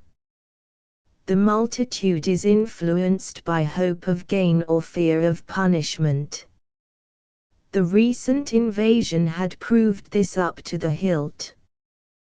Then welcome reaction began. The defeat of the invaders, the arrival of Burgoyne's army, and the efforts of the seigneurs and the clergy had considerably brightened the prospects of the British cause in Canada. The partial mobilization of the militia which followed Burgoyne's surrender was not, indeed, a great success. But it was far better than the fiasco of 2 years before. There was also a corresponding improvement in civil life. The judges whom Carleton had been obliged to appoint in haste all proved at leisure the wisdom of his choice, and there seemed to be every chance that other nominees would be equally fit for their positions, because the Quebec Act, which annulled every appointment made before it came into force, opened the way for the exclusion of bad officials and the inclusion of the good. But the chance of perverting this excellent intention was too much for Germain, who succeeded in foisting one worthless nominee after another on the province just as Carleton was doing his best to heal old sores. One of the worst cases was that of Livius, a low-down, money-grubbing German Portuguese, who ousted the future Master of the Rolls, Sir William Grant, a man most admirably fitted to interpret the laws of Canada with knowledge, sympathy, and absolute impartiality. Livius as Chief Justice was more than Carleton could stand in silence. This mongrel lawyer had picked up all the Yankee vices without acquiring any of the countervailing Yankee virtues. He was greedy of power, more greedy of gain, imperious and impetuous in his temper, but learned in the ways and eloquence of the New England provinces, and valuing himself particularly on his knowledge of how to manage governors. He had been sent by Germain to administer justice to the Canadians when he understands neither their laws, manners, customs, nor language. Other like nominees followed, characters regardless of the public tranquility but zealous to pay court to a powerful minister and, provided they can obtain advantages, unconcerned should the means of obtaining them prove ruinous to the king's service. These pettifoggers so turned and twisted the law about for the sake of screwing out the maximum of fees that Carleton pointedly refused to appoint Livius as a member of the Legislative Council. Livius then laid his case before the Privy Council in England. But this great court of ultimate appeal pronounced such a damning judgment on his gross pretensions that even Germain could not prevent his final dismissal from all employment under the crown.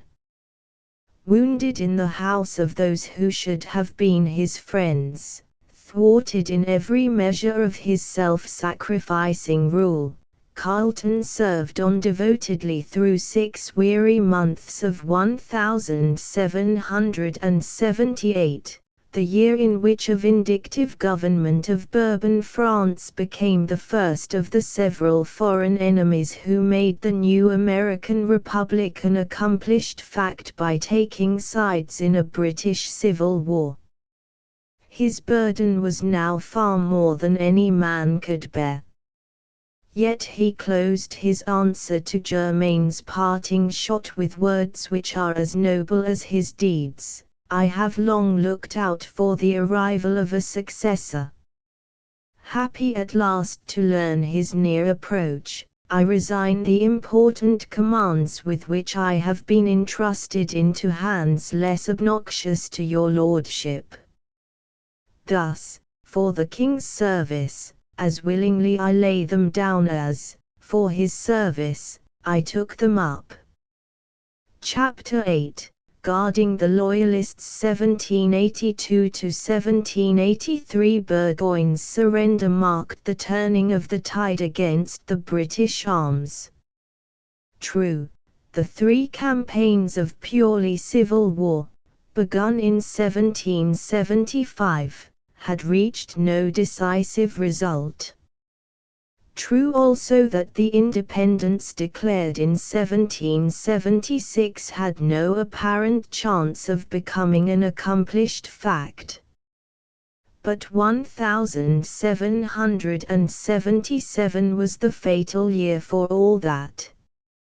The long political strife in England, the gross mismanagement of colonial affairs under Germain, and the shameful blunders that made Saratoga possible, all combined to encourage foreign powers to take the field against the king's incompetent and distracted ministry. France, Spain, and Holland joined the Americans in arms, while Russia, Sweden, Denmark, Prussia, and all the German seaboard countries formed the armed neutrality of the North.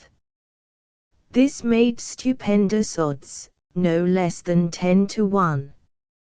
First of the 10 came the political opposition at home, which, in regard to the American rebellion itself, was at least equal to the most powerful enemy abroad. Next came the 4 enemies in arms, the American rebels, France, Spain, and Holland.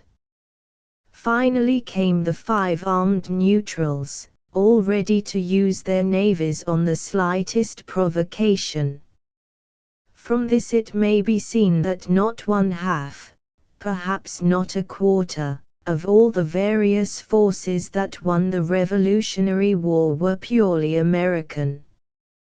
Nor were the Americans and their allies together victorious over the mother country, but only over one sorely hampered party in it.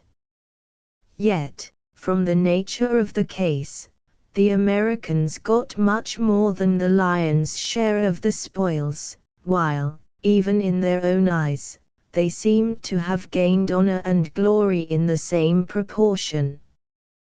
The last real campaign was fought in 1781 and ended with the British surrender at Yorktown.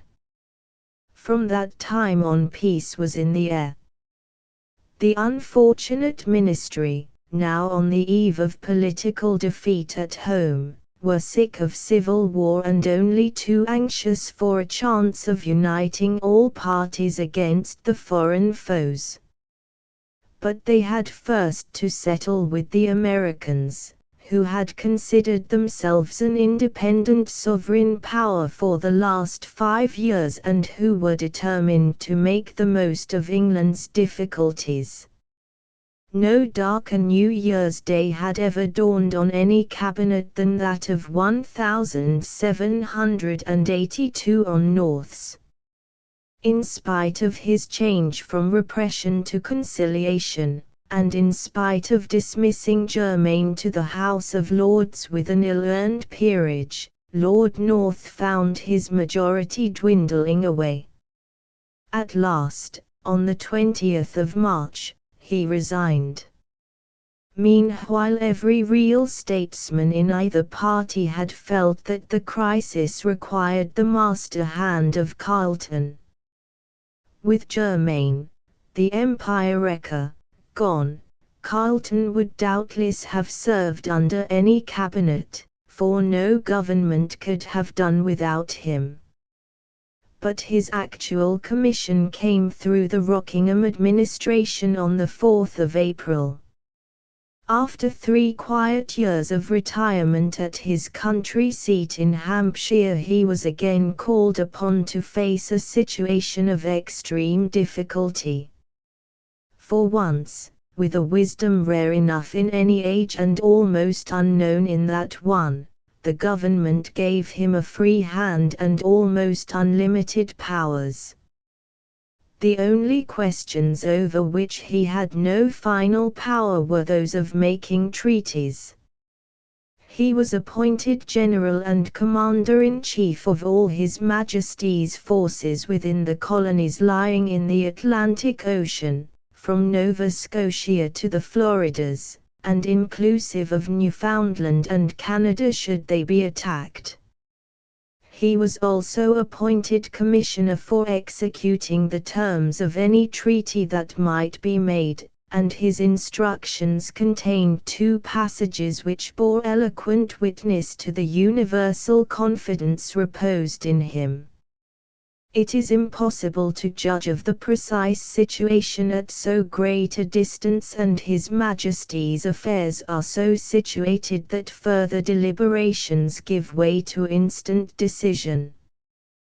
We are satisfied that whatever inconveniences may arise they will be compensated by the presence of a Commander-in-Chief of whose discretion, conduct, and ability His Majesty has long entertained the highest opinion.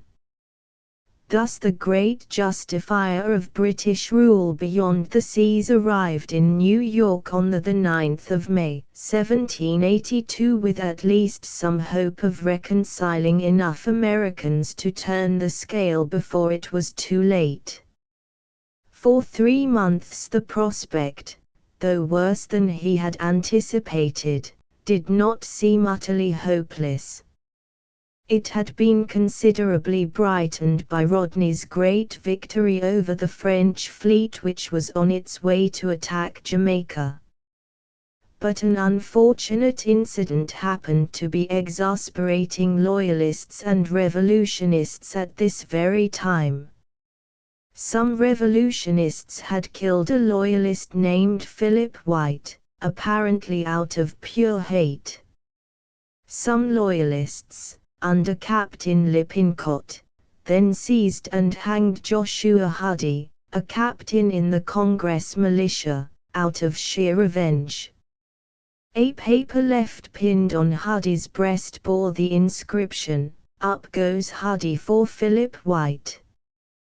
Washington then demanded that Lippincott should be delivered up, and, on Carleton's refusal, chose a British prisoner by lot instead. The lot fell on a young Lieutenant Asgill of the Guards, whose mother appealed to the King and Queen of France and to their powerful minister, Virgins. The American Congress wanted blood for blood, which would have led to an endless vendetta. But Virgins pointed out that Asgill, a youth of 19, was as much a prisoner of the King of France as of the Continental Congress. At this the Congress gnashed its teeth, but had to give way.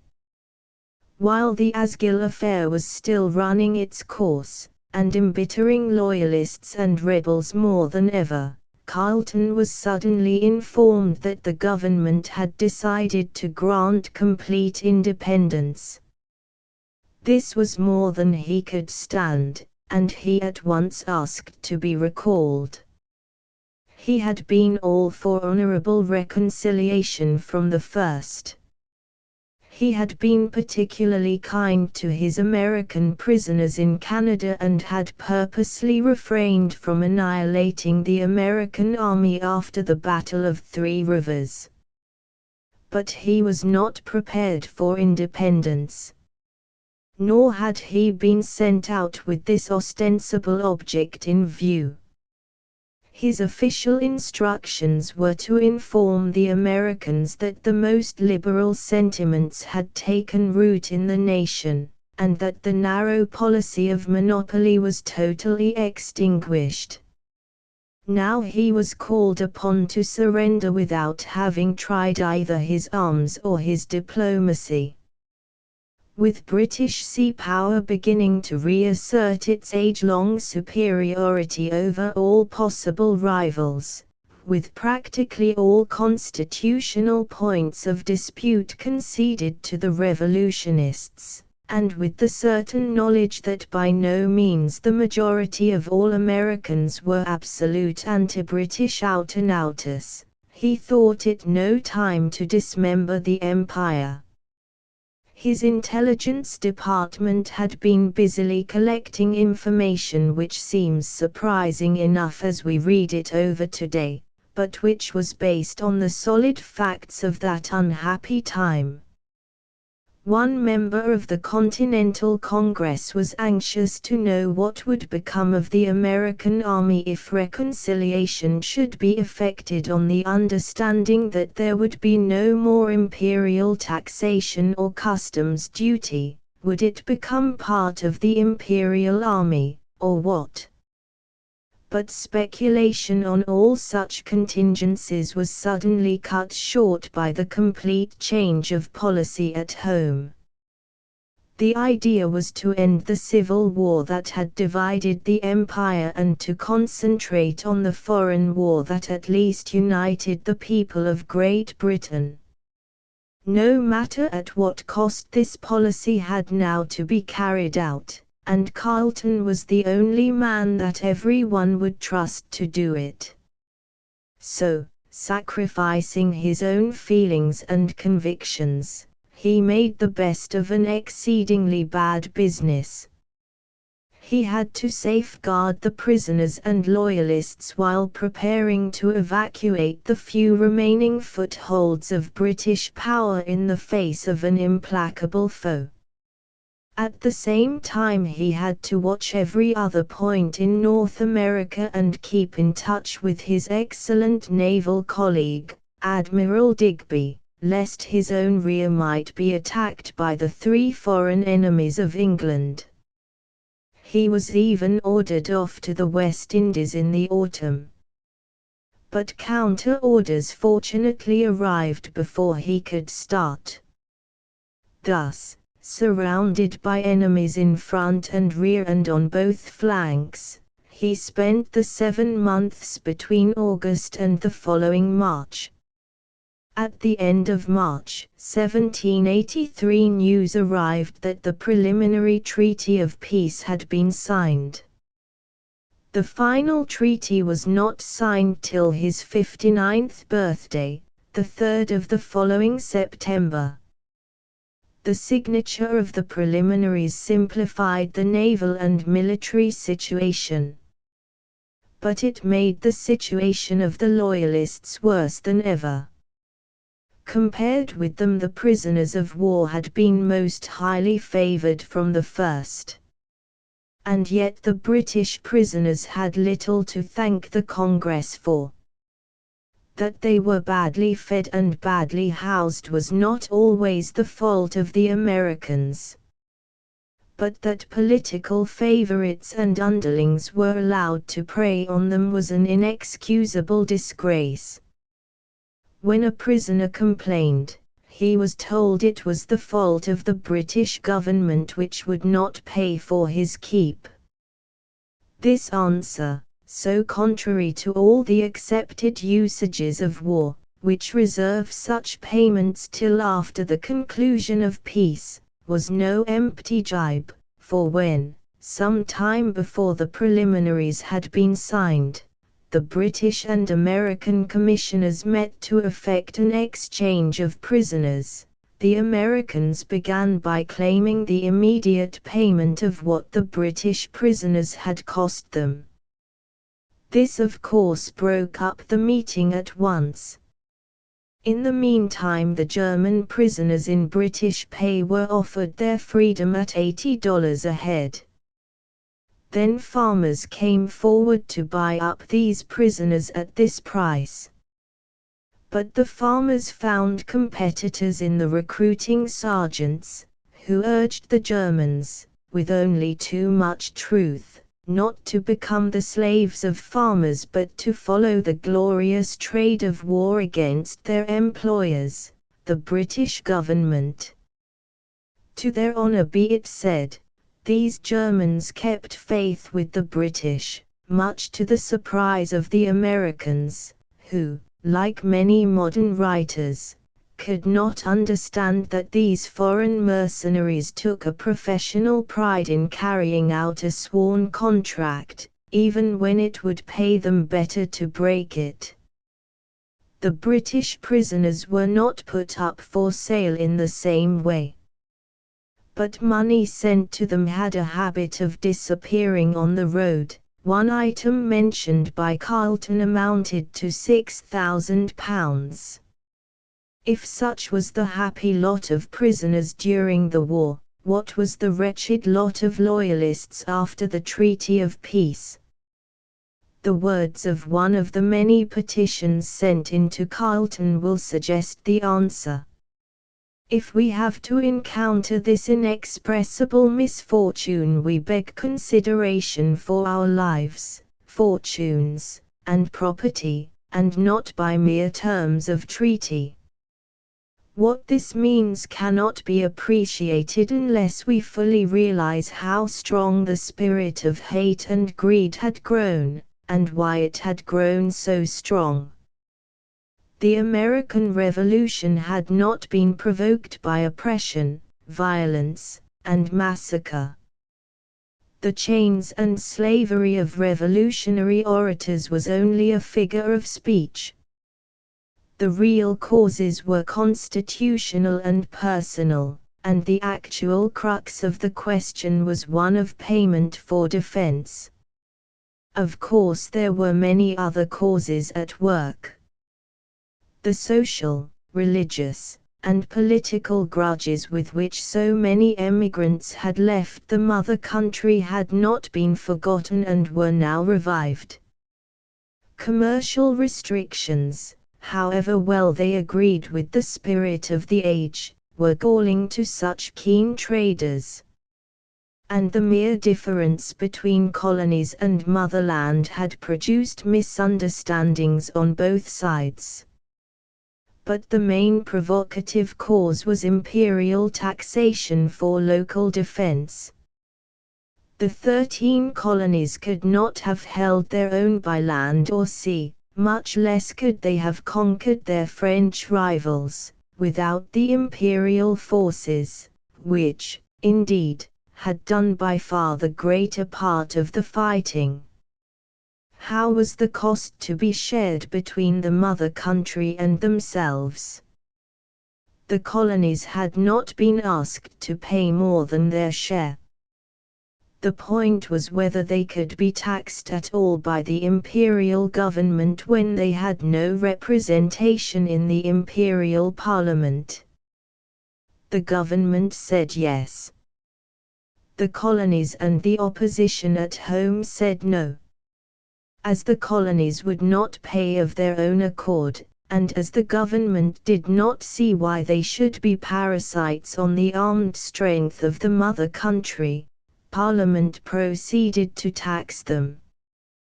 They then refused to pay under compulsion, and a complete deadlock ensued. The personal factors in this perhaps insoluble problem were still more refractory than the constitutional.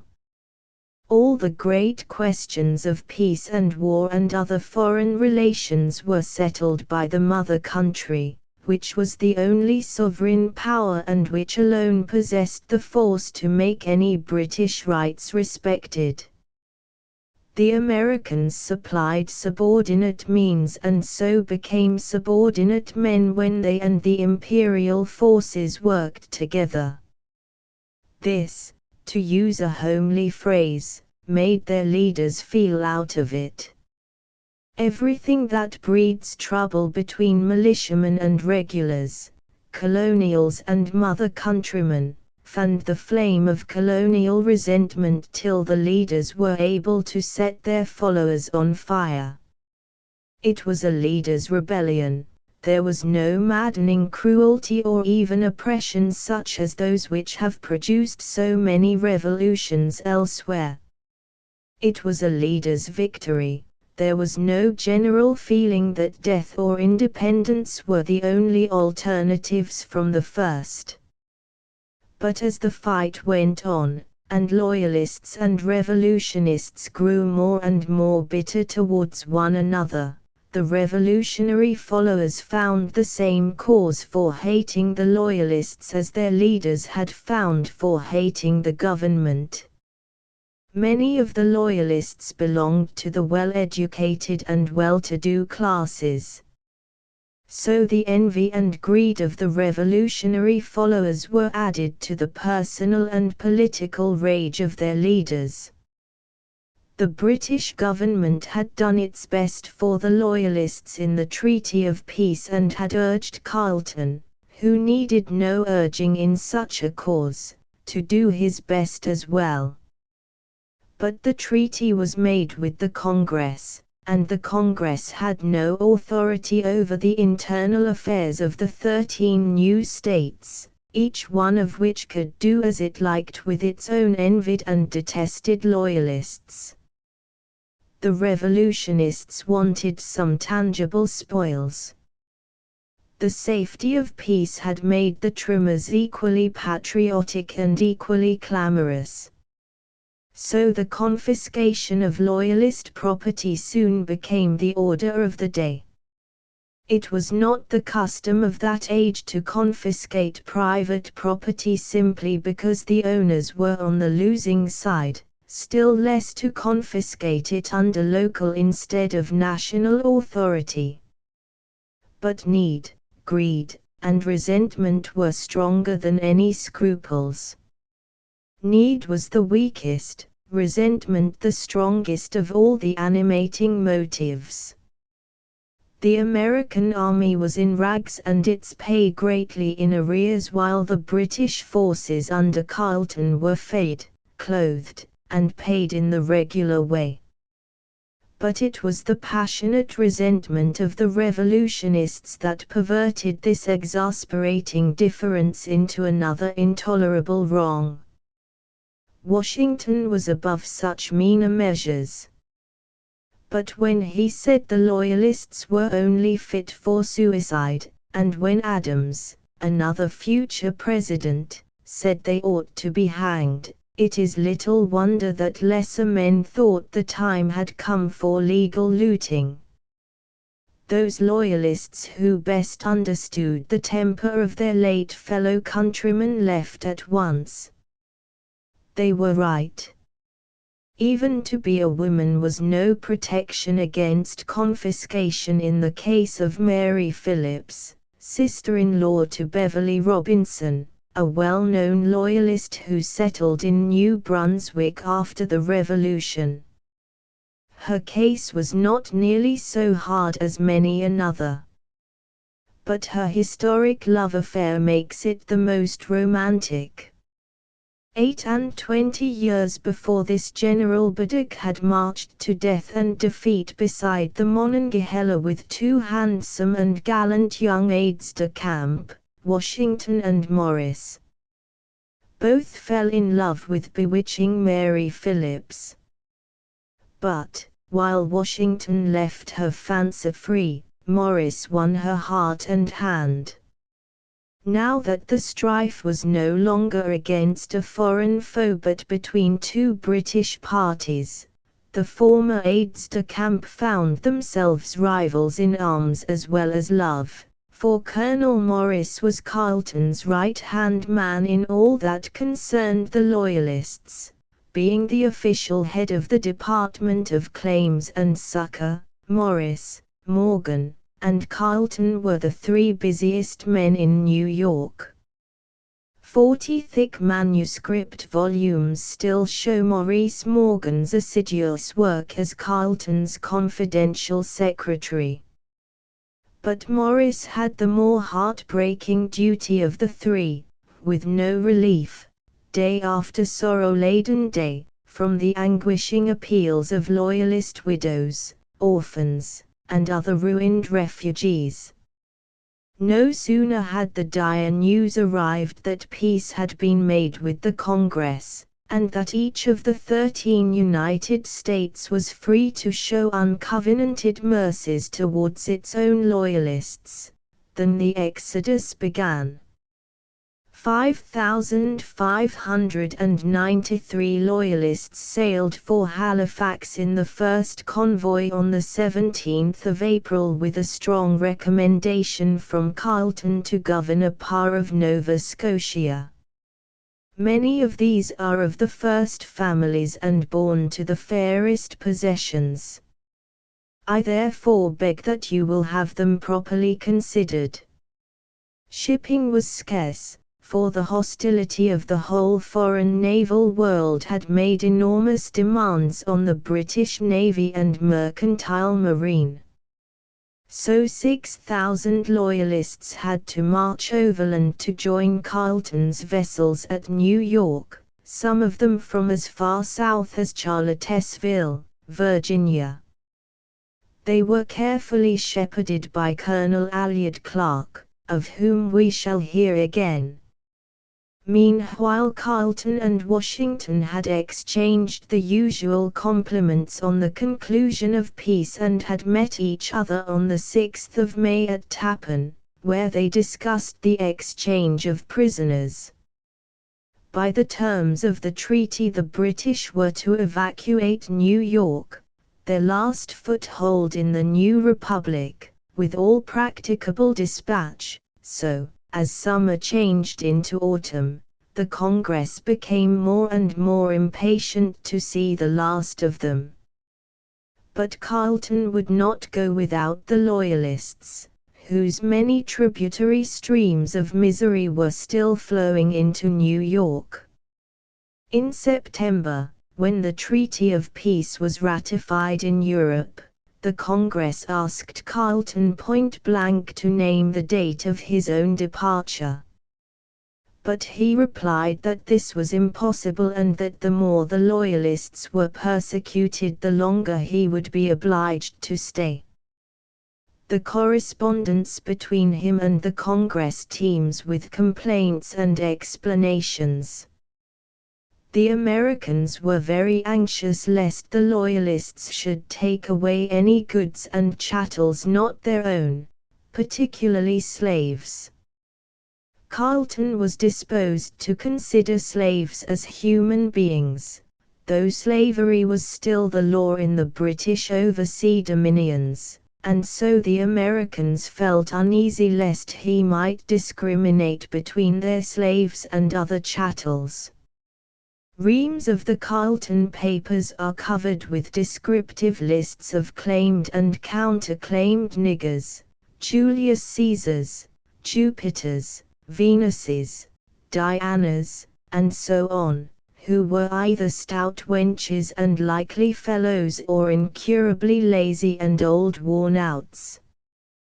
Perhaps, when a slave wished to remain British, and his case was nicely balanced between the claimants and the counter-claimants, Carleton was a little inclined to give him the benefit of the doubt.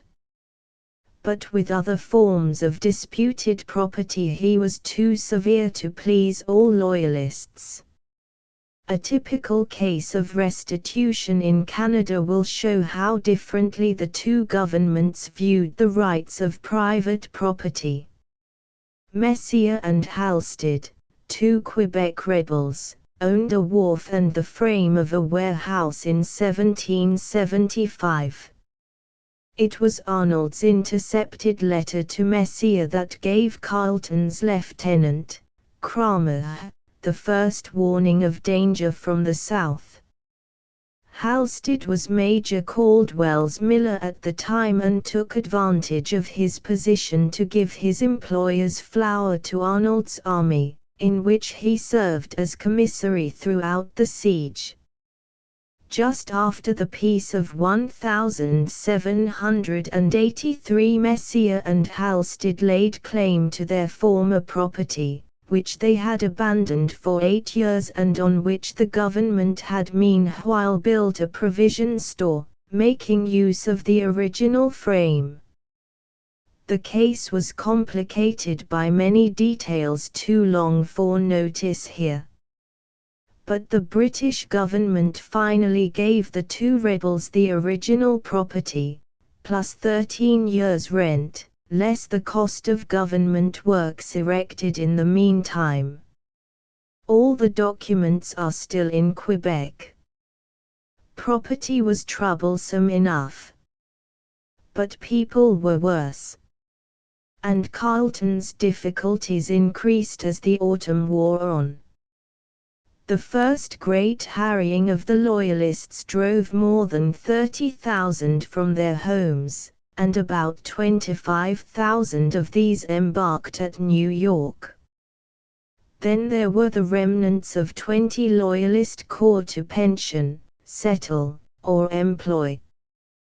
There were also the British prisoners to receive, besides 10,000 German mercenaries. Add to all this the regular garrison and the general oversight of every British interest in North America, from the Floridas to Labrador. Remember the implacable enemy in front, and we may faintly imagine what Carleton had to do before he could report that His Majesty's troops and such remaining Loyalists as chose to emigrate were successfully withdrawn on the 25th of November, without the smallest circumstance of irregularity. Thus ended one of the greatest acts in the drama of the British Empire, the English-speaking peoples, or the world, and thus, for the second time, Carleton, now in his 60th year, apparently ended his own long service in America. He had left Canada, after saving her from obliteration, because, so long as he remained her governor, the war minister at home remained her enemy. He had then returned to serve in New York, and had stayed there to the bitter end, because there was no other man whom the new government would trust to command the rearguard of the empire in retreat. Chapter 9. Founding Modern Canada 1786 to 1796. Carleton now enjoyed 2 years of uninterrupted peace at his country seat in England. His active career seemed to have closed at last. He had no taste for party politics. He was not anxious to fill any position of civil or military trust, even if it had been pressed upon him. And he had said farewell to America for good and all when he had left New York.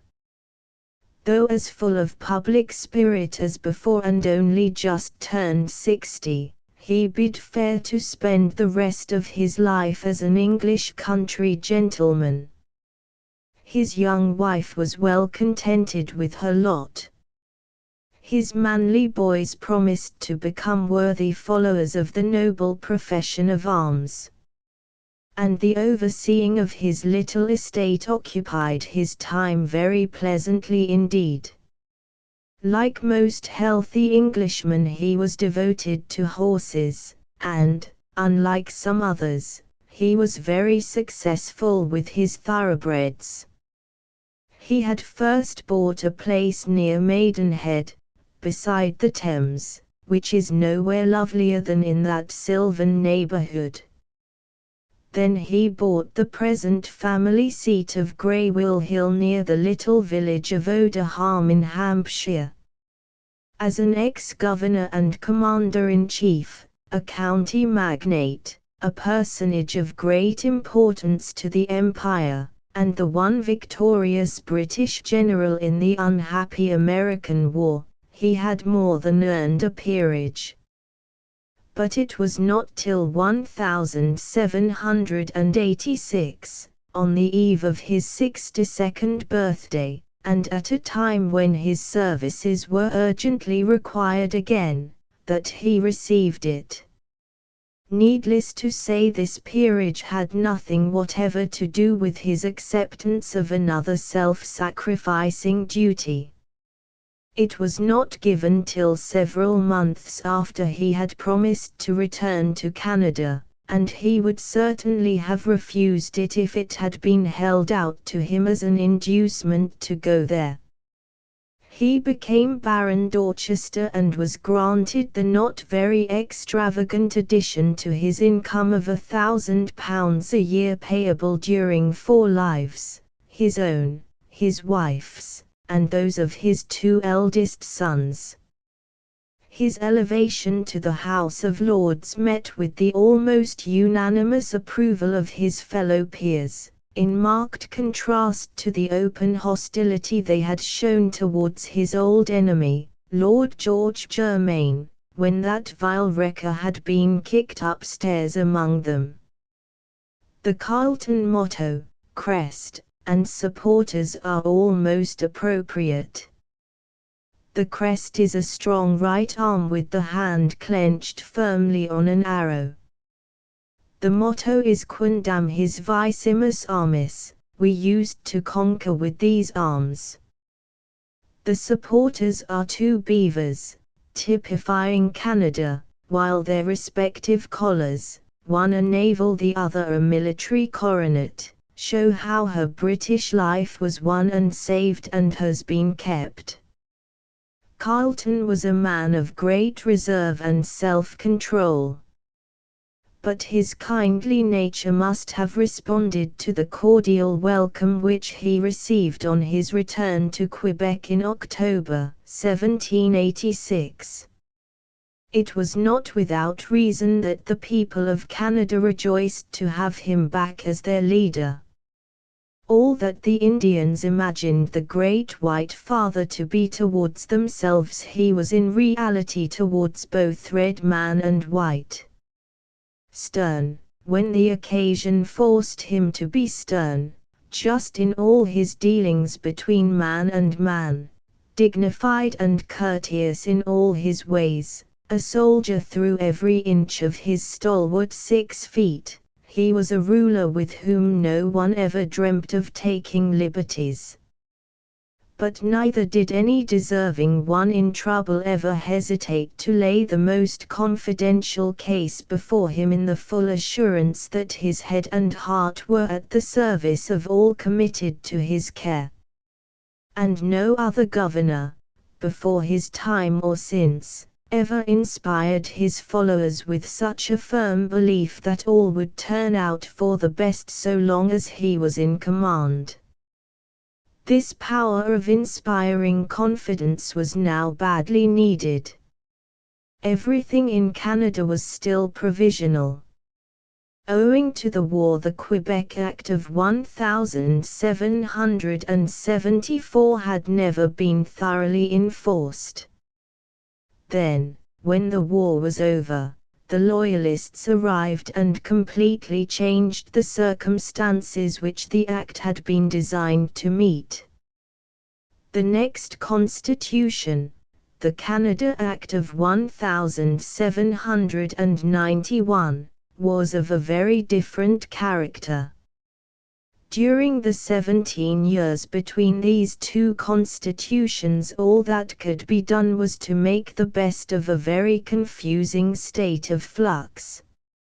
Not that the Quebec Act was a dead letter, far from it, but simply that it could not go beyond restoring the privileges of the French-Canadian priests and seigneurs within the area then effectively occupied by the French-Canadian race. Carleton, as we have seen, had faced its problem for the first 4 years. Haldimand had carried on the government under its provisions for the following 6.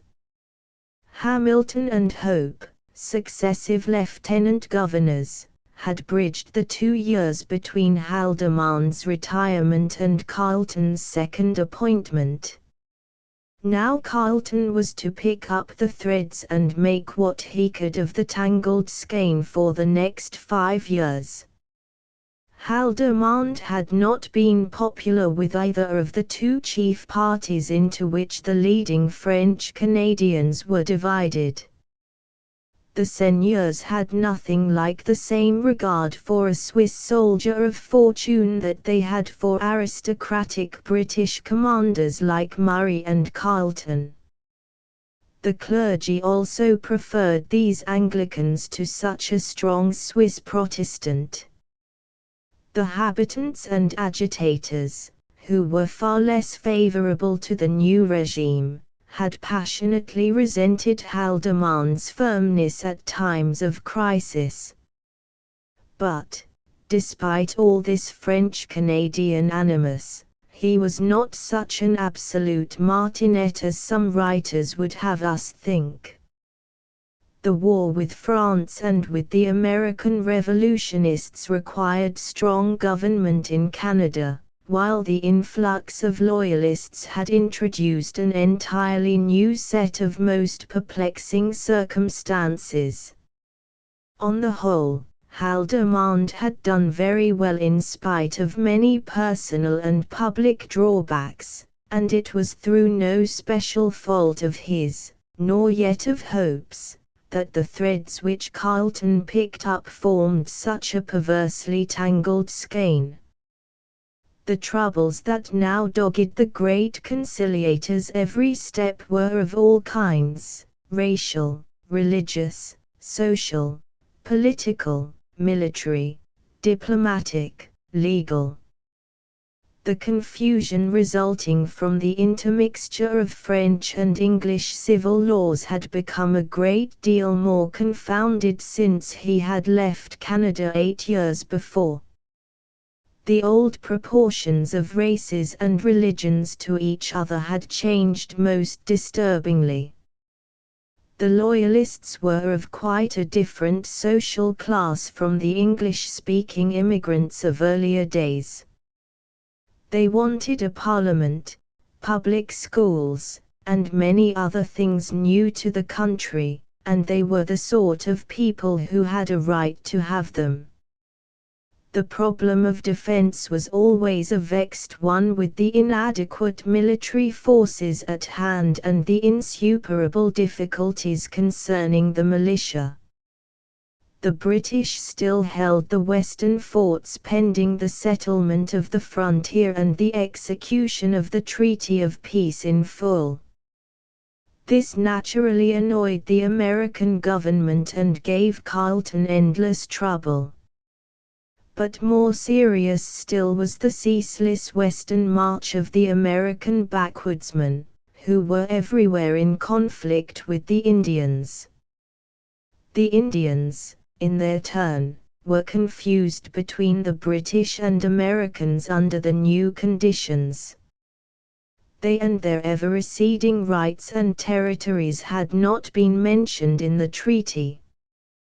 But, seeing that they would be better off under British than under American rule, they were inclined to take sides accordingly. There were now no openly hostile sides to take. But, for all that, the British posts in the hinterland looked like weak little islands which might be suddenly engulfed in the sea of Indian troubles raging round them. Then, at the other end of the British line, there were the 3 maritime provinces to watch over. New Brunswick had been divided off from Nova Scotia, and Prince Edward Island had been taken from the direct supervision of the home authorities and placed under the command of the new governor at Quebec.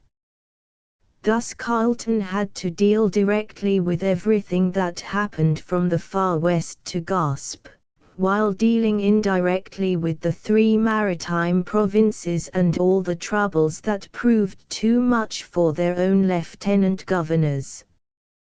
There was no chance of concentrating on one thing at a time.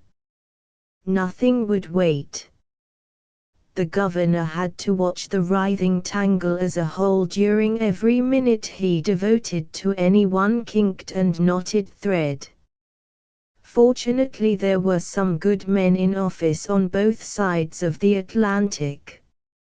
Lords Sidney and Grenville, the 2 cabinet ministers with whom Carleton had most to do, were both sensible and sympathetic. Years afterwards Grenville, the favorite cousin of Pitt, became the colleague of Fox at the head of the celebrated Ministry of All the Talents.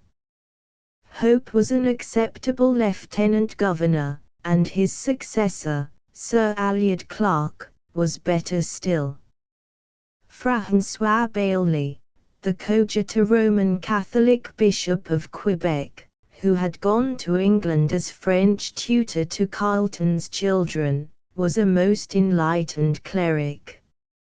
So too was Charles Inglis, the Anglican Bishop of Nova Scotia, appointed in 1787. He was the first Canadian bishop of the Anglican Communion, and his diocese comprised the whole of British North America.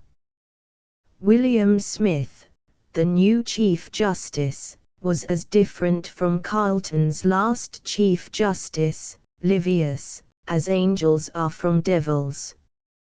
Smith had been an excellent Chief Justice of his native New York in the old colonial days, and, like Inglis, was a very ardent loyalist. He respected all reasonable French-Canadian peculiarities. But he favored the British constitutional way of broadening down from precedent to precedent rather than the French way of referring to a supposedly infallible written regulation. We shall soon meet him as a far-seeing statesman. But he well deserves an honored place in Canadian history for his legal services alone. To him, more than to any other man, is due the nicely balanced adjustments which eventually harmonized the French and English codes into a body of laws adapted to the extraordinary circumstances of the province of Quebec. Besides the Committee on Laws, Carleton had nominated 3 other active committees of his council, one on police, another on education, and a third on trade and commerce. The police committee was of the usual kind and dealt with usual problems in the usual way. But the education committee brought out all the vexed questions of French and English, Protestant and Roman Catholic, progressive and reactionary. Strangely enough, the sharpest personal controversy was that between Hubert, the Roman Catholic Bishop of Quebec, and his coadjutor Bailly. Hubert enumerated all the institutions already engaged in educational work and suggested that rest and be thankful was the only proper attitude for the committee to assume. But Bailly very neatly pointed out that his respected superior's real opinions could not be those attributed to him over his own signature because they were at variance with the facts. Hubert had said that the cures were spreading education with most commendable zeal, had repudiated the base insinuation that only 3 or 4 people in each parish could read and write, and had wound up by thinking that while there was so much land to clear, the farmers would do better to keep their sons at home than send them to a university, where they would be under professors so unprejudiced as to have no definite views on religion. Bailly argued that the bishop could not mean what these words seemed to imply, as the logical conclusion would be to wait till Canada was cleared right up to the polar circle. In the end, the committee made 3 very sanguine recommendations: a free common school in every parish, a secondary school in every town or district, and an absolutely non-sectarian central university. This educational ladder was never set up. There was nothing to support either end of it. The financial side was one difficulty. The Jesuits' estates were intended to be made over into educational endowments under government control. But Amherst's claim that they had been granted to him in 1760 was not settled for 40 years, and by that time all chance of carrying out the committee's intentions was seen to be hopeless. Commerce was another burning question and one of much more immediate concern. In 1791 the united populations of all the provinces amounted to only 250,000, of whom at least one half were French Canadians. Quebec and Montreal had barely 10,000 citizens apiece. But the commercial classes, mostly English-speaking, had greatly increased in numbers, ability, and social standing. The camp-following gangs of 20 years before had now either disappeared or sunk down to their appropriate level. So petitions from the British merchants required and received much more consideration than formerly. The Loyalists had not yet had time to start in business. All their energies were needed in hewing out their future homes. But two parts of the American Republic, Vermont and Kentucky, were very anxious to do business with the British at any reasonable price. Some of their citizens were even ready for a change of allegiance if the terms were only good enough. Vermont wanted a free trade outlet to the St. Lawrence by way of the Richelieu. The rapids between St. John's and Chambly lay in British territory. But Vermont was ready to join in building a canal and would even become British to make sure. The old Green Mountain Boys had changed their tune. Ethan Allen himself had buried the hatchet and, like his brother, become Carleton's friendly correspondent. He frankly explained that what Vermonters really wanted was property, not liberty, and added that they would stand no coercion from the American government. About the same time Kentucky was bent on getting an equally free trade outlet to the Gulf of Mexico by way of the Mississippi. The fact that France, Spain, the British Empire, and the United States might all be involved in war over it did not trouble the conspirators in the least. The central authority of the new republic was still weak. The individual states were still ready to fly asunder. Federal taxation was greatly feared. Anything that savored of federal interference with state rights was passionately resented. The general spirit of the Westerners was that of the exploiting pioneer in a virgin wilderness, a law unto itself alone. There were various plans for opening the coveted Mississippi. One was to join Spain. Another was to seize New Orleans, turn out the French, and bring in the British. Then, to make the plot complete, the French minister to the United States was asking permission to make a tour through Canada at the very time when Carleton was sending home reams of documents bearing on the impending troubles. The letters exchanged on this subject are perfect models of politeness. But Carleton's answer was an emphatic no. Foreign complications were thickening fast. The French Revolution had already begun, though its effect was not yet felt in Canada. The American government was anxiously watching its refractory states, while an anti-British political party was making headway in the South. As if this was not enough to engage whatever attention Carleton had to spare from the internal affairs of Canada, he suddenly heard that the Spaniards had been seizing British vessels trading to a British post on Vancouver Island. Footnote: see Pioneers of the Pacific Coast in this series. This Nootka affair, which nearly brought on a war with Spain in 1790, was settled in London and Madrid. But the threat of war added to Carleton's anxieties. Meanwhile the governor was busily employed with an immigration problem. It was desirable that the English-speaking immigrants should settle on the land with the least possible friction between them and the French Canadians. The French Canadians differed among themselves.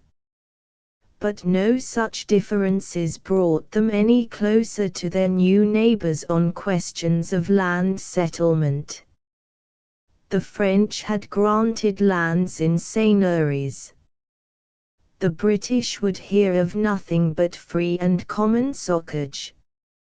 French farms were measured by the arpent and were staked out in long and narrow oblongs. British farms were measured by the acre and staked out on the square. Language, laws, religion, manners and customs, ways of life, were also different. So there was hardly any intermixture of settlements. The French Canadians remained where they were. Most of the new Anglo-Canadians settled in the maritime provinces or moved west into what is now Ontario. A few settled in rural Quebec on lands outside the line of seigneuries. The eastern townships, that part of the province lying east of the Richelieu and nearest the American frontier, absorbed many English, Irish, and Scots, as well as a good many Americans who were attracted by cheap land. Ontario, or Upper Canada, received still more Americans, who were to be a thorn in the side of the British during the War of 1812. But Carleton's work comprised much more than this.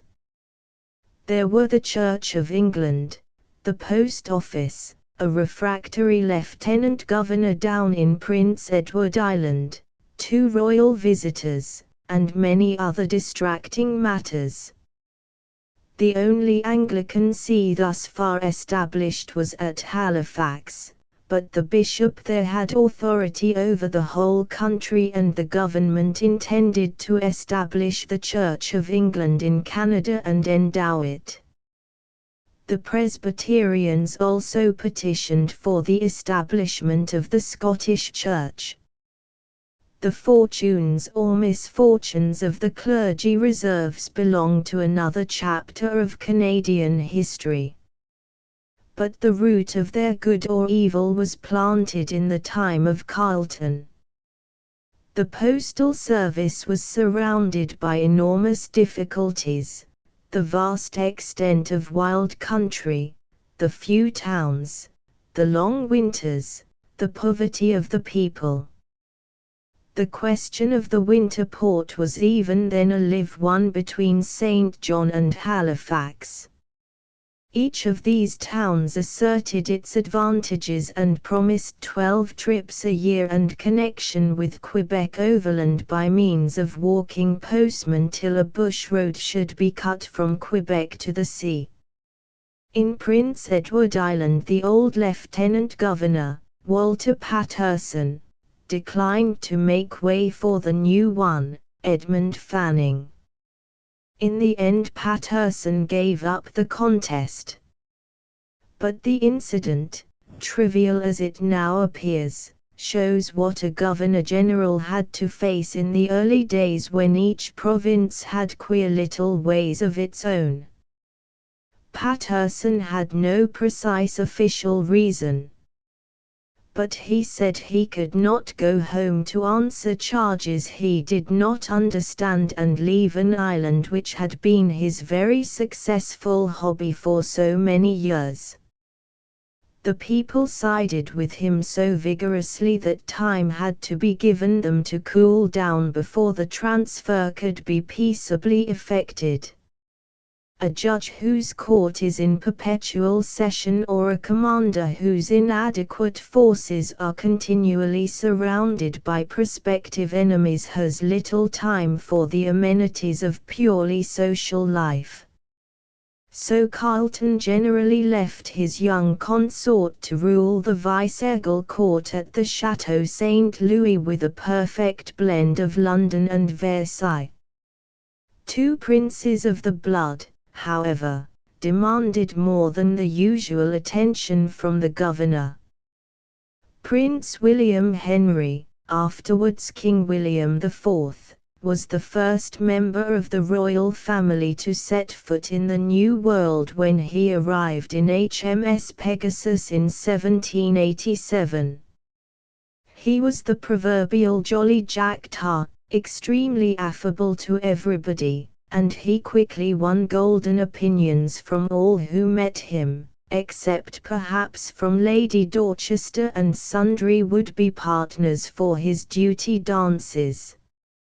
Philippe Aubert de Gaspe and other privileged chroniclers record with slightly shocked delight how often he would break loose from Lady Dorchester's designing care, long before she thought it right for him to do so, and command his partners for their pretty faces instead of by precedence. At Sorel the people were so carried away by their enthusiasm that they insisted on changing the name of their little town to William Henry. Happily this name never took root in public sentiment and the old one soon came back to stay.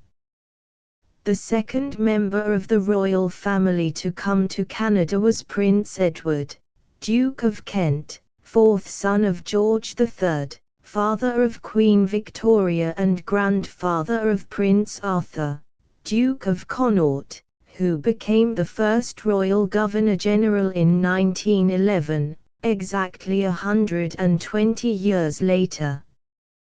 The Duke of Kent would have gladly returned to Quebec as governor-general, and the people would have gladly welcomed him. But he was not a favorite with the government at home, and so he never came. There was no doubt about his being a popular favorite in Quebec during the 3 years he spent there as colonel of the 7th Fusiliers.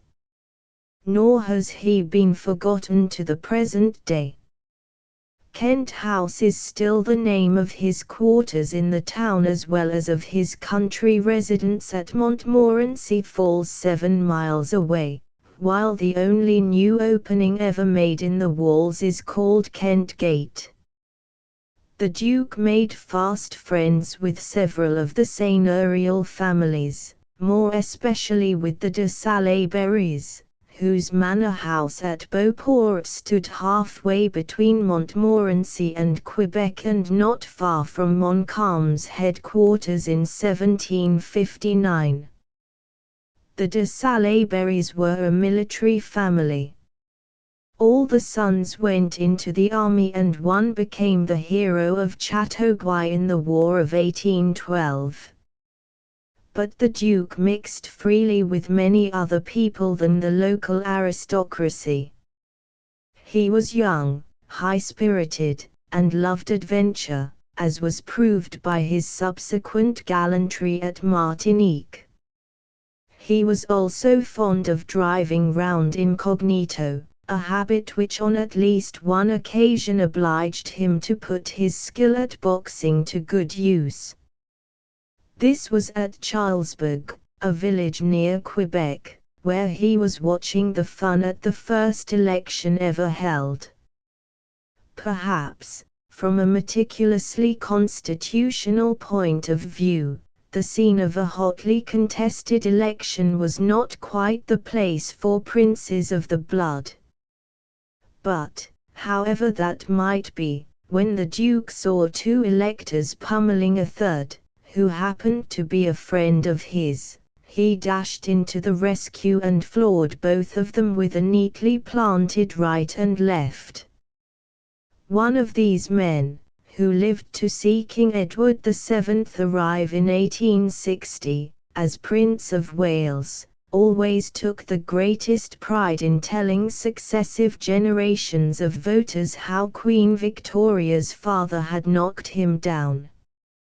Like his brother before him, the Duke was very fond of dancing, and kept many a reluctant senior and many a tired-out chaperone up till all hours at the grand ball given in honor of his 24th birthday. Also, like his brother, he was inclined to reduce his duty dances to a minimum, much to Lady Dorchester's dismay. She had gone home with her husband for 2 years shortly after the Duke's arrival. But she had seen enough of him, and was to see enough again on her return, to make her regret the good old times of more exacting ceremony. To her dying day, half a century later, she kept up a prodigious stateliness of manner. Before meals she expected the whole company to assemble and remain standing till she had made her royal progress through the room. She was a living anachronism for many years before her death, with her high-heeled, gold-buttoned, scarlet-colored shoes, her Marie Antoinette coiffure raised high above her head and interlaced with ribbons, her elaborately gorgeous dress, her intricate array of ornaments, and her long, jet-black, official-looking cane. But she was no anachronism to herself, for she still lived in the light of other days, in the fondly remembered times when, as the vice-reiner of the Château St. Louis, she helped her consort to settle nice points of etiquette and maintain a dignity befitting His Majesty's chosen representative. How did the seigneurs rank among themselves and with the leading English-speaking people? Who were to dance in the state minuet? Should dancing cease when the bishops came in, and for how long? Was that curtsy dropped quite low enough to her vice-regal self, and did that debutante offer her blushing cheek in quite the proper way to Carleton when he graciously gave her the presentation kiss? How immeasurably far away it all seems now, that stately little court where the echoes of a dead Versailles lived on for 7 years after the fall of the Bastille. And yet there is still one citizen au Quebec whose early partners were chaperoned by ladies who had danced the minuet with Lord and Lady Dorchester. The 2 royal visits were not without their political significance, using the word political in its larger meaning. But the 3 years between them, that is, 1788–89–90, formed the really pregnant time of constitutional development, when the Canada Act of 1791 was taking shape in the minds of its chief authors, Carleton and Smith in Canada, Grenville and Pitt in England. The Loyalists and the English-speaking merchants of Quebec and Montreal took good care to make themselves heard at every stage of the proceedings. Most French Canadians would have preferred to be left without the suspected blessings of a parliament. The clergy and seigneurs wished for a continuance of the Quebec Act, and the habitants wanted they knew not what, provided it would enable them to get more and give less.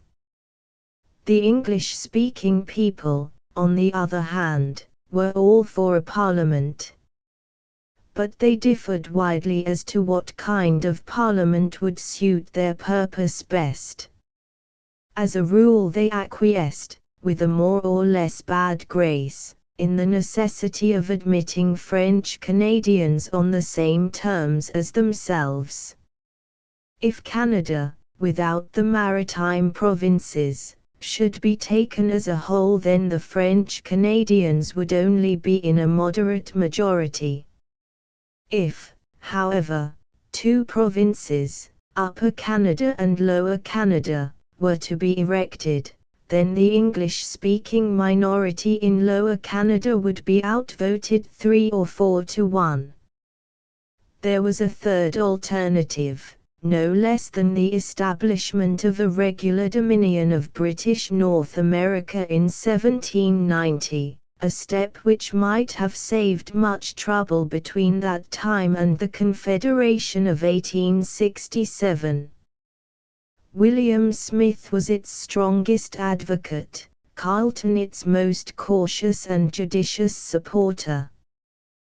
The Chief Justice was in favor of federating Upper and Lower Canada with the Maritime Provinces and Newfoundland into a single dominion.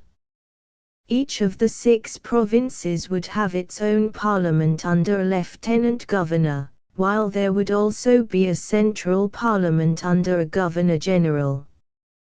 Carleton forwarded the suggestion to the home government, but he nowhere committed himself to any very definite scheme.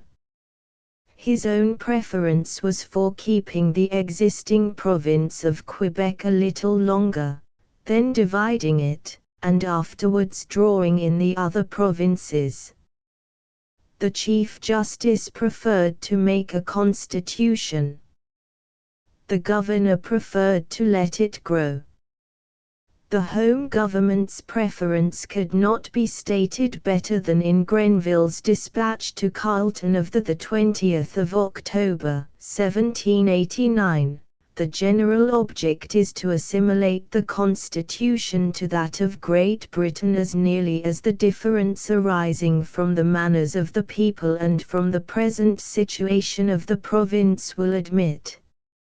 Attention is due to the prejudices and habits of the French inhabitants, and every caution should be used to continue to them the enjoyment of those civil and religious rights which were secured to them by the capitulation or which have since been granted by the liberal and enlightened spirit of the British government.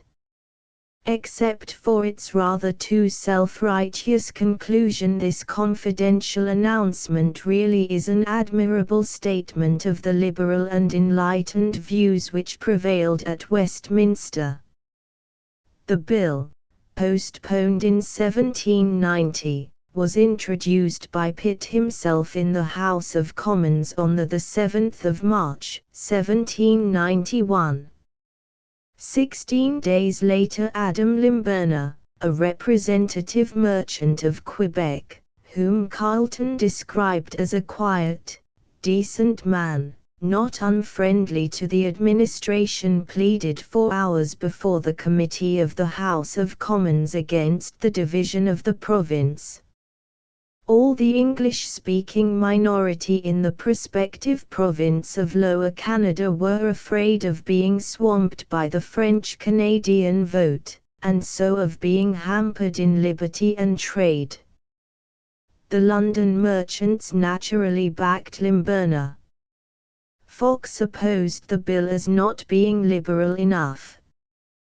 Burke flared up into the speech which led to his final breach with Fox.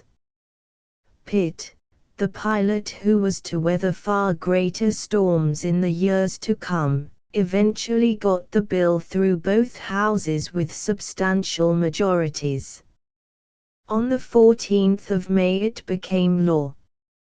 Quebec and Ontario were parted for good, notwithstanding the legislative union of 50 years later. The Canada Act, or, as it is better known, the Constitutional Act, cut off Upper Canada. Lower Canada was now the old Quebec reduced to its right size, endowed with clarified laws and a brand new parliament, and made as acceptable as possible to the English-speaking minority without any injustice to the vastly greater French majority. Quebec, Three Rivers, Montreal, and Sorel got each 2 members in the new parliament, an allotment which ensured a certain representation of the British merchants. The franchise was the same in both provinces. In the country parts a 40 shilling freehold or its equivalent, and in the towns either a £5 annual ownership value or twice that for a tenant.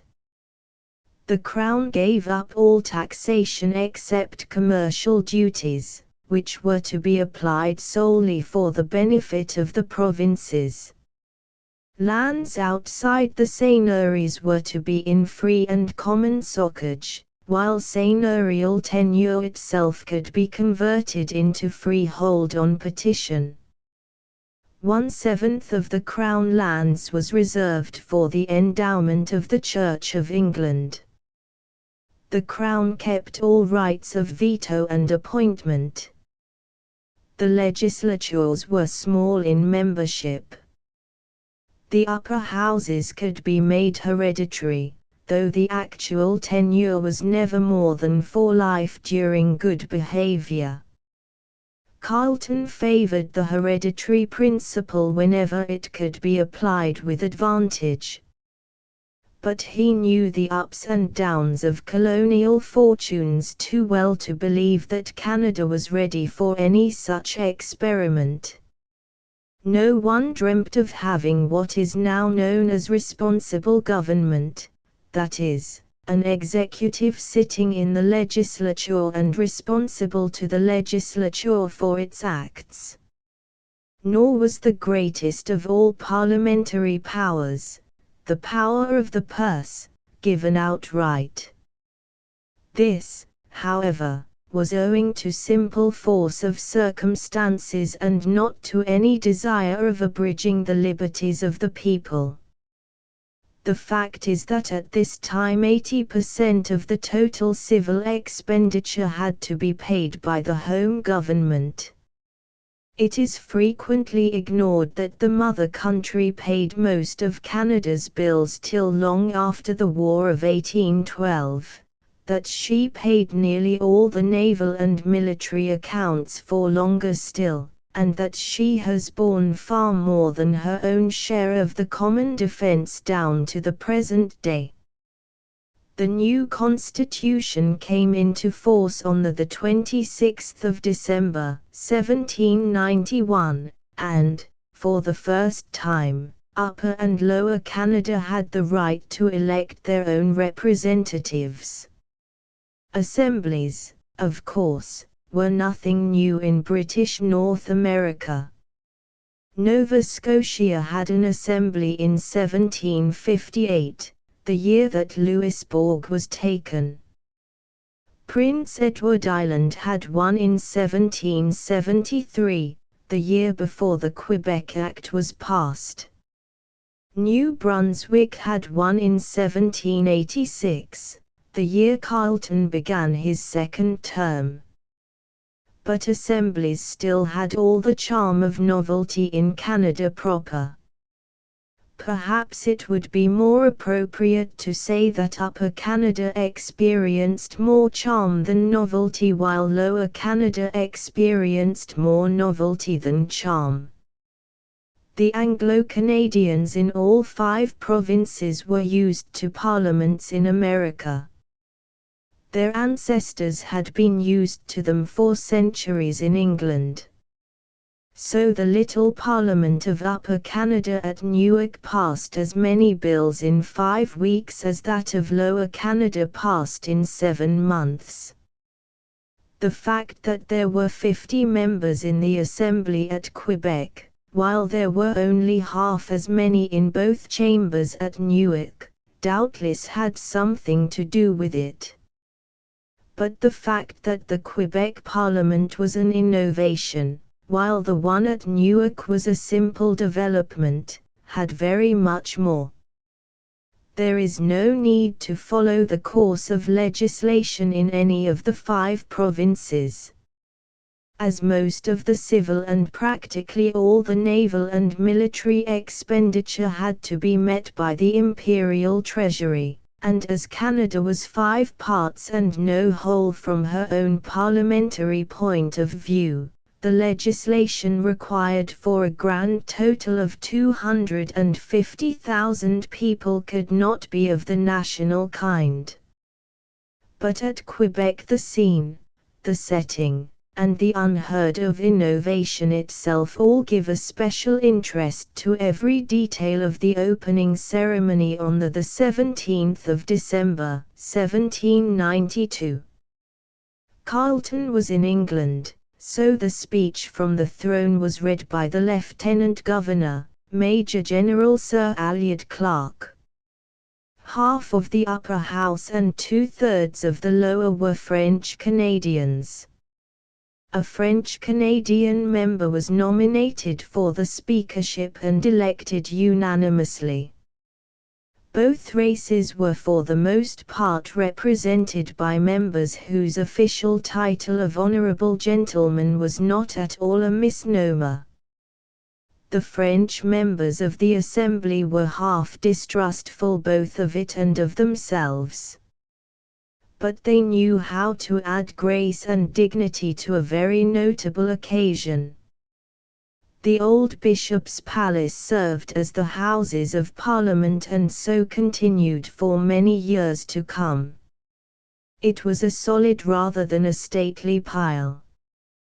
But it stood on a commanding site at the head of Mountain Hill between the Grand Battery and the Château St. Louis. Every one was in uniform or in what corresponded to court dress.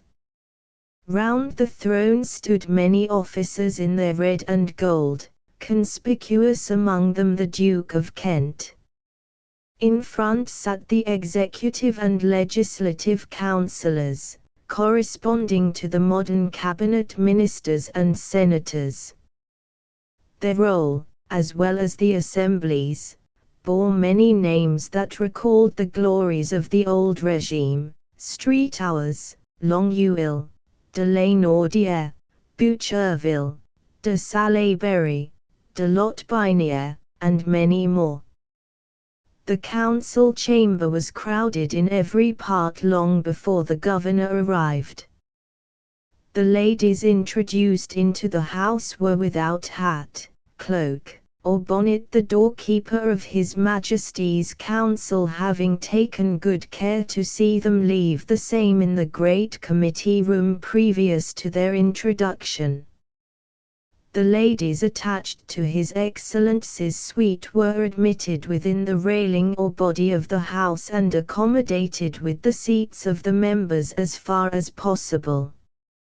Outwardly it was all very much the same in principle as the opening of any other British Parliament: the escort, guard, and band, the royal salute, the brilliant staff, the scarlet cloth of state, the few and quiet members of the upper house, the many of the lower, jostling each other to get a good place near Mr. Speaker at the bar, the radiant ladies, the crowded galleries corniced with inquiring faces and craned necks, the gentlemen ushers and their quaint bows, the speech from the throne and the occasional lifting of His Excellency's hat, the retiring in full state, and then the ebbing away of all the sightseers, their eddying currents of packed humanity in the halls and passages, the porch, the door,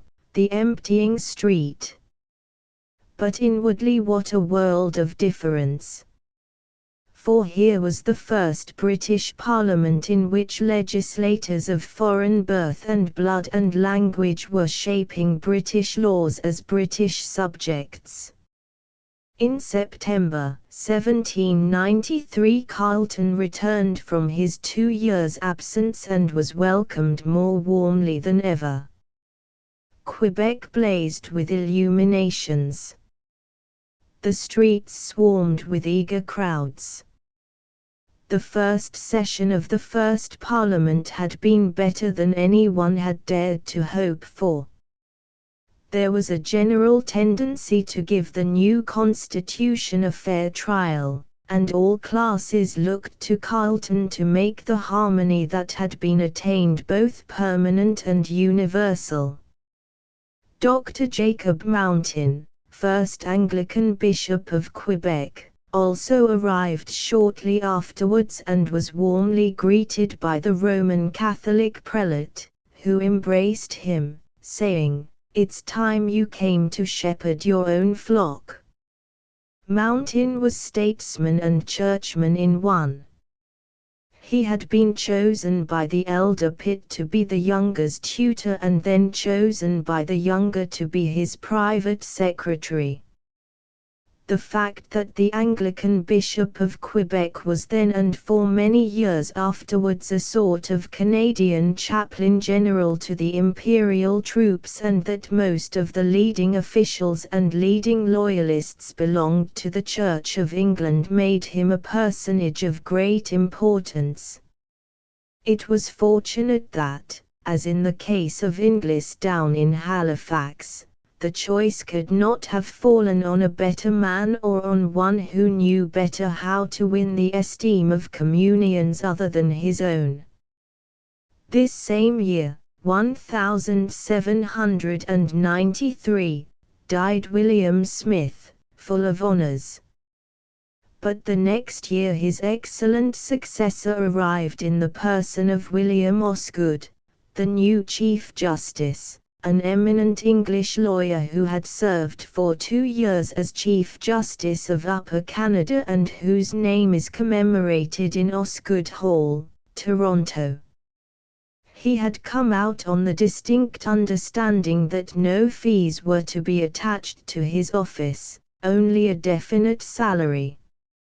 This was a great triumph for Carleton, who certainly practiced what he preached. So far, so good. But the third conspicuous new arrival, John Graves Sicko, Lieutenant Governor of Upper Canada, who had come out the year before, was a great deal less to Carleton's liking. Sicko was a good officer who threw himself heart and soul into the work of settling the new province. He won the affectionate regard of his people and is gratefully remembered by their posterity. But he was too exclusively of his own province in his civil and military outlook and was disposed to ignore Carleton as his official chief.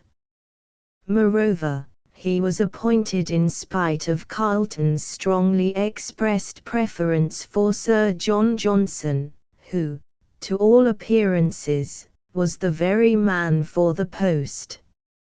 Sir William Johnson, the first baronet, had been the great British leader of the Indians and a person of much consequence throughout America. His son John inherited many of his good qualities, thoroughly understood the West and its problems, was a devoted loyalist all through the Revolution, when he raised the King's Royal Regiment of New York, and would have been second only to Carleton himself in the eyes of all Canadians, old and new. But the government thought his private interests too great for his public duty, an excellent general principle, though misapplied in this particular case.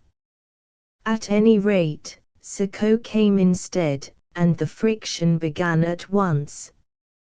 Sicko's commission clearly made him subordinate to Carleton. Yet Sicko made appointments without consulting his superior and argued the point after he had been brought to book. He communicated directly with the home government over his superior's head and was not rebuked by the minister to whom he wrote, Henry Dundas, afterwards 1st Viscount Melville. Dundas, indeed, was half inclined to snub Carleton. Sicko desired to establish military posts wherever he thought they would best promote immediate settlement, a policy which would tend to sap both the government's resources and the self-reliance of the settlers. He also wished to fix the capital at London instead of York, now Toronto, and to make York instead of Kingston the naval base for Lake Ontario. Thus the friction continued. At length Carleton wrote to the Duke of Portland, Pitt's Home Secretary, saying, "All command, civil and military, being thus disorganized and without remedy, your Grace will, I hope, excuse my anxiety for the arrival of any successor, who may have authority sufficient to restore order, lest these insubordinations should extend to mutiny among the troops and sedition among the people." That was in November 1795. The government, however, took no decisive action, and next year both Carleton and Saco left Canada forever. When this unfortunate quarrel began, 1793, Canada was in grave danger of being attacked by both the French and the American republics. The danger, however, had been greatly lessened by Jay's Treaty of 1794 and was to be still further lessened, 1796, by the transfer of the western posts to the United States and by the presidential election which gave the Federal Party a new lease of power, though no longer under Washington. Had Carleton remained in Canada, these felicitous events would have offered him a unique opportunity of strengthening the friendly ties between the British and the Americans in a way which might have saved some trouble later on. But that was not to be. To understand the dangers which threatened Canada during the last 3 years of Carleton's rule, we must go back to February 1793, when revolutionary France declared war on England, and there then began that titanic struggle which only ended 22 years later on the field of Waterloo. The Americans were divided into two parties, one disposed to be friendly towards Great Britain, the other unfriendly. The names these parties then bore must not be confused with those borne by their political offspring at the present day. The Federals, progenitors of the present Republicans, formed the friendly party under Washington, Hamilton, and Jay. The Republicans, progenitors of the present Democrats, formed the unfriendly party under Jefferson, Madison, and Randolph. The Federals were in power, the Republicans in opposition. When the Republicans got into power in 1801 under Jefferson, they pursued their anti-British policy till they finally brought on the War of 1812 under the presidency of Madison. The strength of the peace party lay in the North, that of the war party lay in the South. The peaceful Federals, now that independence had been gained, were in favor of meeting the amicable British government halfway. When Pitt came into power in 1783, he at once held out the olive branch. Now, 10 years later, the more far-seeing statesmen on both sides were preparing to confirm the new friendship in the practical form of Jay's Treaty, which put the United States into what is at present known as a most favored nation position with regard to British trade and commerce. Moreover, Washington and his Northern Federals much preferred a British Canada to a French one, while Jefferson and the Southern Republicans thought any stick was good enough to beat the British dog with. The Jeffersonians eagerly seized on the reports of a speech which Carleton made to the Miamis, who lived just south of Detroit, and used it to the utmost as a means of stirring up anti-British feeling. Carleton had said, "You are witnesses that we have acted in the most peaceable manner and borne the language and conduct of the United States with patience. but I believe our patience is almost exhausted. Applied to the vexed questions of the Western posts, of the lawless ways of the exterminating American pioneers, and of the infinitely worse jobbing politicians behind them, this language was mildness itself. But in view of the high statesmanship of Washington and his government it was injudicious. All the same, Dundas, more especially because he was a cabinet minister, was even more injudicious when he adopted a tone of reproof towards Carleton, whose great services, past and present, entitled him to unusual respect and confidence. The negotiations for Jay's Treaty were then in progress in London, and Jefferson saw his chance of injuring both the American and British governments by magnifying Carleton's speech into an unwarrantable outrage. He also hoped that an Indian war would upset the treaty and bring on a British war as well. And the prospect did look encouragingly black in the West, where the American General Wayne was ready waiting south of Lake Erie, while the trade in scalps was unusually brisk. $40 was the regular market price for an ordinary Indian's scalp. But as much as 1,000 was offered for Simon Curtis in the hope of getting that inconvenient British scout put quickly out of the way. Nearer home, Jefferson and his band of demagogues had other arguments as well. The Federal North would suffer most by war, while the Republican South might use war as a means of repudiating all the debts she owed to Englishmen. This would have been a very different thing from the insolvency of the Continental Congress during the Revolution. It was dire want, not financial infamy, that made the revolutionary paper money not worth a Continental. But it would have been sheer theft for the Jeffersonian South to have made its honest obligations rotten as a Pennsylvanian bond. The wild French revolutionary rage that swept through the South now fanned the flame and made the sparks fly over into Canada. In April 1793, a fiery red Republican, named Genet, landed at Charleston as French minister to the United States and made a triumphal progress to Philadelphia. Nobody bothered about the fundamental differences between the French and American revolutions. France and England were going to war and that was enough. Genet was one of those impossibles whom revolutions throw into ridiculous power.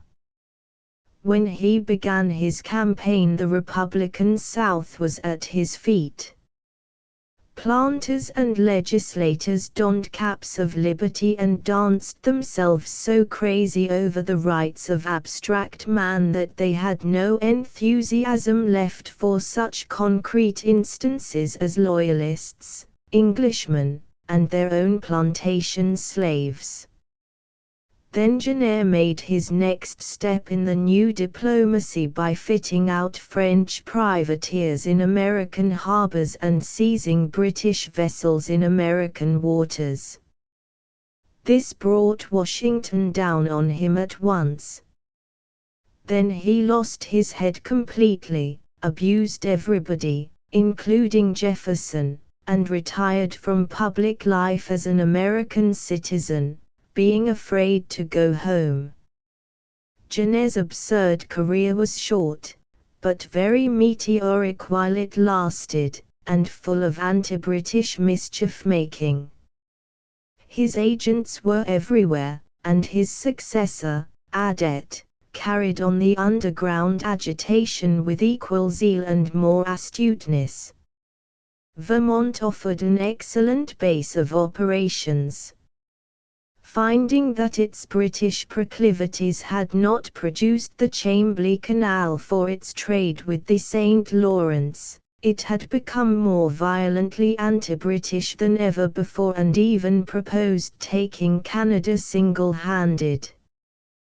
This time its new policy remained at fever heat for over 3 years and only cooled down when a British man-of-war captured the incongruously named Olive Branch, in which I.A. Allen was trying to run the blockade from Ostend with 20,000 muskets and other arms which he represented as being solely for the annual drill of the Vermont militia.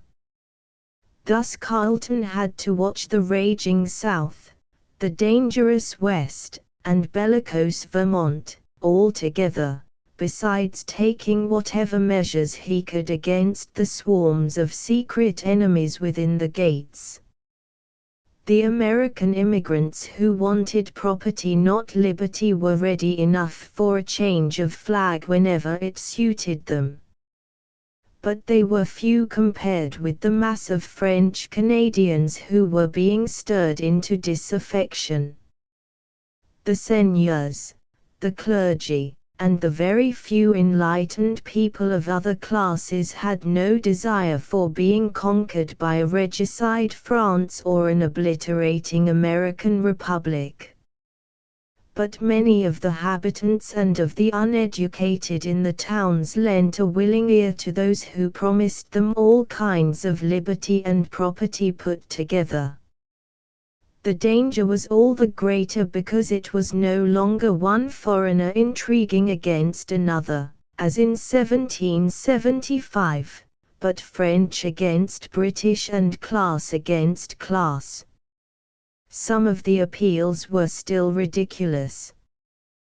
The habitants found themselves credited with an unslakable thirst for higher education.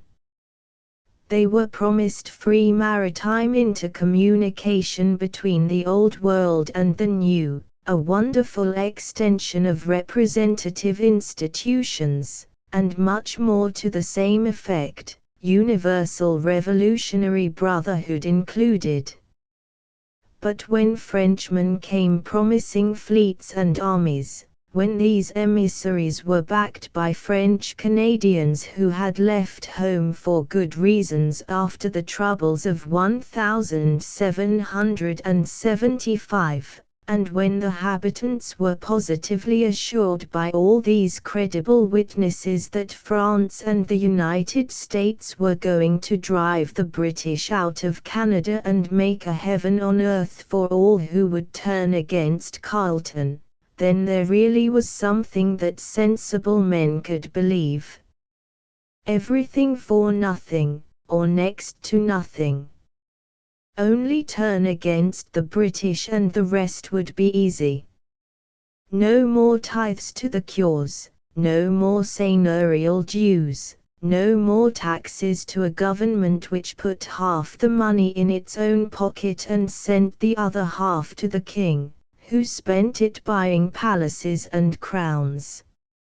Nothing is too absurd for them to believe, wrote Carleton, who felt all the old troubles of 1775 coming back in a greatly aggravated form. He lost no time in vain regrets, however, but got a militia bill through Parliament, improved the defences of Quebec, and issued a proclamation enjoining all good subjects to find out, report, and seize every sedition-monger they could lay their hands on. An attempt to embody 2,000 militiamen by ballot was a dead failure. The few English-speaking militiamen required came forward with alacrity. The habitants hung back or broke into riotous mobs. The ordinary habitant could hardly be blamed. He saw little difference between one kind of English-speaking people and another. So he naturally thought it best to be on the side of the prospective winners, especially when they persuaded him that he would get back everything taken from him by the infamous Quebec Act. There really was no way whatever of getting him to see the truth under these circumstances. The mere fact that his condition had improved so much under British rule made him all the readier to cry for the Franco-American moon. Things presently went from bad to worse. A glowing, bombastic address from the Free French to their Canadian brothers, who of course were slaves, was even read out at more than one church door.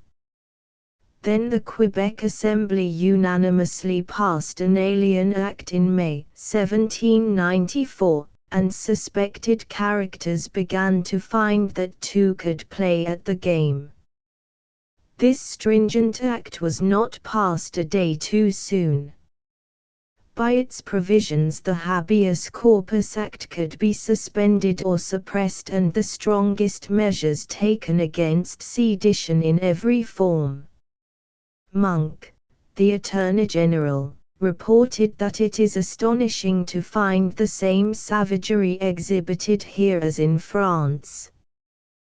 The habitants and lower class of townsfolk had beers well worked up to follow France and the United States by destroying a throne which was the seat of hypocrisy, imposture, despotism, greed, cruelty and all the other deadly sins. The first step was to be the assassination of all obnoxious officials and leading British patriots the minute the promised invasion began to prove successful. No war came. And, as we have seen already, Carleton's last year, 1796, was more peaceful than his first. But even then the external dangers made the Governor-General's post a very trying one, especially when internal troubles were equally rife. Thus Carleton never enjoyed a single day without its anxious moments till, old and growing weary, though devoted as ever, he finally left Quebec on the 9th of July. This was the second occasion on which he had been forced to resign by unfair treatment at the hands of those who should have been his best support. It was infinitely worse the first time, when he was stabbed in the back by that shameless political assassin, Lord George Germain. But the second was also inexcusable because there could be no doubt whatever as to which of the incompatibles should have left his post, the replaceable Sicot or the irreplaceable Carleton. Yet as HMS Active rounded Point Levi, and the great stronghold of Quebec faded from his view, Carleton had at least the satisfaction of knowing that he had been the principal savior of one British Canada and the principal founder of another. Chapter X, Nunc Dimittis 1796–1808. Our tale is told. The Active was wrecked on the island of Anticosti, where the estuary of the St. Lawrence joins the Gulf. No lives were lost, and the Carletons reached Pierce in Gaspe quite safely in a little coasting vessel. Then a ship came round from Halifax and sailed the family over to England at the end of September, just 30 years after Carleton had come out to Canada to take up a burden of oversea governance such as no other viceroy, in any part of the world encircling British Empire, has ever borne so long. He lived to become a wonderful link with the past. When he died at home in England he was in the 67th year of his connection with the army and in the 85th of his age. More than any other man of note he brought the days of Marlborough into touch with those of Wellington, though a century lay between. At the time he received his first commission, most of the senior officers were old Marlburians. At the time of his death Nelson had already won Trafalgar, Napoleon had already been Emperor of the French for nearly 3 years, and Wellington had already begun the great Peninsular campaigns. Carleton's own life thus constitutes a most remarkable link between two very different eras of imperial history. But he and his wife together constitute a still more remarkable link between two eras of Canadian history which are still farther apart. At first sight it seems almost impossible that he, who was the trusted friend of Wolfe, and she, who learned deportment at Versailles in the reign of Louis Quinze, should together make up a living link between 1690, when Frontenac saved Quebec from the American colonials under Phips, and 1867, when the new Dominion was proclaimed there. But it is true. Carleton, born in the first quarter of the 18th century, knew several old men who had served at the Battle of the Boyne, which was fought 3 months before Frontenac sent his defiance to Phips from the mouth of my cannon. Carleton's wife, living far on into the second quarter of the 19th century, knew several rising young men who saw the Dominion of Canada well started on its great career. All Carleton's sons went into the army and all died on active service.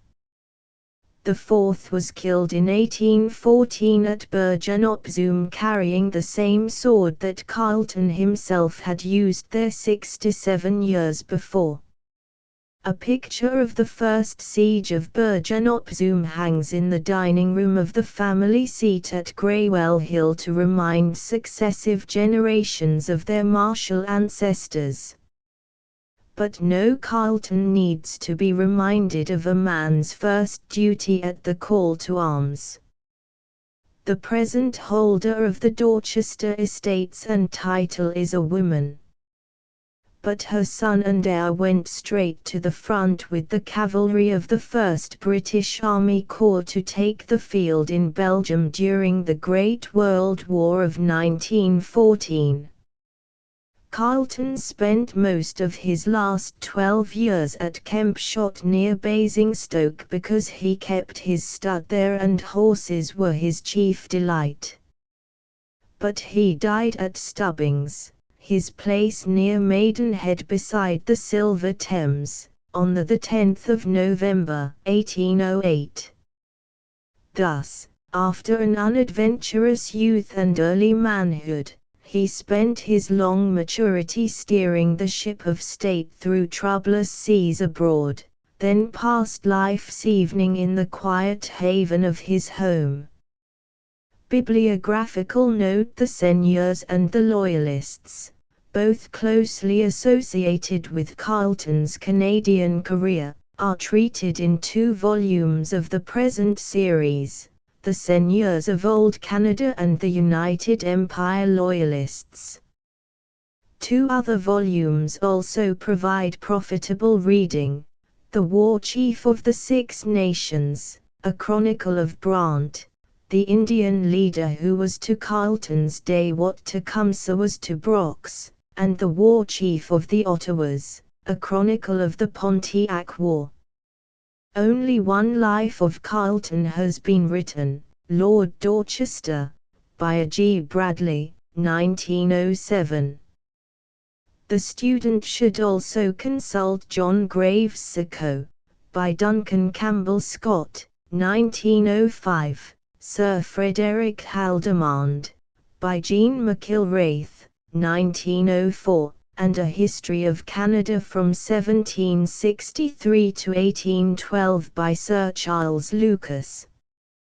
Carleton is the leading character in the first half of the 3rd volume of Canada and its Provinces, which, being the work of different authors, throws light on his character from several different British points of view as well as from several different kinds of evidence.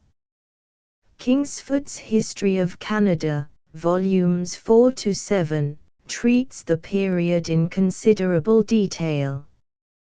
Justin Smith's 2 volumes, Our Struggle for the 14th Colony, is the work of a most painstaking American scholar who had already produced an excellent account of Arnold's march from Cambridge to Quebec, in which, for the first time, Arnold's journal was printed word for word. Arnold's Expedition to Quebec, by J. Codman, is another careful work. These are the complements of the British books mentioned above, as they emphasize the American point of view and draw more from American than from British sources of original information. The unfortunate defect of Our Struggle for the 14th Colony is that the author's efforts to be sprightly at all costs tend to repel the serious student, while his very thoroughness itself repels the merely casual reader. So many absurd or perverting mistakes are still made about the life and times of Carleton, and a full understanding of his career is of such vital importance to Canadian history, that no accounts given in the general run of books, including many so-called standard works, should be accepted without reference to the original authorities. Justin Smith's books, cited above, have useful lists of authorities, though there is no discrimination between documents of very different value. The original British diaries kept during Montgomery and Arnold's beleaguerment have been published by the Literary and Historical Society of Quebec in 2 volumes, at the end of which there is a very useful bibliography showing the whereabouts of the actual manuscripts of these and many other documents in English, French, and German. In addition to the American and British diarists who wrote in English, there were several prominent French Canadians and German officers who kept most interesting journals which are still extant. The Dominion archives at Ottawa possess an immense mass of originals, facsimiles, and verbatim copies of every kind, including maps and illustrations. The Dominion archivist, Dr. Doughty, has himself edited, in collaboration with Professor Short, all the documents relating to the constitutional history of Canada from 1759 to 1791. The present chronicle is based on the original evidence of both sides. End. End of the Project Gutenberg ebook The Father of British Canada, A Chronicle of Carleton ******* Updated editions will replace the previous one, the old editions will be renamed. Creating the works from print editions not protected by U.S. copyright law means that no one owns a United States copyright in these works, so the Foundation, and you, can copy and distribute it in the United States without permission and without paying copyright royalties. Special rules, set forth in the general terms of use part of this license, apply to copying and distributing Project Gutenberg trademark symbol electronic works to protect the Project Gutenberg trademark symbol concept and trademark. Project Gutenberg is a registered trademark, and may not be used if you charge for an ebook, except by following the terms of the trademark license, including paying royalties for use of the Project Gutenberg trademark. If you do not charge anything for copies of this ebook, Complying with the trademark license is very easy. You may use this ebook for nearly any purpose, such as creation of derivative works, reports, performances and research. Project Gutenberg ebooks may be modified and printed and given away. You may do practically anything in the United States with ebooks not protected by U.S. copyright law. Redistribution is subject to the trademark license, especially commercial redistribution. Start. Full license. The full Project Gutenberg license. Please read this before you distribute or use this work to protect the Project Gutenberg trademark symbol mission of promoting the free distribution of electronic works. By using or distributing this work, or any other work associated in any way with the phrase Project Gutenberg, you agree to comply with all the terms of the full Project Gutenberg trademark symbol license available with this file or online at www.gutenberg.org/license.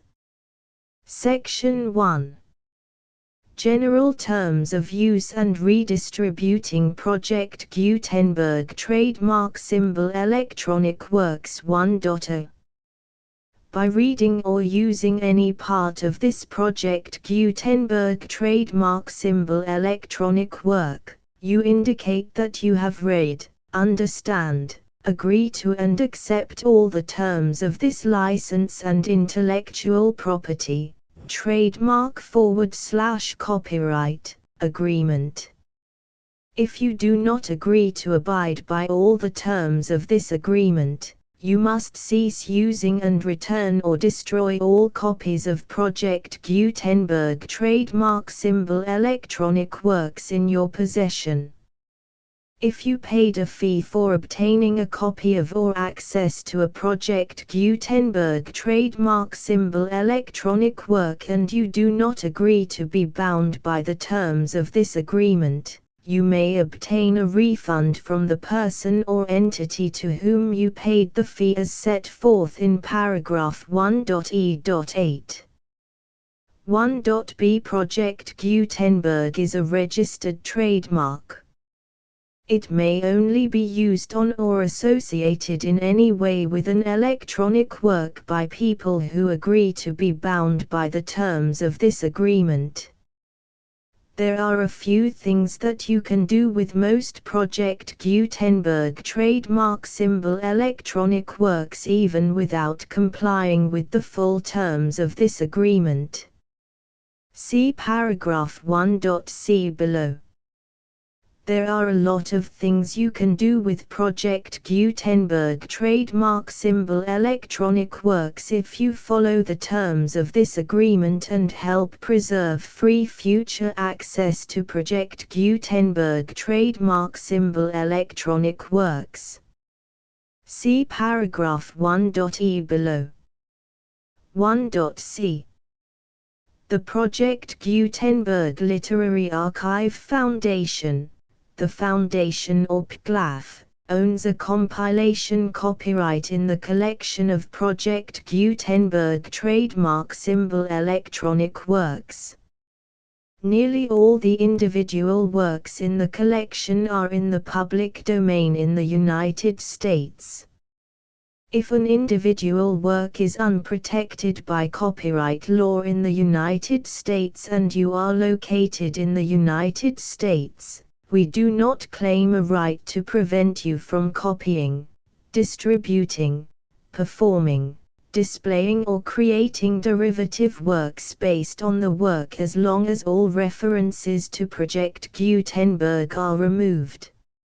Of course, we hope that you will support the Project Gutenberg trademark symbol mission of promoting free access to electronic works by freely sharing Project Gutenberg trademark symbol works in compliance with the terms of this agreement for keeping the Project Gutenberg trademark symbol name associated with the work.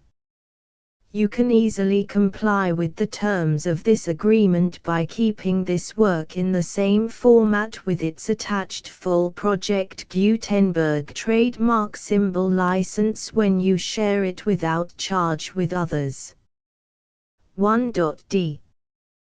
The copyright laws of the place where you are located also govern what you can do with this work.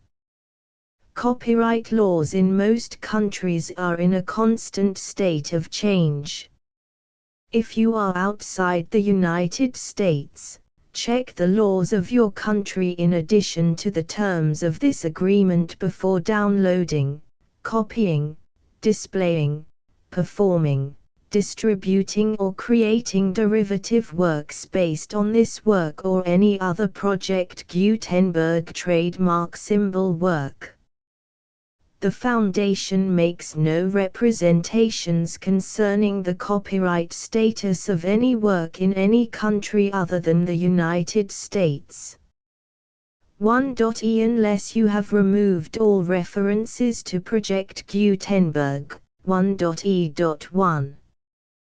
The following sentence, with active links to, or other immediate access to, the full Project Gutenberg trademark symbol license must appear prominently whenever any copy of a Project Gutenberg trademark symbol work, any work on which the phrase Project Gutenberg appears, or with which the phrase Project Gutenberg is associated, is accessed, displayed, performed, viewed, copied or distributed.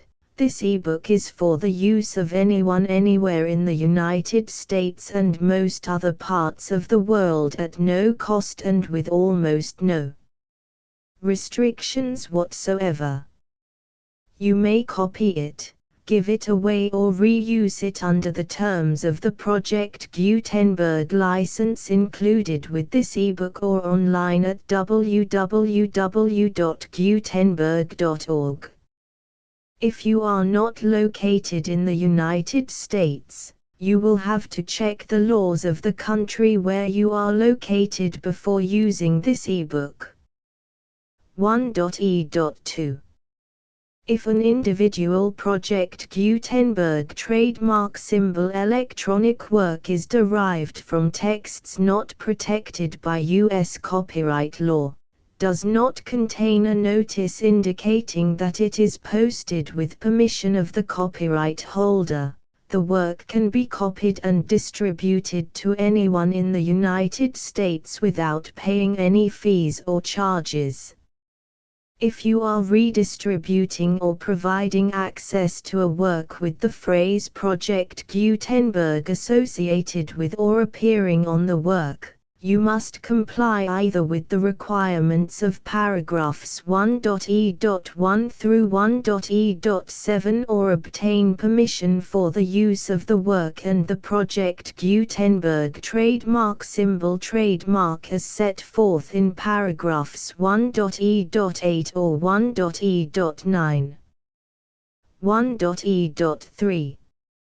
If an individual Project Gutenberg trademark symbol electronic work is posted with the permission of the copyright holder, your use and distribution must comply with both paragraphs 1.e.1 through 1.e.7 and any additional terms imposed by the copyright holder.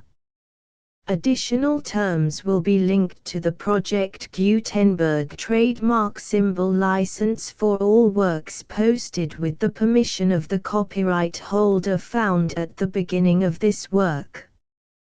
1.e.4.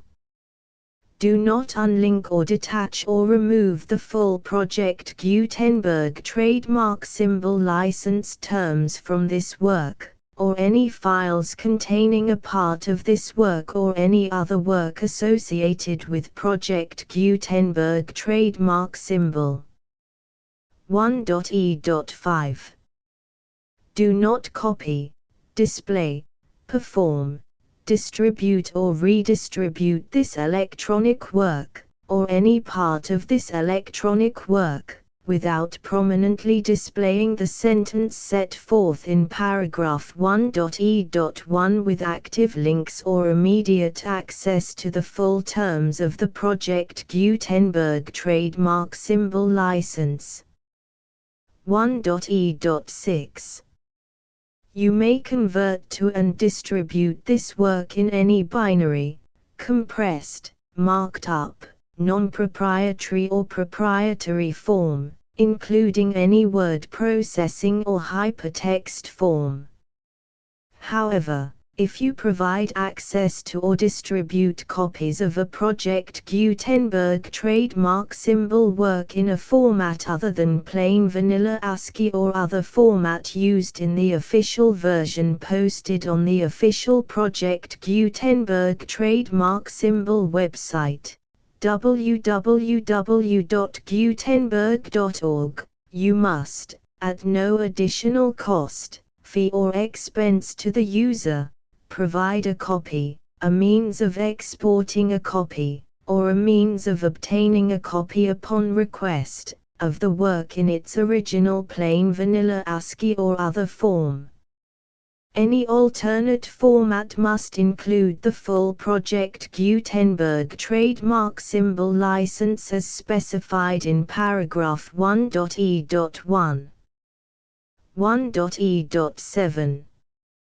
Do not charge a fee for access to, viewing, displaying, performing, copying or distributing any Project Gutenberg trademark symbol works unless you comply with paragraph 1.e.8 or 1.e.9. 1.e.8. You may charge a reasonable fee for copies of or providing access to or distributing Project Gutenberg trademark symbol electronic works provided that you pay a royalty fee of 20% of the gross profits you derive from the use of Project Gutenberg trademark symbol works calculated using the method you already use to calculate your applicable taxes. The fee is owed to the owner of the Project Gutenberg trademark symbol trademark, but he has agreed to donate royalties under this paragraph to the Project Gutenberg Literary Archive Foundation. Royalty payments must be paid within 60 days following each date on which you prepare, or are legally required to prepare, your periodic tax returns. Royalty payments should be clearly marked as such and sent to the Project Gutenberg Literary Archive Foundation at the address specified in Section 4, Information about donations to the Project Gutenberg Literary Archive Foundation.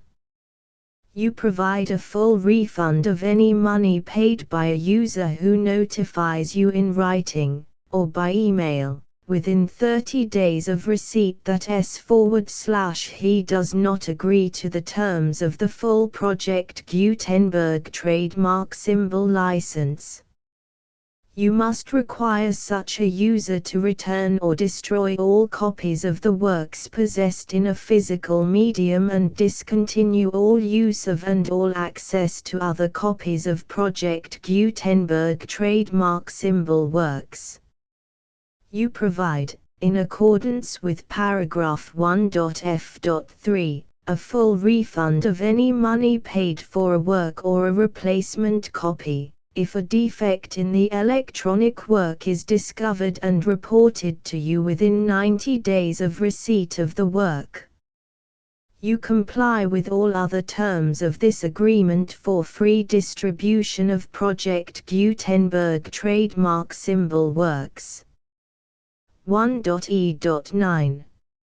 If you wish to charge a fee or distribute a Project Gutenberg trademark symbol electronic work or group of works on different terms than are set forth in this agreement, you must obtain permission in writing from the Project Gutenberg Literary Archive Foundation, the manager of the Project Gutenberg trademark symbol trademark.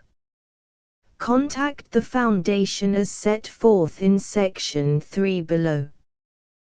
1.f1.f.1 Project Gutenberg volunteers and employees expend considerable effort to identify, do copyright research on, transcribe and proofread works not protected by U.S. copyright law in creating the Project Gutenberg trademark symbol collection. Despite these efforts, Project Gutenberg trademark symbol electronic works, and the medium on which they may be stored, may contain defects such as, but not limited to, incomplete, inaccurate or corrupt data, transcription errors, a copyright or other intellectual property infringement, a defective or damaged disk or other medium, a computer virus, or computer codes that damage or cannot be read by your equipment.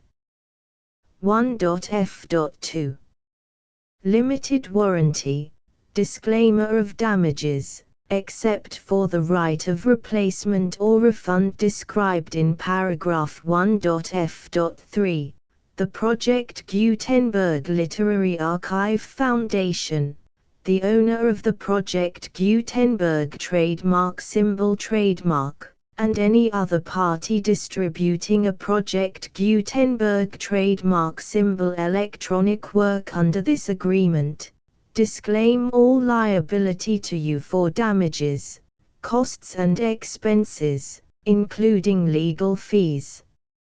You agree that you have no remedies for negligence, strict liability, breach of warranty or breach of contract except those provided in paragraph 1.f.3.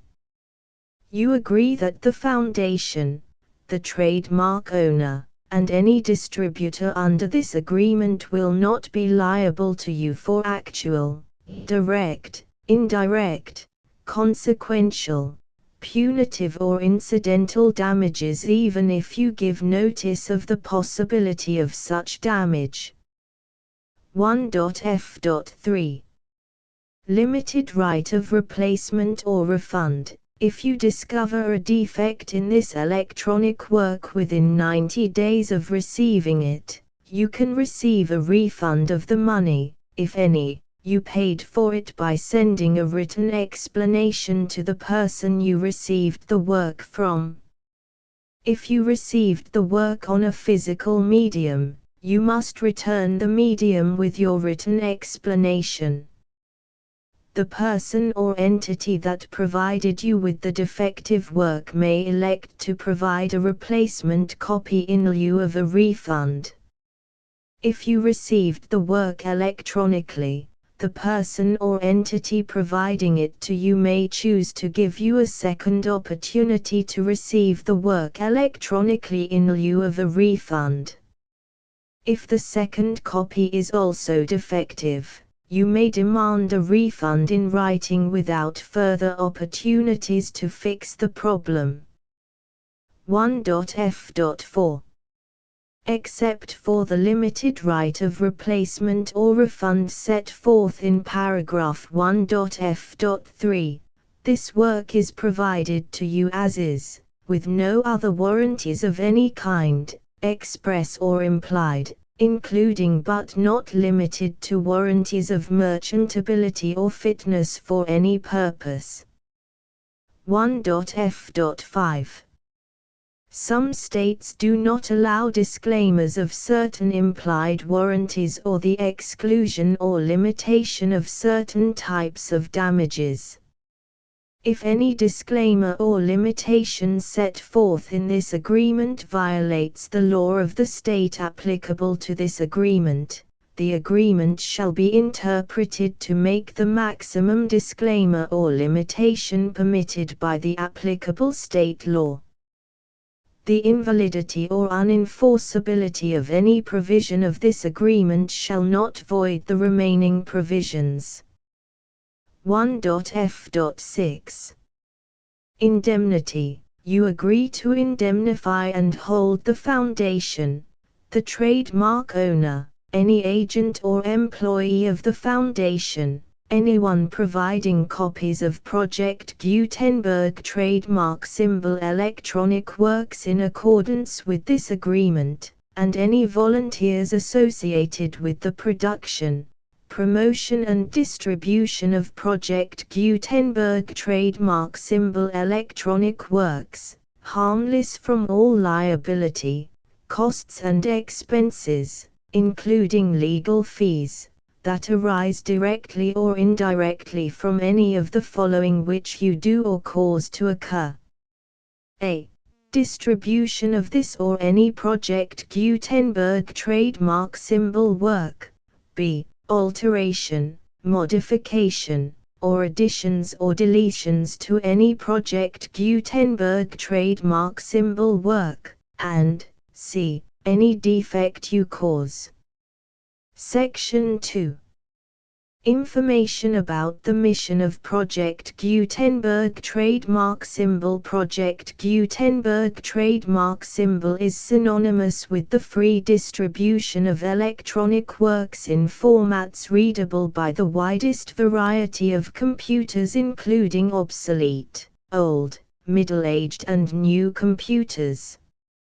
It exists because of the efforts of hundreds of volunteers and donations from people in all walks of life. Volunteers and financial support to provide volunteers with the assistance they need are critical to reaching Project Gutenberg trademark symbol's goals and ensuring that the Project Gutenberg trademark symbol collection will remain freely available for generations to come. In 2001, the Project Gutenberg Literary Archive Foundation was created to provide a secure and permanent future for Project Gutenberg trademark symbol and future generations. To learn more about the Project Gutenberg Literary Archive Foundation and how your efforts and donations can help, see sections 3 and 4 and the Foundation information page at www.gutenberg.org. Section 3.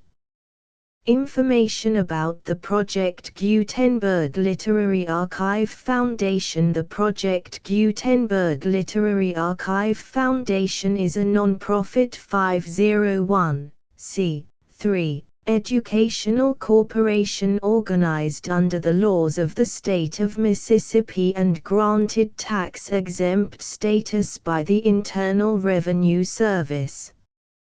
The Foundation's IN or Federal Tax Identification Number is 64-6221541. Contributions to the Project Gutenberg Literary Archive Foundation are tax-deductible to the full extent permitted by U.S. federal laws and your state's laws.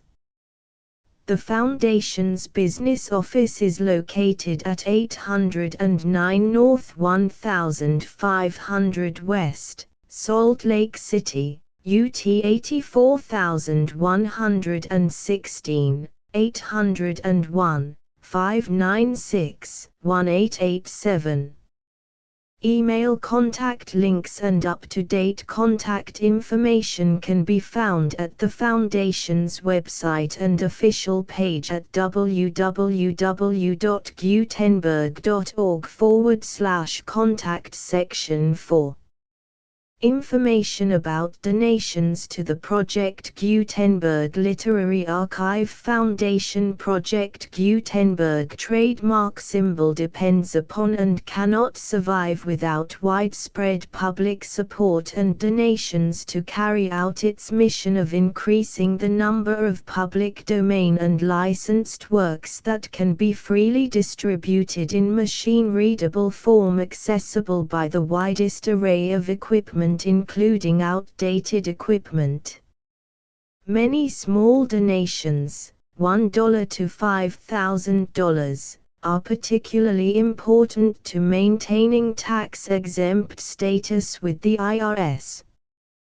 The Foundation is committed to complying with the laws regulating charities and charitable donations in all 50 states of the United States.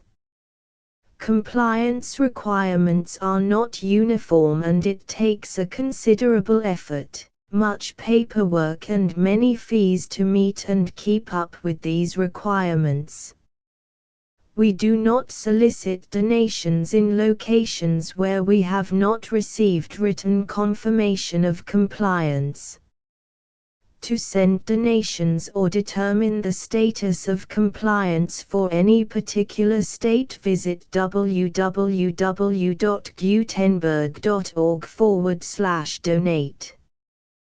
While we cannot and do not solicit contributions from states where we have not met the solicitation requirements, we know of no prohibition against accepting unsolicited donations from donors in such states who approach us with offers to donate. International donations are gratefully accepted, but we cannot make any statements concerning tax treatment of donations received from outside the United States. U.S. laws alone swamp our small staff. Please check the Project Gutenberg web pages for current donation methods and addresses. Donations are accepted in a number of other ways, including checks, online payments and credit card donations.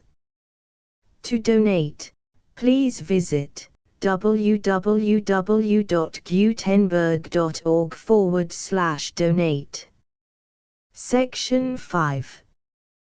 General information about Project Gutenberg Trademark Symbol Electronic Works. Professor Michael S. Hart was the originator of the Project Gutenberg trademark symbol concept of a library of electronic works that could be freely shared with anyone. For 40 years, he produced and distributed Project Gutenberg trademark symbol ebooks with only a loose network of volunteer support.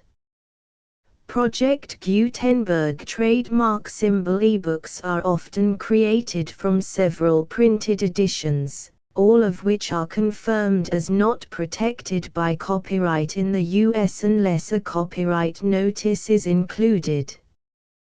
Thus, we do not necessarily keep ebooks in compliance with any particular paper edition. Most people start at our website, which has the main PG search facility, www.gutenberg.org. This website includes information about Project Gutenberg trademark symbol, including how to make donations to the Project Gutenberg Literary Archive Foundation, how to help produce our new ebooks, and how to subscribe to our email newsletter to hear about new ebooks. The Father of British Canada, A Chronicle of Carleton. Chronicles of Canada, edited by George M. Wrong and H. H. Langton in 32 volumes. Volume 12, Toronto, 1916. Chapter I. Guy Carleton 1724–1759. Chapter 2. General Murray 1759–1766. Chapter 3. Governor Carleton 1766–1774. Chapter 4. Invasion 1775. Chapter V. Beleaguerment 1775–1776. Chapter 6. Deliverance 1776. Chapter 7. The Counterstroke 1776–1778. Chapter 8. Guarding the Loyalists 1782–1783. Chapter 9. Founding Modern Canada 1786–1796. Chapter X. Nunc Dimittis 1796–1808 Bibliographical note and the full Project Gutenberg license.